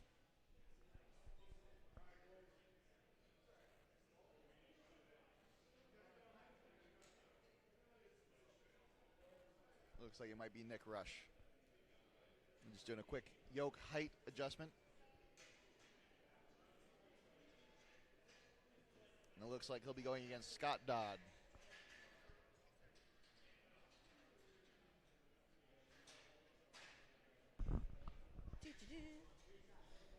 I am really cold. I wish I was loading weights right now. I wore pants because I didn't know what the weather would be like here. I know. From Well, I have a California, hoodie everywhere is in cold. my car.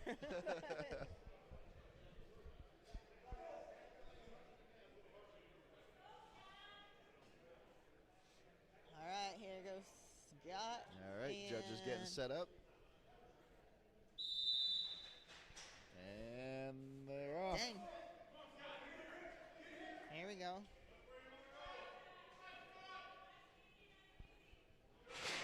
Well, they're both moving pretty good. Scott dropped it. We got to get him back under it, and he's got a little bit to go. Rush is onto his keg. All right, Scott's running back. He's got it pretty high. I mean, if he's, He's doing strong a high enough, carry. he might be able to pop He might it be able without to. going to his lap. Nope. Nope, he's going A little one. Kind of going to the left. Okay.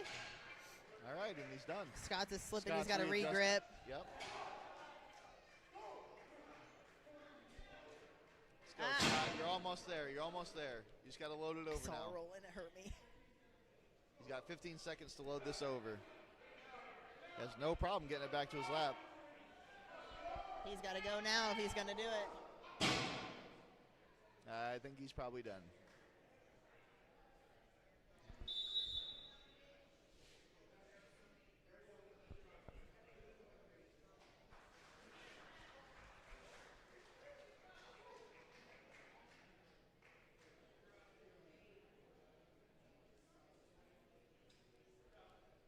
Now that we're head to head, it looks like they're going to switch sides each time to make the reset quicker. Oh, yeah, absolutely.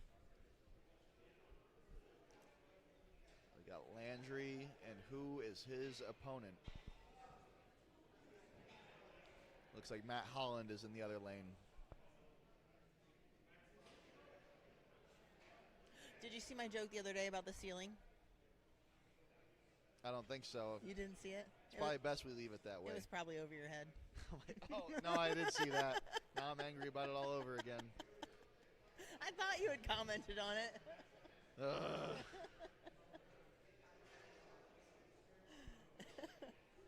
I thought about that one driving over this way yesterday. I was like, oh, I should say that one. That's a good one.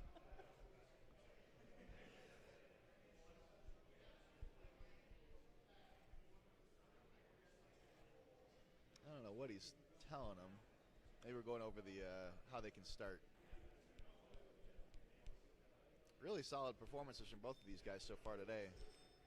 They've been both of these guys in particular have been very consistent across the board. Yeah, and here they are side by Good side. speed, yeah, and they're side by side. This is crazy. Literally. And down. That is insane. Oh, God. Who can load it fastest? And they're almost neck and neck Oh, again. man. Landry's pulling away a little bit. Here we go. Up and over. Oh, no. Woo. Matt just has to get settled, and there it is.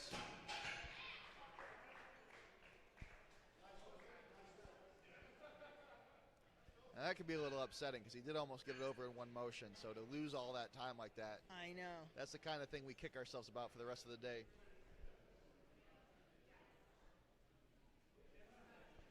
But it was a good performance. And not everyone's loading this keg. No, it's just heavy. I'm sure, Yeah. especially after Especially that after yoke. yeah. Yeah. These events require a lot of grit.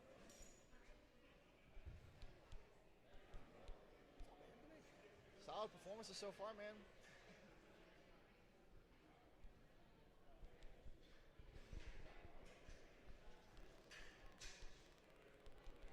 Looks like we got Nick O'Hare in this heat. He's doing a little bit of sprints back and forth, just getting himself warm. He was back there walking on his heels a little minute ago and like stretching his calves.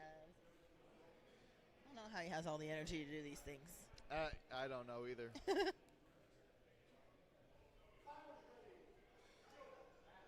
Oh, Nick is not going on this one. He was just warming up. In general, we got Damon Curtis and I'm so bad with names. Zambone? I think so. I'll see his name when he walks past me. Right? Oh, Damon's off to a good start. Nice and smooth.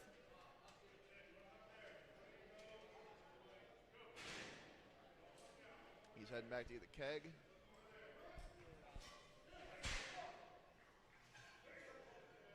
I think he's wearing a different headband every event. Yeah, because he had Stitch on, Yeah. didn't he? Oh, wow, and Damon is one motion over the bar. That was excellent. He might have the top time right now.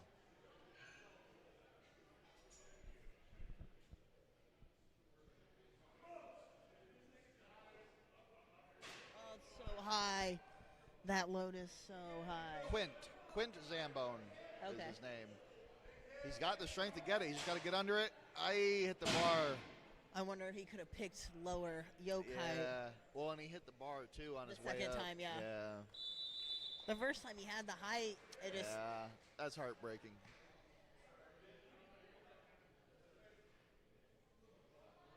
We'll just get it reset and get to the next group. Looks like we got Josh Dargis and Nick O'Hare.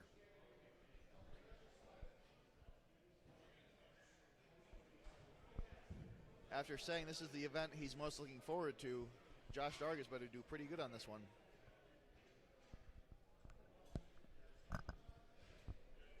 I like these two guys going and running together. Yeah. It's an interesting heat.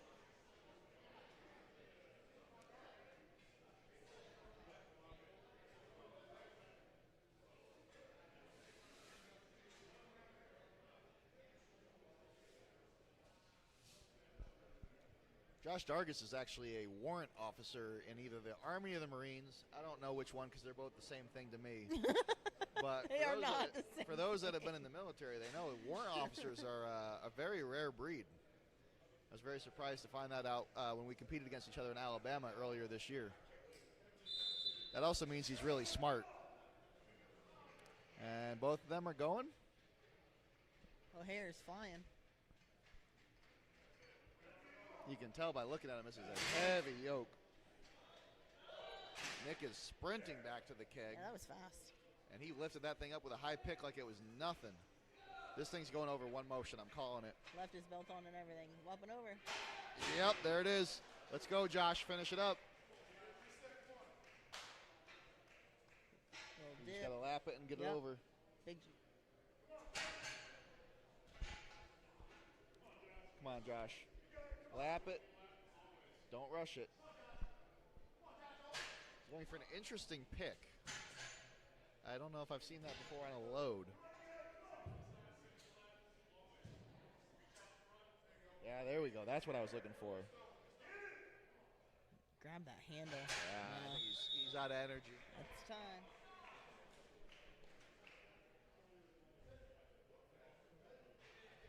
I don't think they're doing it, but split times for the yoke finish might be a good idea to separate the guys out, but I don't think they're doing that. Yeah, I'm not sure. They'll just get their distance for the yoke, and, yeah. and that's it. Yeah, I don't think they're doing splits today. Oh, so it sounds like Josh is a warrant officer in the Marines, which, again, I don't know the difference between the Army and the Marines. They're not the same. They're not, but to us guys in the Navy, they're the same. Well, it's because you're in the Navy. I don't even know what that means. No, the Navy was okay. My sister always gave Air Force a hard time. Which one of her best friends went? You've got West Point for the Army, and what's the Air Force one? Does the Air Force have one? Yeah. The Air Force Academy? Is that what it is? I don't know if it has a name. Do they not have a thing? West Point for the Army? I don't know. My whole family, like most of my family's military. I should know a lot more. Like, I'm like the oddball, the non-military when I was in one. the military, I didn't know stuff I was supposed to know. So I certainly don't know stuff outside of that. There's an Air Force. Like, she went somewhere. But anyway, she always gave her a hard Marshall's time. in.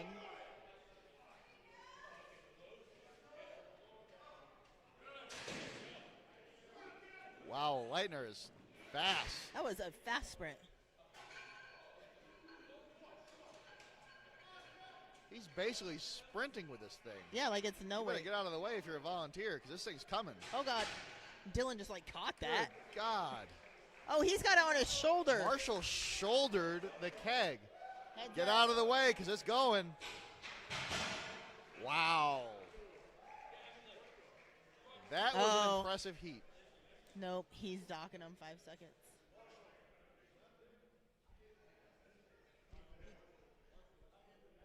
He told so.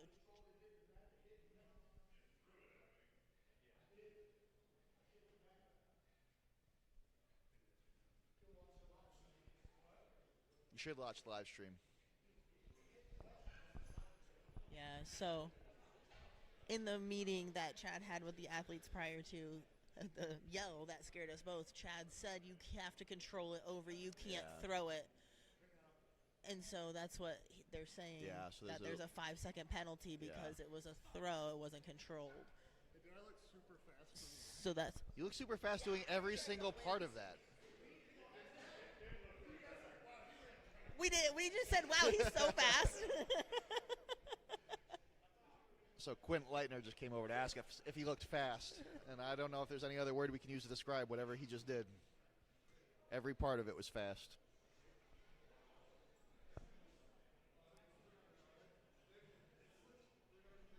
So yeah, the dispute that they're settling right now is, did he control it enough? Did he meet the intent of the rule?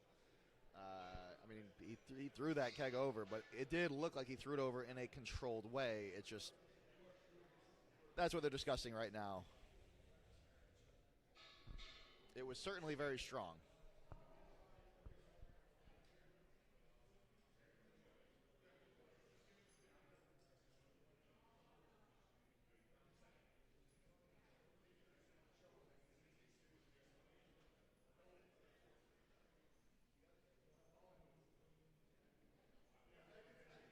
We need a joke right now. That's what we need. I think that's the last thing we need. I think that's going to make everything worse. Let's see what I got.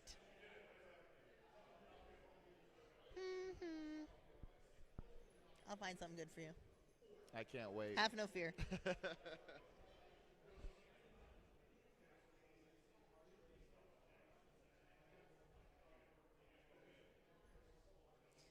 These are all bad ones. I think that was the last heat for that class, right? Are we moving up? That was. So now we're going on to the men's 40-plus heavyweights. We should probably stay focused on that, not do other things.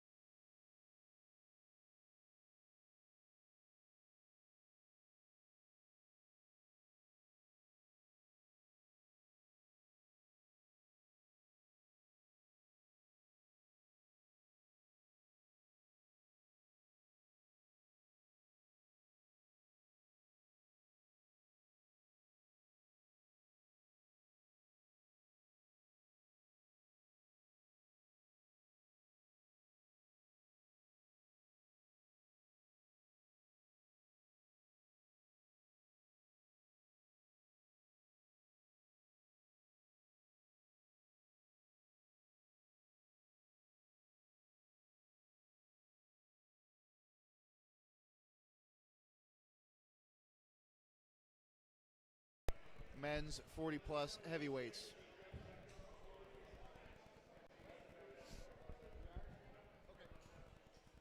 We just kept talking.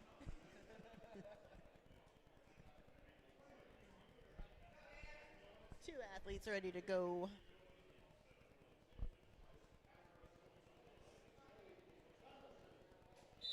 I bet Dan's going to move real quick with this. Yep, there he goes. Oh, they're both quick. Yeah. Wow. Gosh dang, he's just gaining speed.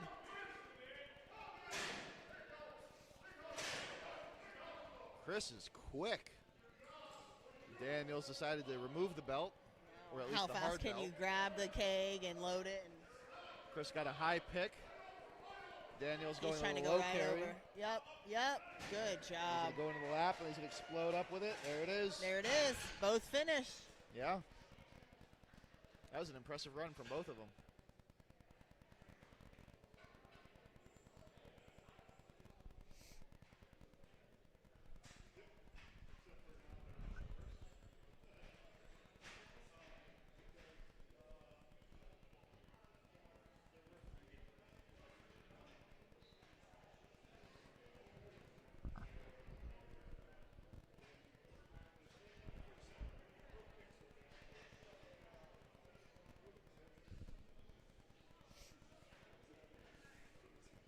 You got all your flashcards together over there? It's all my flashcards on the on the 5 athletes that gave me information. I have 2. That makes 7 total. There we go. Out of however many athletes there are. The more information we get, the more we can talk about them when they're out there. I have 2. 2 verbally talk to me.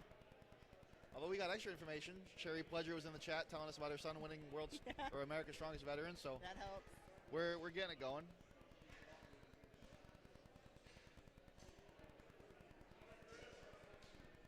I think it's always more fun to know just things about the athlete other than how good they are at bench or deadlift. Like I want to know what they're doing outside, what where they come from. If an event is difficult for them and there's a reason for it, I want to know why. So it's good to get that stuff. Here we go. This should be our final heat. All right, Chris and Dimitar up. Oh, he was quick under that. Pick. Dimitar's like a freight train. My God, he's fast. He unlatched his belt but kept it on. Chris Schwantz is getting over the line now, and he's sprinting back. And Dimitar's got a high pick, so it's probably going right over. Yep. And sure enough, there it is. Chris is also going with a high pick, so his will probably also go right over. And there it is. Dumps it right over.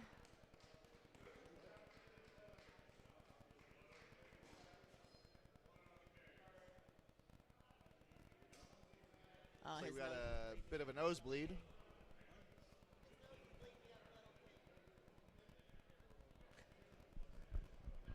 But did he die?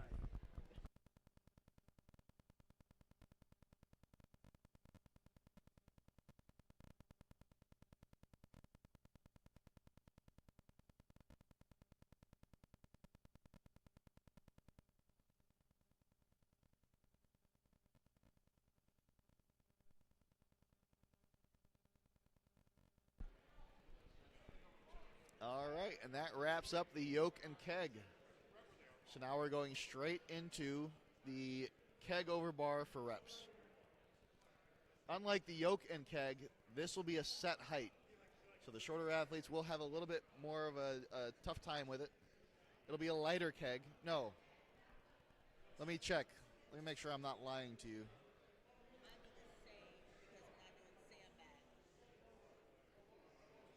Okay, so originally the sandbag weight was going to be heavier than the keg weight on the the yoke over bar. I don't know what was decided so upon. yeah, It who knows? was talked about that it would be the same as this weight that they just did. I don't know if that's So it'll be fair. about the same weight probably, but the height will be fixed and there won't be a moving event beforehand. So we just have a static load.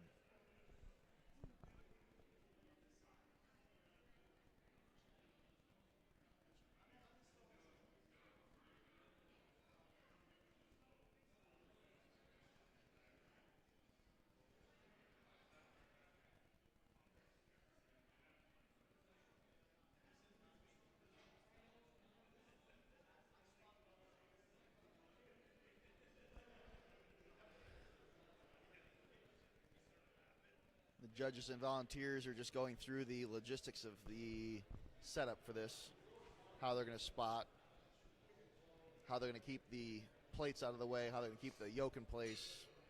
Yeah, so at the amateur show, they just had weights on all four. 45s, like multiple on all four. That was still with a sandbag, though, right? No, we used keg. Oh, you use a keg all day? Oh, okay. Yeah, keg all day.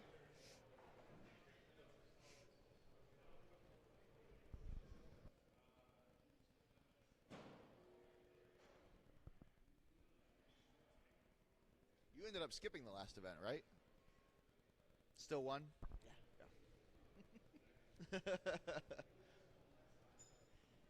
Oh, we got like a mobile camera now. What is? Oh, they're just moving it. Okay. It's a drone camera. No, a mobile camera. What are you talking about? The camera that he we moved have? it. It was walking around like that. See? Yeah. Where is that? I don't even know where that is. Is that the one over there? Over there. Oh yeah, it is. Yeah, it is the one over there. Okay. Oh, he's getting a good view for the final event since they won't be moving at all. So he's just getting the right angle, and it's not facing the right way yet. Yeah, but when it turn is, it. then it'll be right where it needs to be.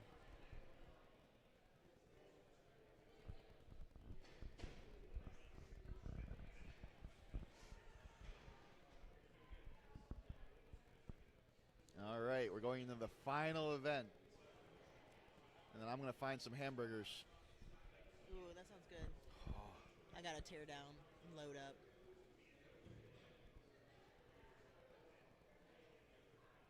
Let's see if we've got Iron Podium up to date to read off the Looks scores. Like he's working. I don't know.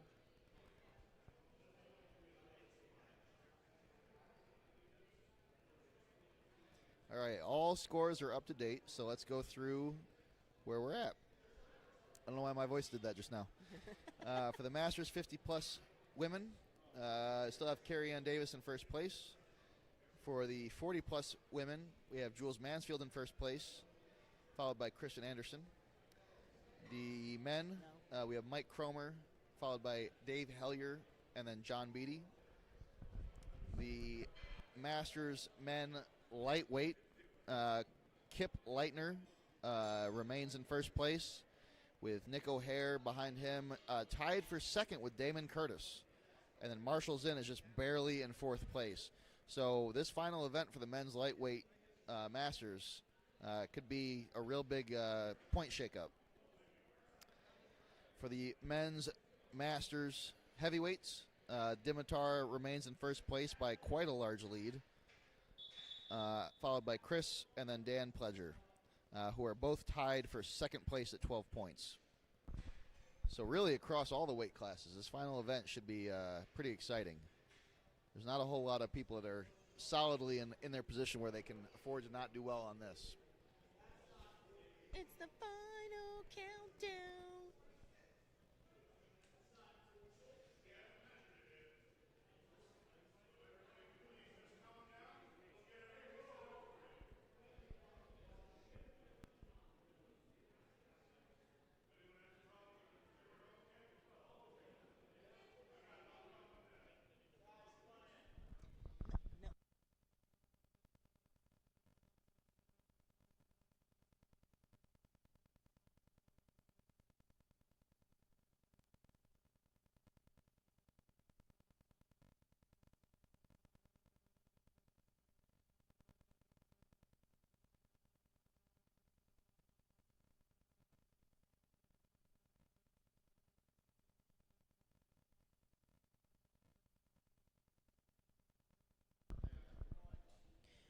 All right, Chad's gonna speak with the athletes here for a minute while we finish getting set up for this keg. There shouldn't be much of a warm up, if any, going into this last event. For a second, we're gonna take a short break.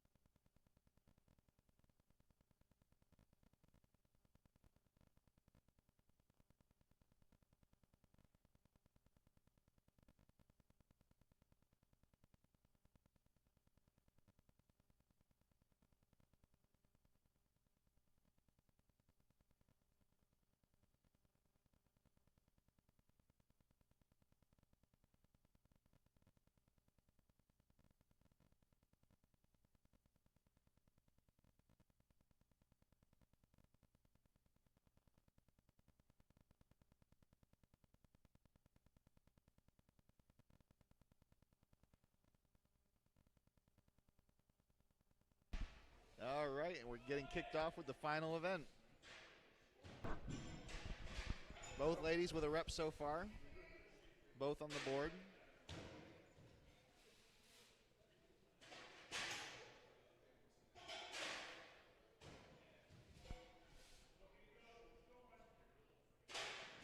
Off to a good pace. Carrie almost gets in the middle on top of it. Here in this lane. Watch her. She gets it to her lap, and then she puts her hands on the top, like in the middle, and lifts it. It's interesting.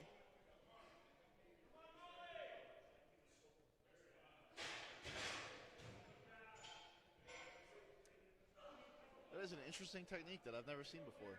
Yeah. It makes See what I'm talking about? Yeah. I just feel like that's a lot of stress on the biceps.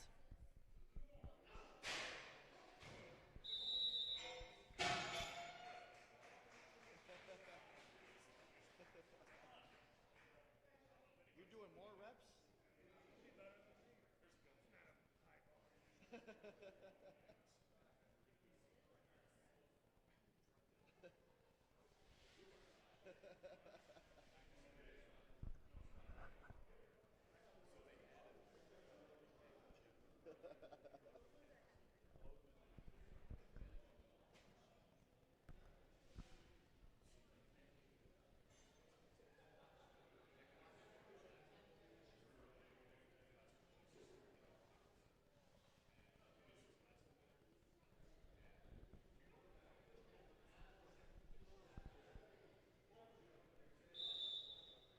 And she's off. Jamie's off. Ooh, she like very strong catches hit, it. You see that? Ooh.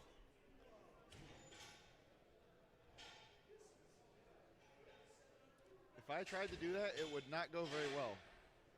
No, Back I would to the miss coordination it. piece that Or I don't have. no. It's working well for her.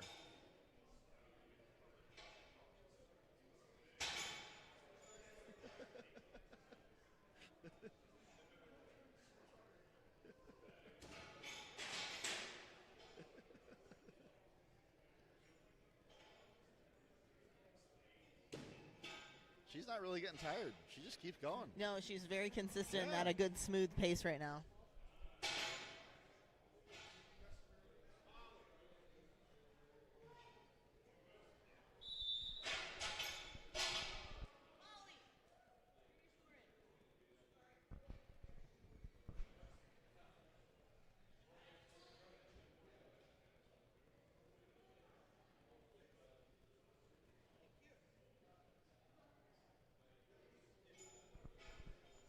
All right, Kristen Anderson coming up. Now talk about that short to height, like the high, God bless, short to tall height advantage or disadvantages here. Yeah. You know, because it is that set height that you were talking about, where it can be a disadvantage if you're a shorter person. It's a high height. Yep. Yeah. For people like me, this is less fun. All right. Yeah, this is one of those events where her height can play to her advantage, you know, and she can just dunk right over.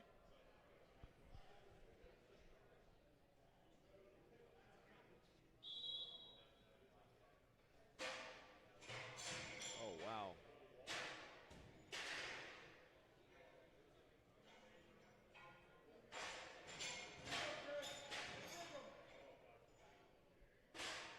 Kristen is very explosive on this event. Jeez. She seems like she's in a better rhythm now. At the first couple right there, it seemed like she was a little chaotic, maybe rushed. Maybe a little bit too explosive.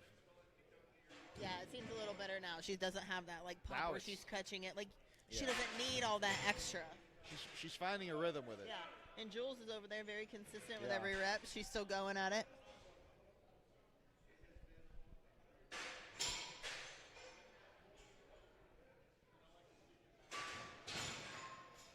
Now she's just one motioning them.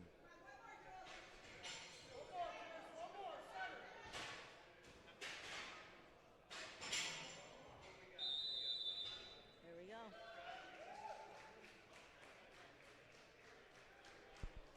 James must be very happy with that. Sure. That was a strong performance. And that wraps up the ladies, doesn't it?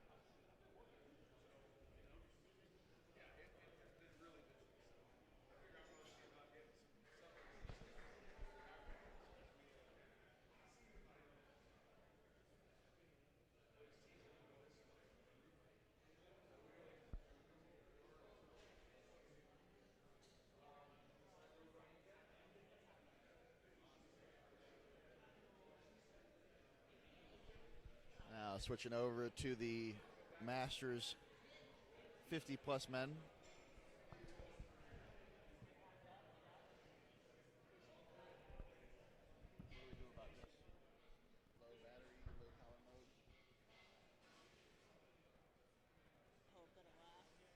Hopefully.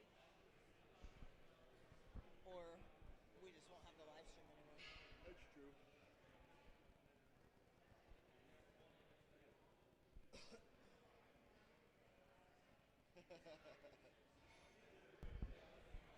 Yeah, we can see that James is proud of his wife. What do you say? That's my life. That locks her into first place for the whole show. She won. She won for the Masters. She killed it. Masters 40-plus women.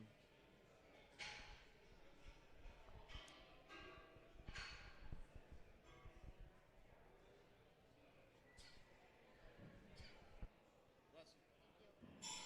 Bless you. Thank you.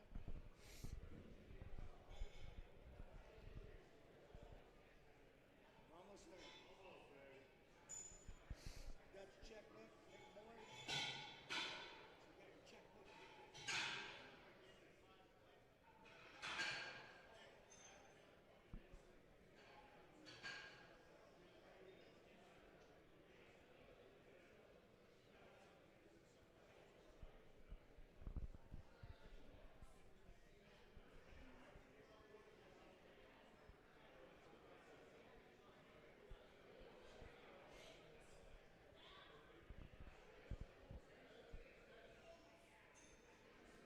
They're just finishing up the weight change now.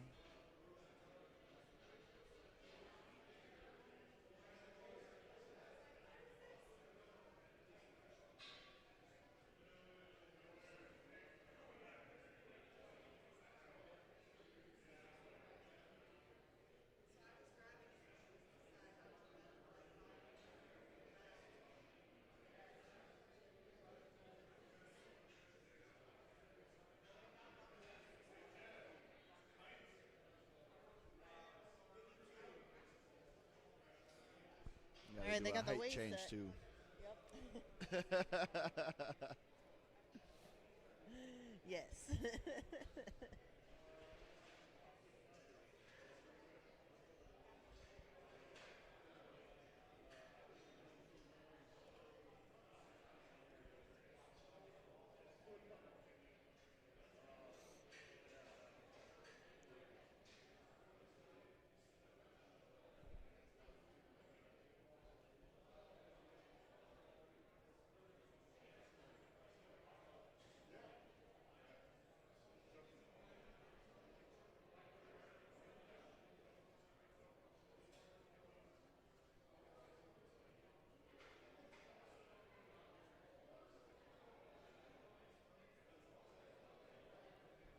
Looks like we might be ready. Maybe. Yeah, they're just getting their last couple picks on it. Little practice picks. Taking his lanyard off so it doesn't get in the way. Looks like our first Masters athlete is ready to go.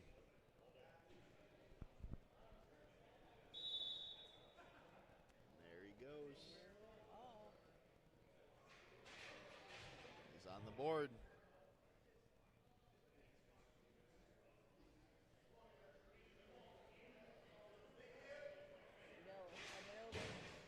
Do you still have the matrix pulled up?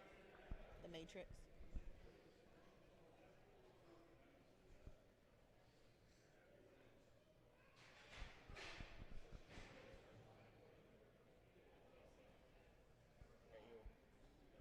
No, not that weight matrix. Oh.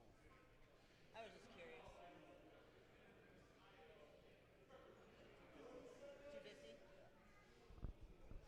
I was just curious.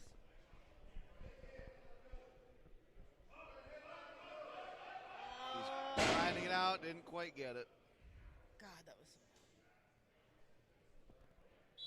Didn't get it over. It fell on the same side.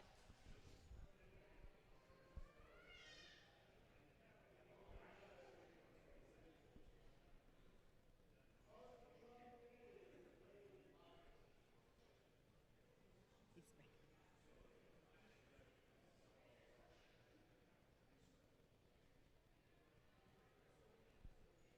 got John Beatty and Mark Bevins for the next heat.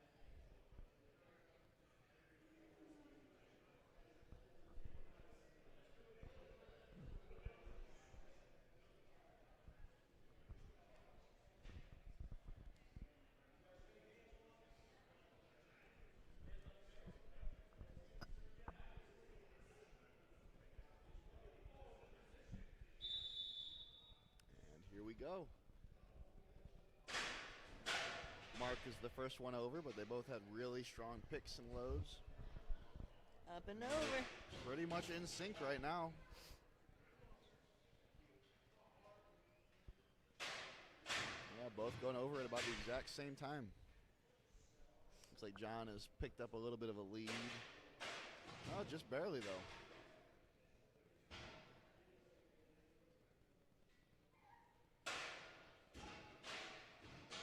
Pretty much going shot for shot. I know. They're rep for rep with each other. Just less than a second separates each rep. Yeah, it's going to be one of those, either that second wins I will be it, shocked if they don't tie. or whoever's cardio craps out first. Yeah.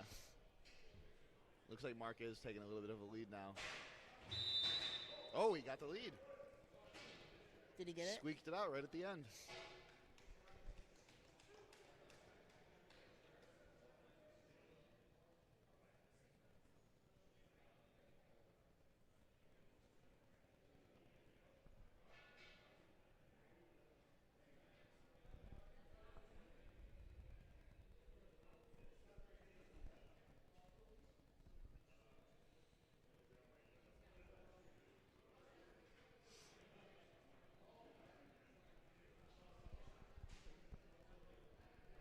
We got Dave and Mike. Final event of the day. Who's going to win?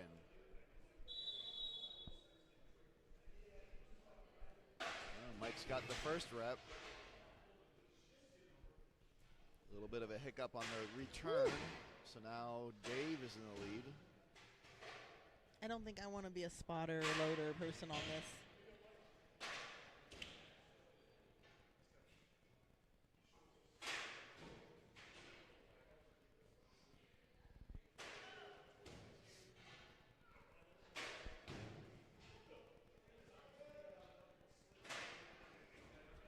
Tied for rest, but Dave is definitely going faster.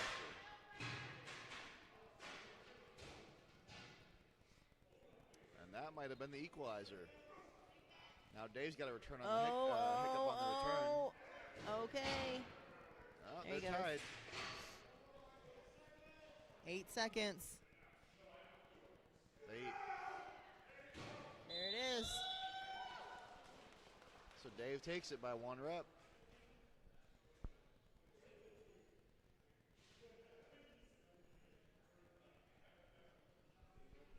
Take a look at the scorecard real quick and see how close they were in points.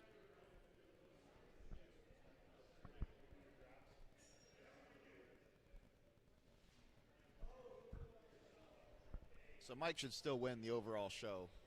He had about a 4-point lead going into that.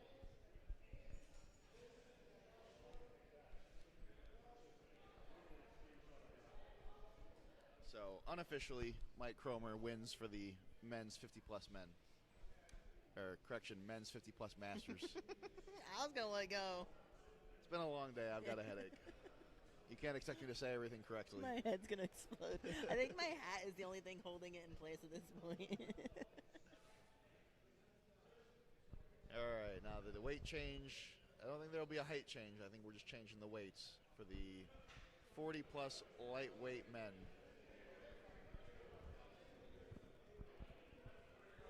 You're my favorite. There's not going to be a height change. They're all So I men. said, I know. Oh, yeah, you said- Sometimes the different weight classes have different heights. Where? At Strongman Corporation Nationals last year, I told you I had to shoulder the sandbags because the That's right, you height did. was too high.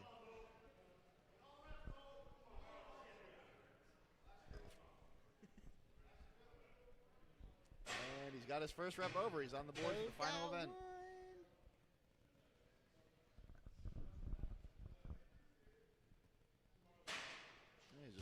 plugging right along with rep number 2.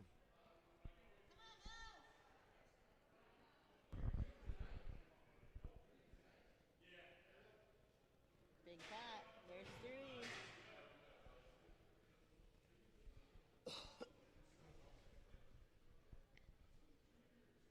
You might see him pick up some points on this event. He's there you go.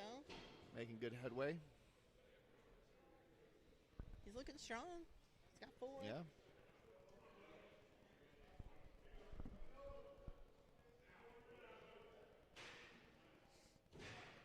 Does he have time for another rep? Nope. That's He got time. 5. Not bad, not bad.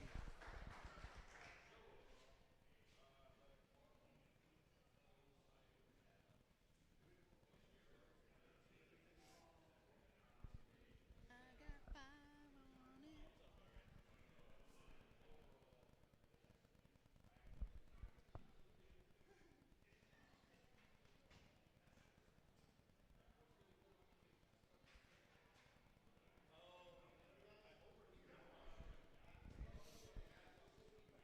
Yeah, Scott Dodd and Quint Zambone with yet another new headband.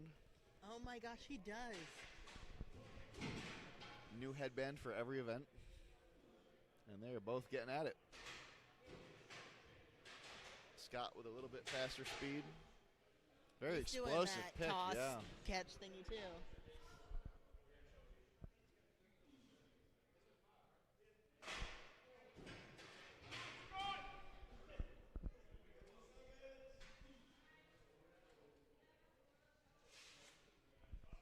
Big load on Scott. Oh.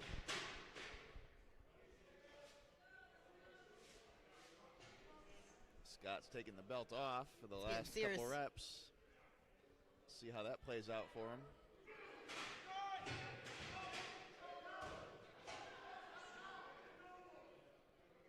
They're Scott's running out gotta of go. time. He's gonna go. And that's time.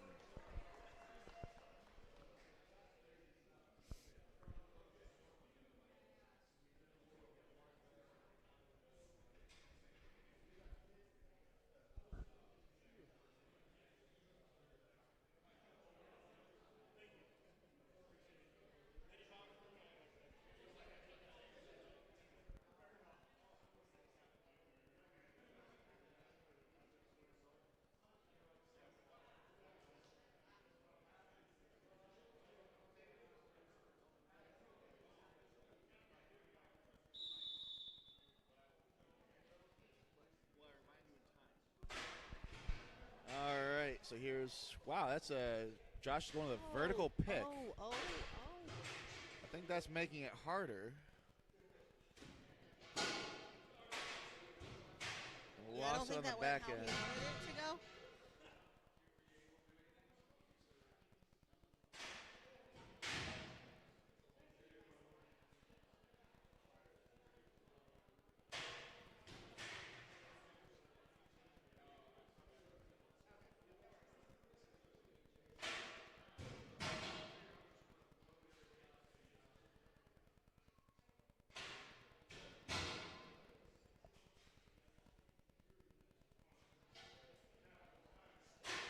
Yeah, Landry finishing up.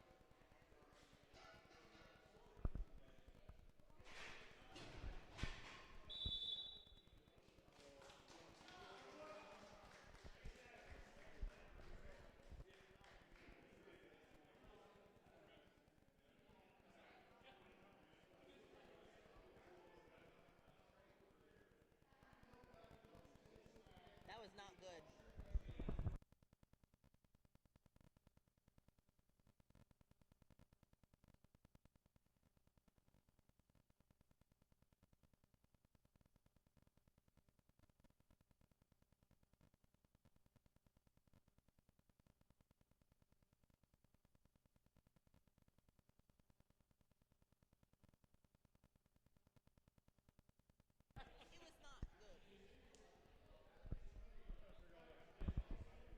All right, we're on to another heat over here. Matt Holland finishing up and Nick Rush in the left lane. Both men off to a very explosive start.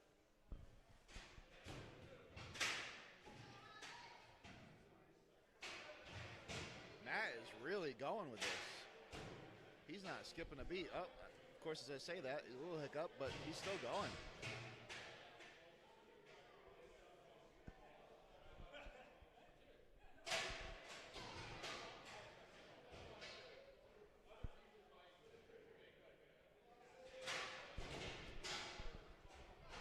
This is going to be some solid reps. These guys are going to get some good points off of this. Ooh. I think this might be Matt's best event. They're both doing so well. Matt has done very consistent across every single event today. He's had a very well-rounded performance.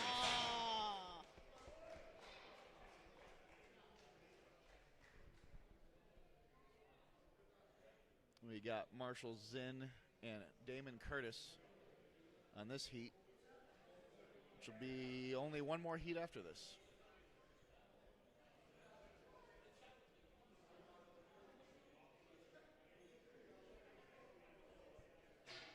Getting the keg set up where they want it, in the position that they want it.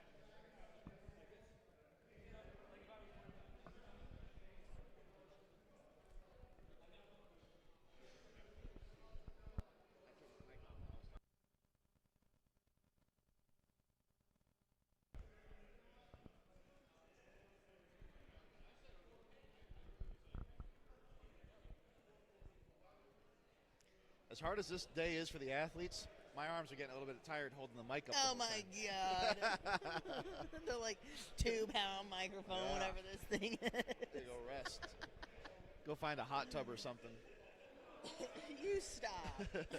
No, you got to stay and help us clean up. Yeah, I will. All right, here we go. Wow, Damon with almost a one-motion keg load.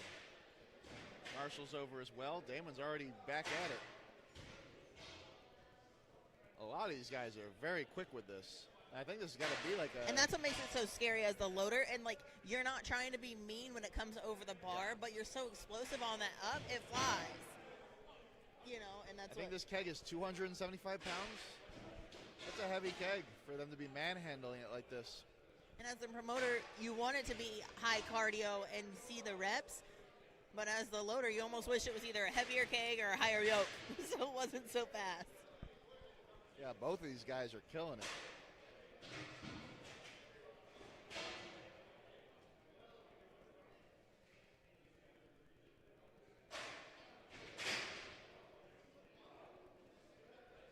Oh, a little bit of an imbalance from Marshall, but he's back at it.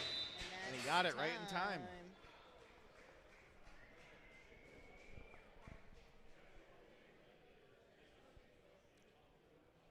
We got speedy Quint Leitner and Nick O'Hare to finish off the men's 40-plus Masters lightweight.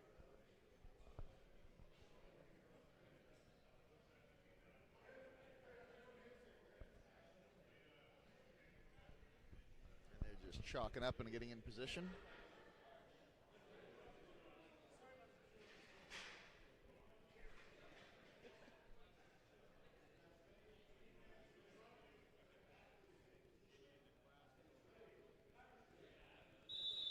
And here they go. As expected, both very quick and explosive with their first rep. Nick O'Hare going a little bit faster. If he can keep this cadence, that'll be a good spot for him. Yeah, they're both moving real fast. He's about one rep ahead.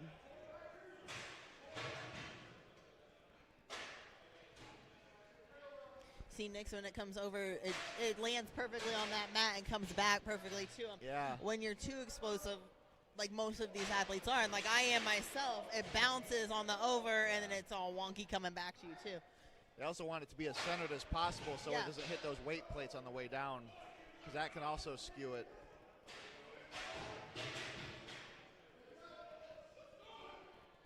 They're getting close to the end of time. Nick O'Hare up a rep.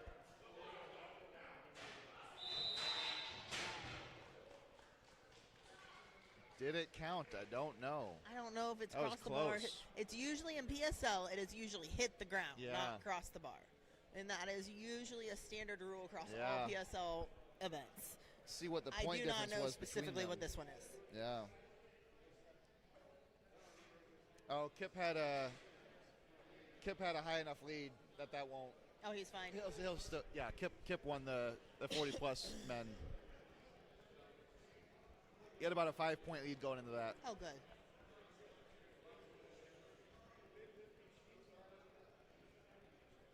Nick thanking all the judges and volunteers. Shaking hands with Chad Coy, the promoter. That's the kind of sportsmanship we like to see, especially from our seasoned competitors. That's a better word than old, seasoned. I'll start using that. They're distinguished. And yes, Damon did have a very good run. He can be very happy with that. I think Damon probably is going to finish podium. I would imagine. Yeah.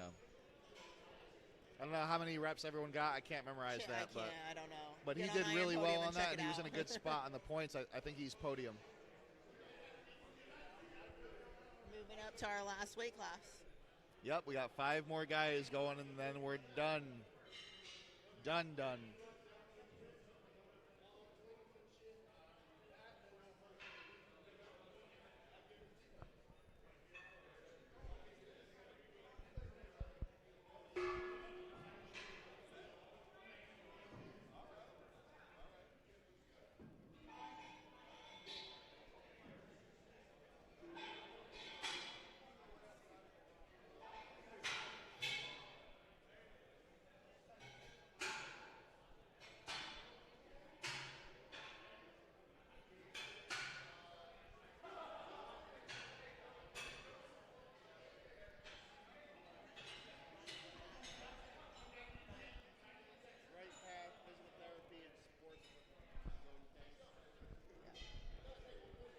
Before we go into this last class here, we want to again thank Right Path Physical Therapy and Sports Performance, as well as all of the PSL sponsors with Right Path at the Platinum level, Zone Smelling Salt, Sirius Steel Fitness, The Original Stick, Pioneer Fit, Hossware, Notorious Lift, and then also Freedom Strength, Get New Age, Lockjaw Barbell, Collars, OVR Performance, LMNT, and then Strong IV here with all of the IV needs that the athletes have needed. So again, huge shout out to Right Way and then Right Path, and all of our sponsors here for PSL.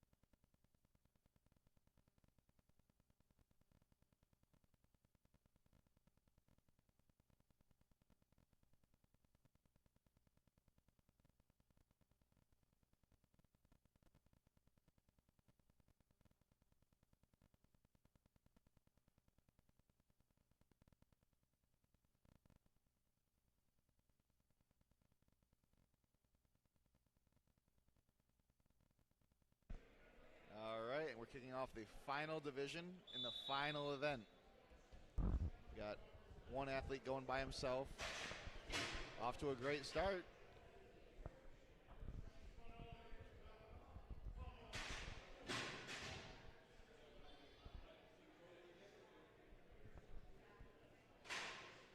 Look up the weight of the keg real quick. Assuming it hasn't changed,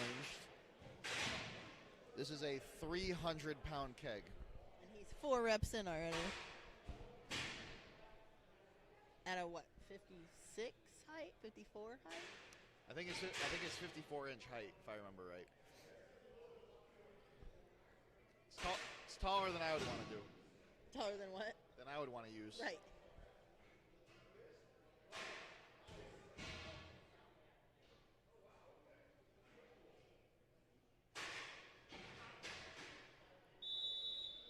Eight reps there to finish it for our Solid first start. run.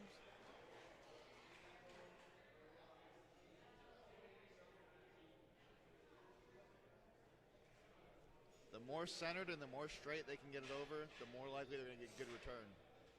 Some of it is on the volunteers, but if they get a clean drop, it's going to return to them almost every time. And you're seeing that with some of the skewed returns where it's getting a little hung up and they have to pull it back. It's all bouncy. Yeah, that comes from either being not centered and hitting the weight plates or not dropping it over in a straight orientation.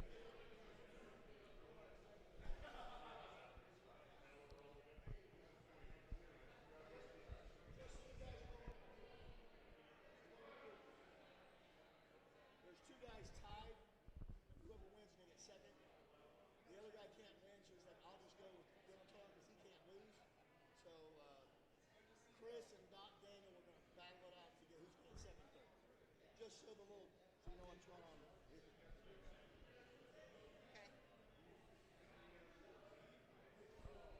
We got Chris and Daniel about to go for the second heat.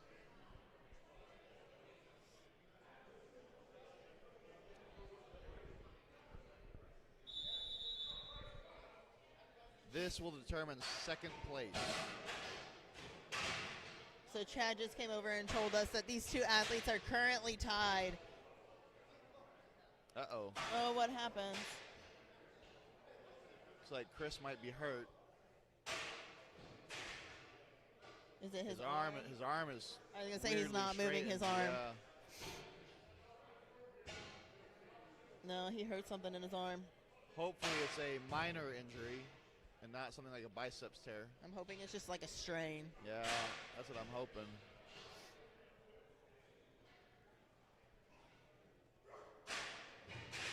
So I think we can safely say that Dan Pledger is going to end up in second place. Yep.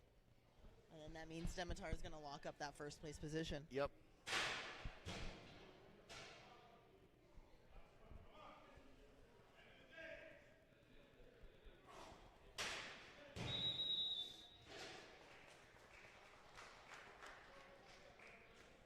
Yeah, Dimitar has enough of a lead that he doesn't even have to do this event to win, so that's why we know for sure that that last heat was a fight for second place.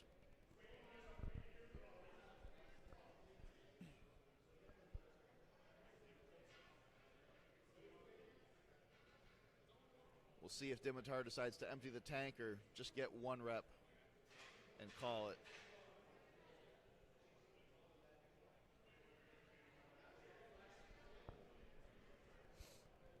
Last heat of the day. I could tell you all to make some noise because it's the final lift of the show, but we wouldn't be able to hear you. So you can if you want to, but you don't have to. Woo!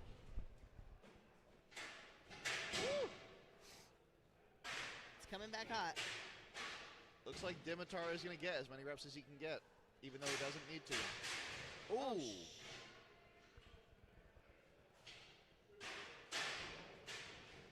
Did it hit his head or did he move out of the way?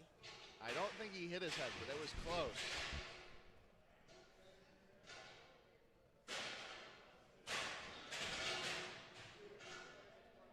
Oh, it didn't hit. It didn't hit him at all. No, it was just close. He loaded it into the bottom of it.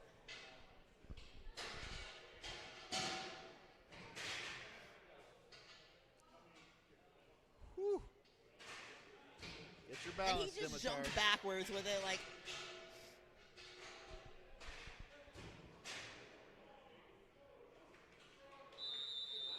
That's time.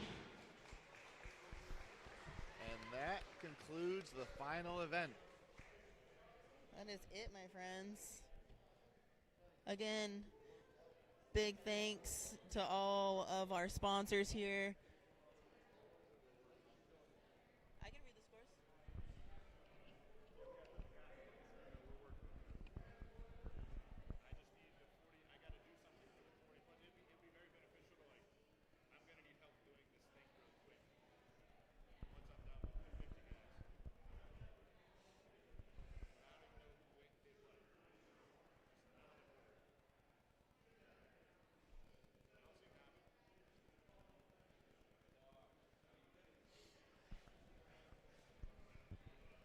You still have final points and all of that coming, but the actual competition itself is over.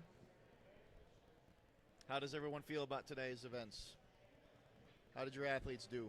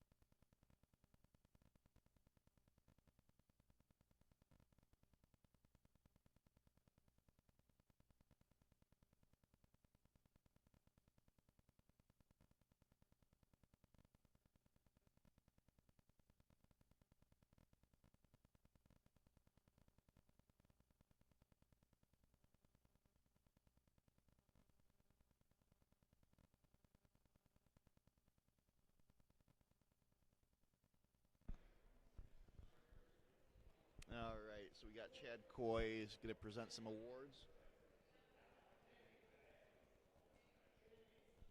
And yes, Daniel Pledger did very well today.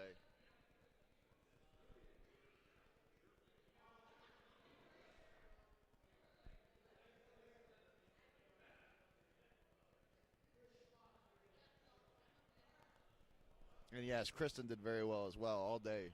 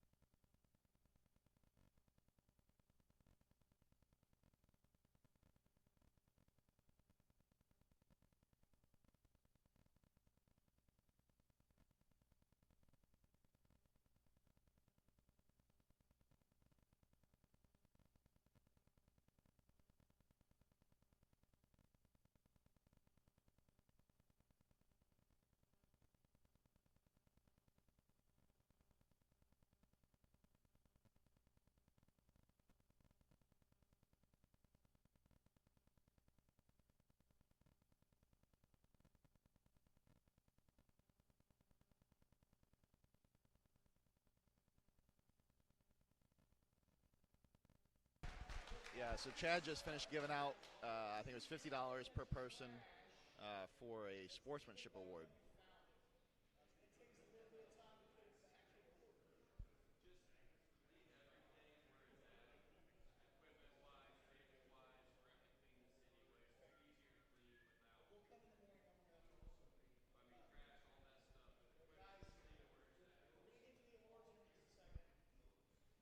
Is the sound off entirely?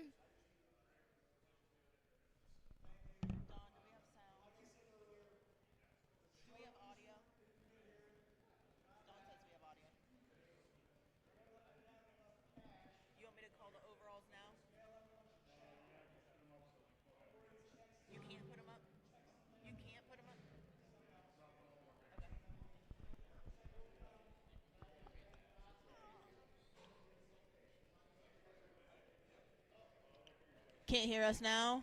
Oh, you just asked that. Now we're back on. All right, so I'm going to go ahead and give you guys the overall scores. So we've got in the Masters Women 50 Plus, Carrie Davis finished in first place with Molly McDaniel taking second. In the Masters Women 40s, we had Jules Mansfield in first place, Kristen Anderson in second, and Jamie Shama taking third. The Men's Masters 50 Plus, Mike Cromer taking first, Dave Hellier taking second, and Mark Bevins in third. The Masters men lightweight is Kip Leitner in first, Nick O'Hare in second, with Damon Curtis in third. The men's Masters 40 plus with Dimitar in first, Daniel Pledger in second, and Chris, I don't want to butcher this, Schwand in third place. All of these scores can be found on Iron Podium if you just search ironpodium.com. Professional Strongman League Masters Championship, and you can see where everybody finished in the total overall points. So again, thanks so much to everybody for joining us today. Thanks for PSL for having Jacob and myself on, and Right Pathway Physical Therapy for allowing us to host this here. And again, Chad Coy and all the volunteers here for putting on a great show and all of their work. Anything else?